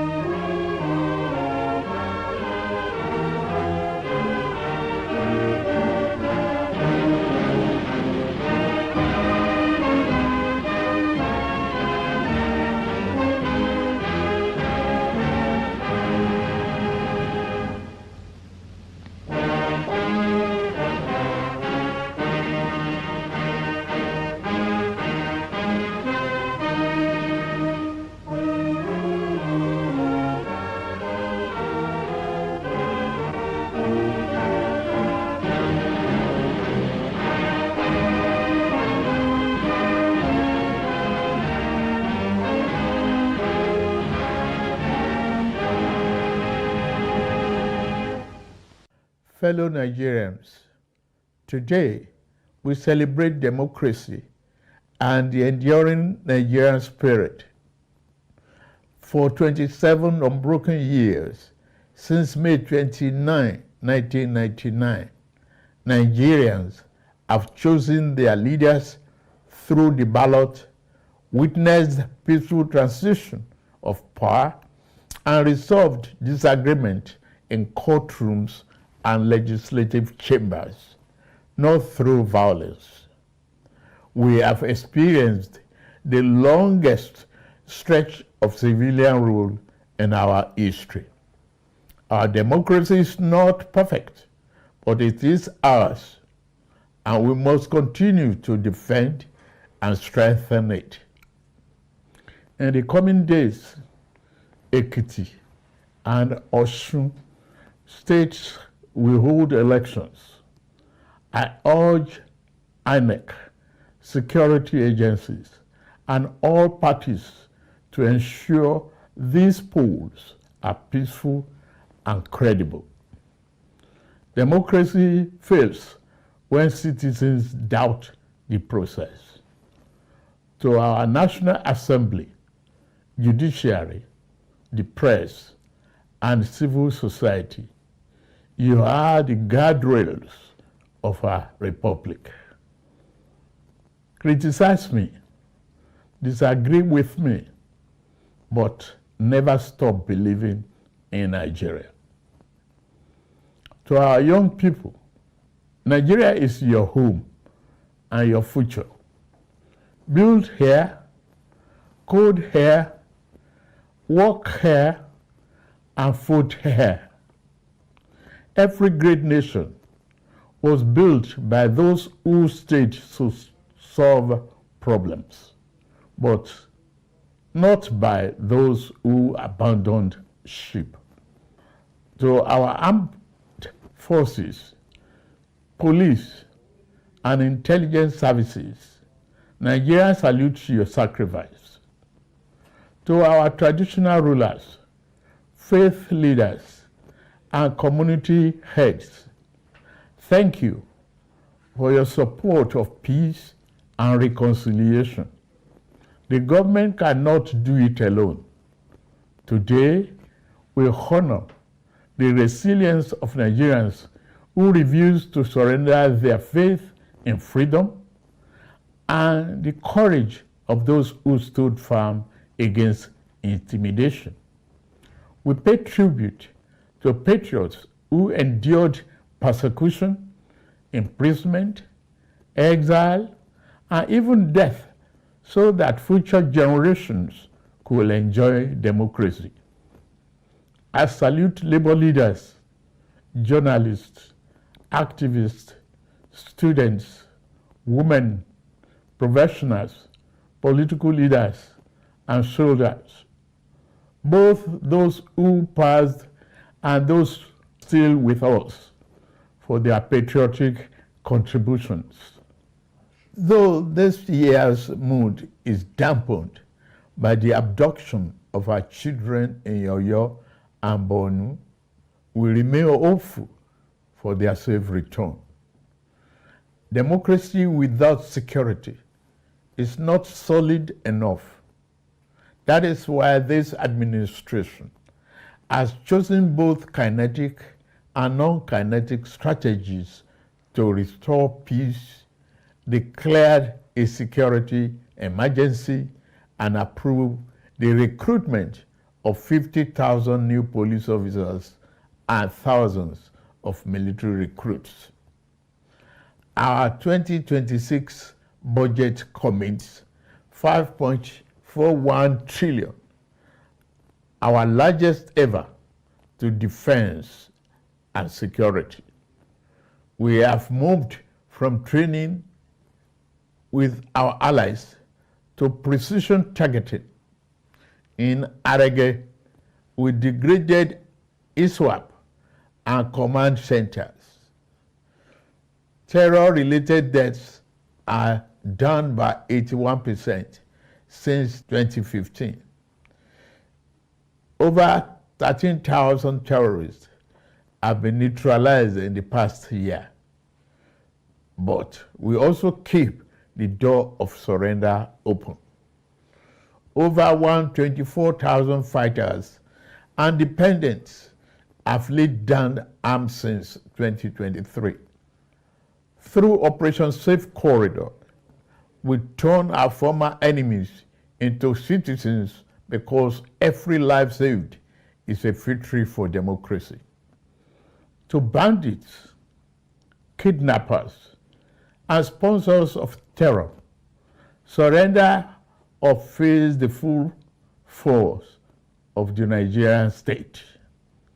These windows of surrender will not remain open forever.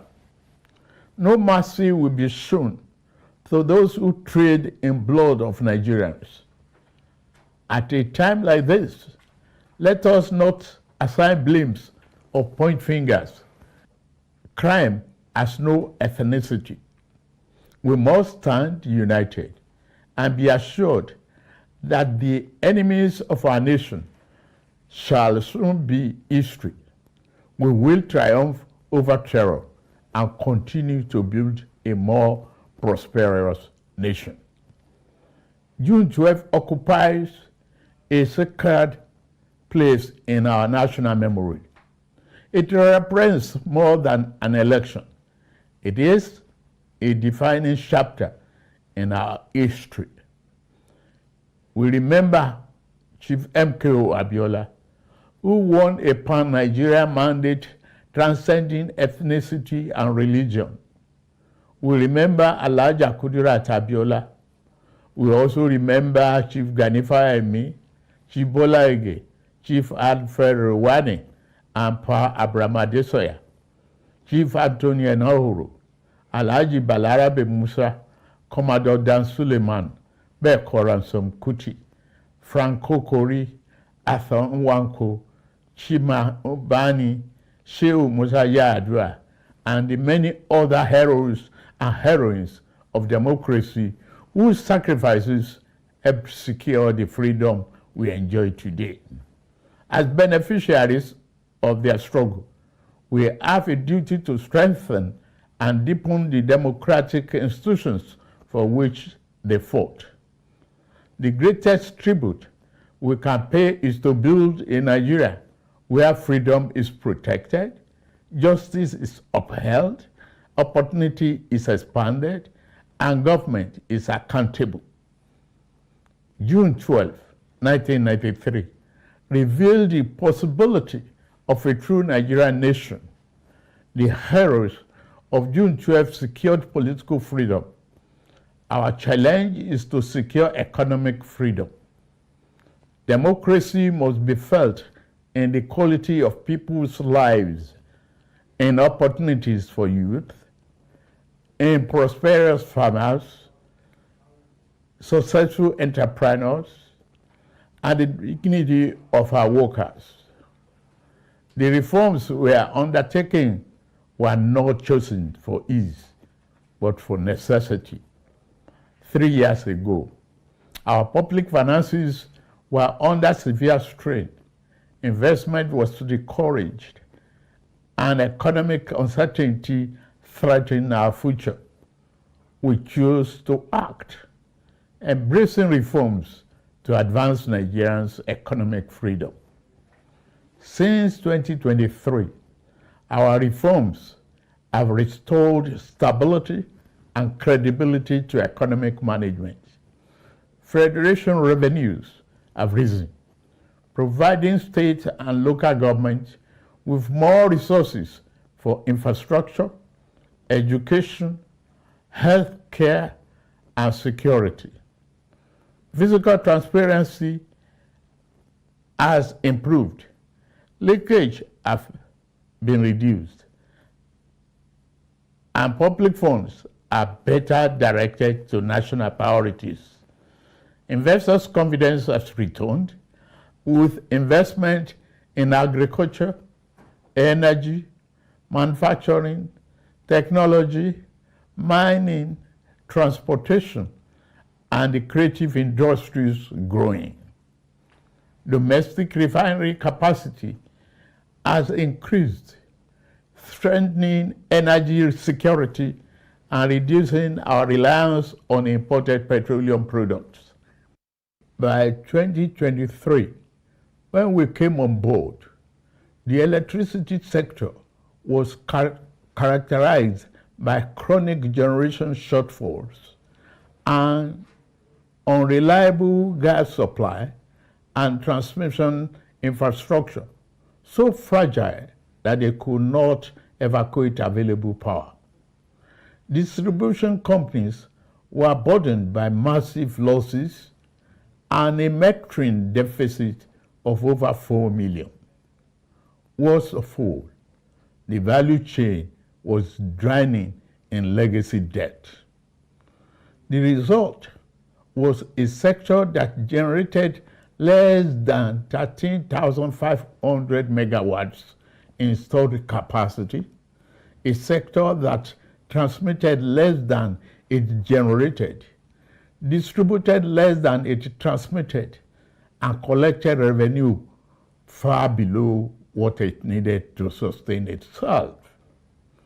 To address the problem besetting the sector, I signed the Electricity Act, which grants state authority to generate, transmit, and distribute power.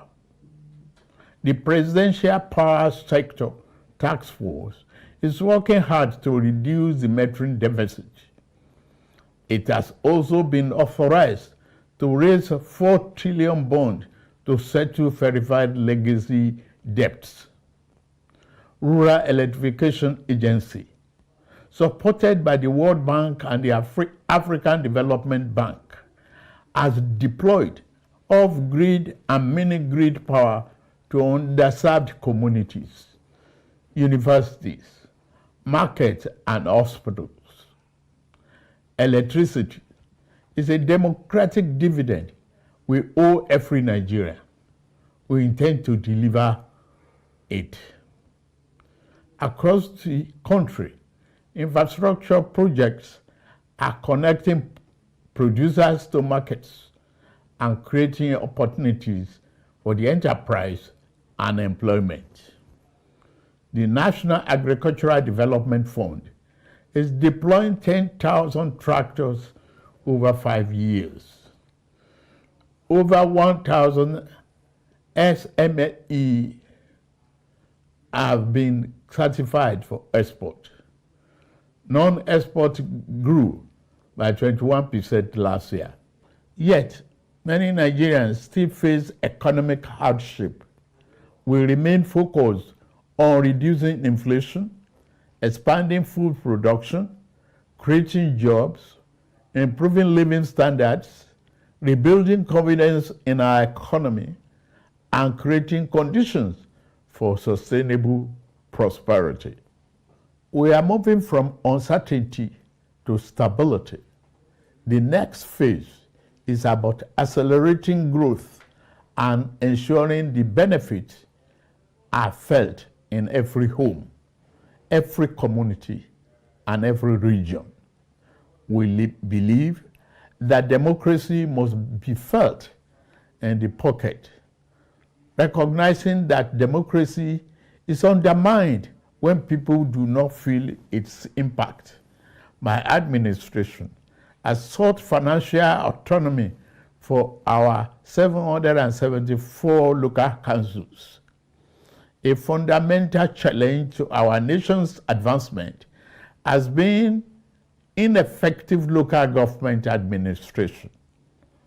The insecurity we are addressing is partly due to the collapse of grassroots governance. The Renewed Hope agenda is about ensuring that all Nigerians benefit from governance. Every generation has a defining responsibility. The generation of our founding fathers secured independence. The generation of June 12 secured democracy. Our generation must secure prosperity. Let us move forward together, rejecting division, cynicism, and despair, embracing unity, hope, and confidence. Let us build a Nigeria united by a common purpose, strengthened by diversity, where justice is accessible, liberty is secure, and opportunity is abundant. Among the architects of modern democratic Nigeria, we honor General Shehu Musa Yar'Adua for his vision of national partnership.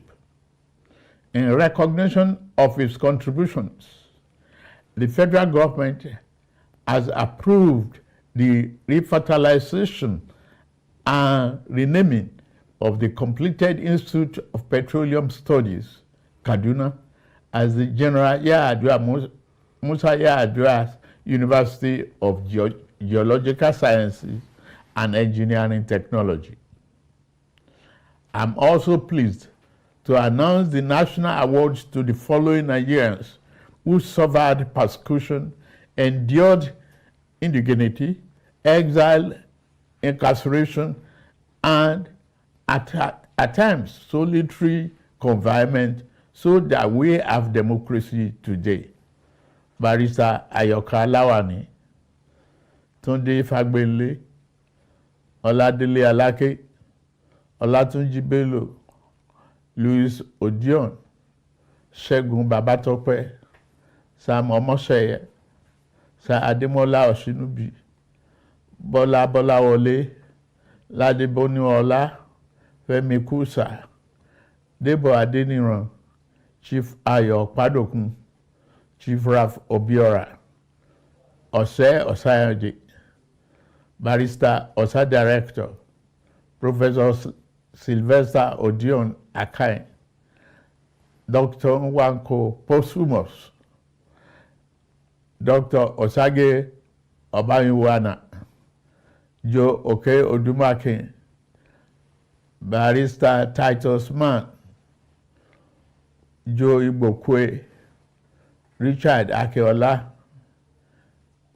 Ben Charles Obi, Posthumous, George Umba, Niran Malaolu, Major General Shola Williams, retired, Femi Aborishade, Jenkins Alumona, Gbemiga Ogunleye, Muyiwa Adekaye, Babajide Kolade Otitoju, Ike Okonta.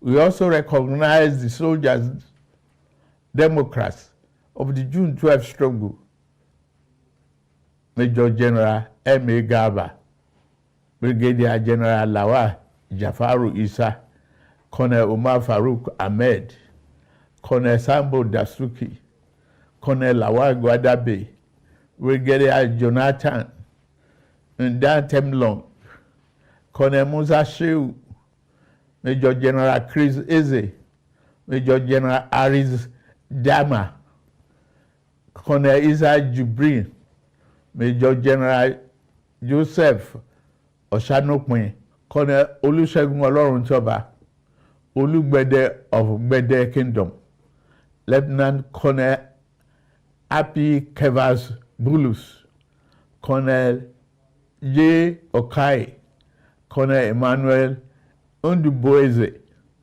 Lieutenant Colonel Yakubu Muazu, Brigadier Yaya Abubakar, the current Esunupe, who is already the holder of CFR title.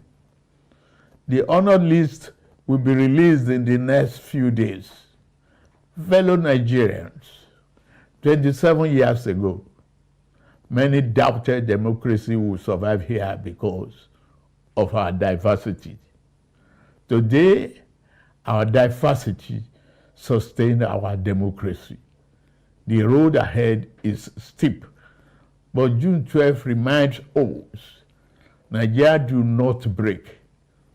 We bend, we bleed, but we do not break. Let us renew our covenant that the labors of our heroes past shall never be in vain, and that our government of the people by the people, for the people, shall not perish from this land. May God bless the heroes of our democracy. May God bless the Federal Republic of Nigeria. May God continue to bless us all. Happy Democracy Day.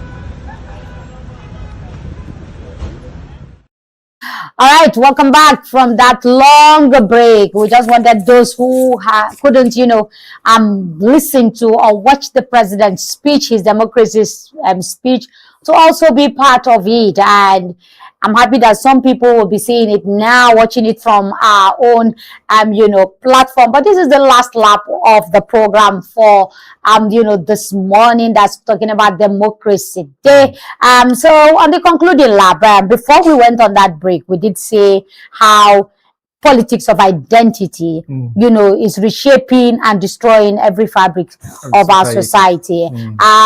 During 1999, from Obasanjo to 2027, during Obasanjo era of 2027, we have mixed bag of professionals. Exactly. And that is why we had an Erufai, Ngozi Okonjo-Iweala, Eribado, Shamsuddin, and many of them like that who, level of professionalism is still being reckoned with today. Fast forward to late Yaradua, we also saw some element of, a mixed, in government. When we got to President Goodluck Jonathan, we saw politics of identity to a level where we also have all the financial part of the country being concentrated in some part of the country. fast forward to Muhammadu Buhari, and we also saw a situation where it was a little bit of a mix. We saw just a little bit of high, identity, but with a mix of, other professionals. Today, it is complete politics of identity. True. Yes, this is very, very scary. And honestly speaking, how the president who used to be known, reckoned as a Democrat, he was actively a protester. He was part of the group that actually brought an end to military regime in this country. We always thought, Nigerians always thought of him as somebody that's very, very democratic. So seeing this emanate during his administration is quite surprising for many Nigerians. Because when you look at the economic sector in its entirety, it is almost wholly occupied by people from a particular region of the country. And by particular region of the country, I mean to say a region from where the president himself comes from. That is to say the Southwest. Almost all people that are in the economic sector, either it's a ministry or government agency that has to do with economy and finance, are from the north, from the Southwest region of this country. And then even today, during his during his speech, the democracy speech, to our expectation, to our surprise, I was opening my mouth like that. He mentioned almost 20 names. All from his own part of his own region is recognizing. Yes. But when he started counting, I counted up to about 14 or 15. They were all from the Southwest. I was very, very surprised. Then towards the end, at about 20-something, he started mentioning people from the South and from the Southeast. But to my utter dismay, there was nobody from the North. No, but I heard him mentioning Isunupe. I've heard him mention some names. Okay, these were the people that were supposed to be, I think, recognized for excellence in certain things. In that one, I even had somebody called Bulus. And I believe when you hear Bulus, it's definitely somebody from the North. So the one you didn't hear any name was the people who contributed to democracy? To democracy, yes. Okay. Those who fought for democracy. Yes. But remember, there are people like Ansuleman. Yes. There are people like even Atiku, even Shehu Sani, even the Atiku himself, even the Yaradua, who is his boss. You understand? Yes. And then I remember at the point also where when I heard the name Yaradua, he was talking about naming the present petroleum institute in Kaduna after Yaradua. Late Yaradua? Late Shehu Yaradua, not the president, the chief of staff and supreme headquarters. So now I think that was it. You see, for a president to be recognized outwardly by all Nigerians as somebody that are displaying exactly, it's dangerous to our politics, it's dangerous to our democracy. He's setting a precedence. If today I found myself there, I will fill the whole place with my tribal Kanuri people. Nothing will happen. Nothing will happen. And anybody who challenges you will go back to history. That's what I will tell him. When there was a time we were making discussion, not here, elsewhere, somebody was saying, look, this administration, Buhari, when Buhari came, almost 90% of his the people they appointed were Hausa Fulanis mainly from the North Central, and then Northwest, and now today Bola Tinubu is also doing this. I said, look, let's go back to history. We had an Irabo. Ironsi started it. Nnamdi Azikiwe started it. When Nnamdi Azikiwe was the president and governor general, most positions, almost all, were occupied by people from the Southeast. So this had become part of us. But along the line, people started saying reason and then start reducing it. But with this administration, it has become evidently clear that this is... We are back to the politics of identity. And that's how it is even playing out across states. Yes. Even states.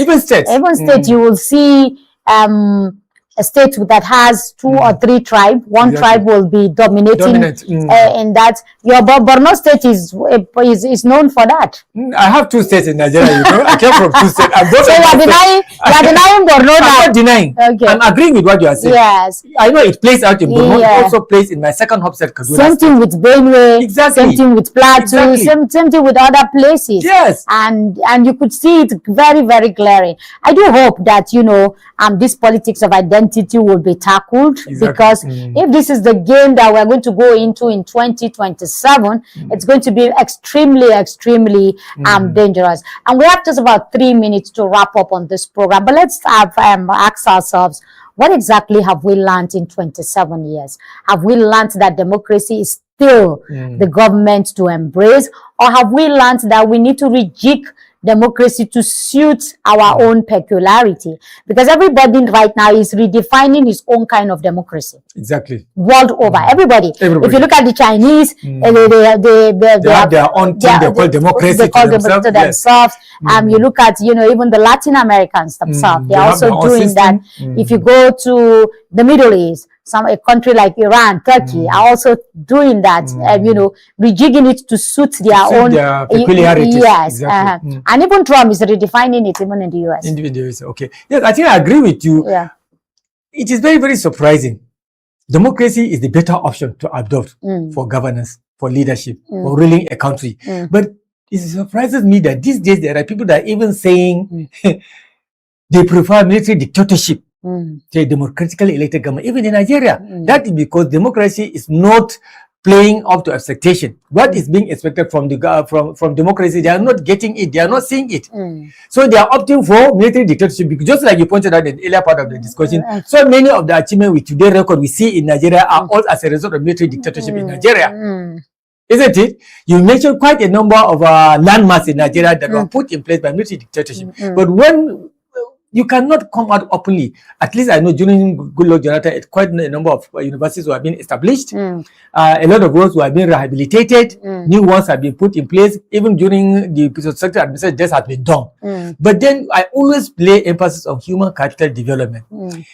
Governance is put in place to ensure that the citizens enjoy life. They find comfort. They find life easy. Not much is expected from the government by citizens apart from employment, being able to put food on the table of their of households, then create enabling environment for them to create businesses and rely on themselves. That is all the Nigerians are asking.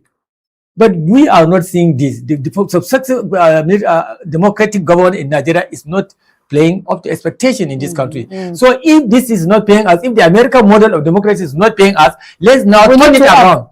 Look for our own model. Yeah, look for our own model, the one that will suit us, the one that can yield result for us.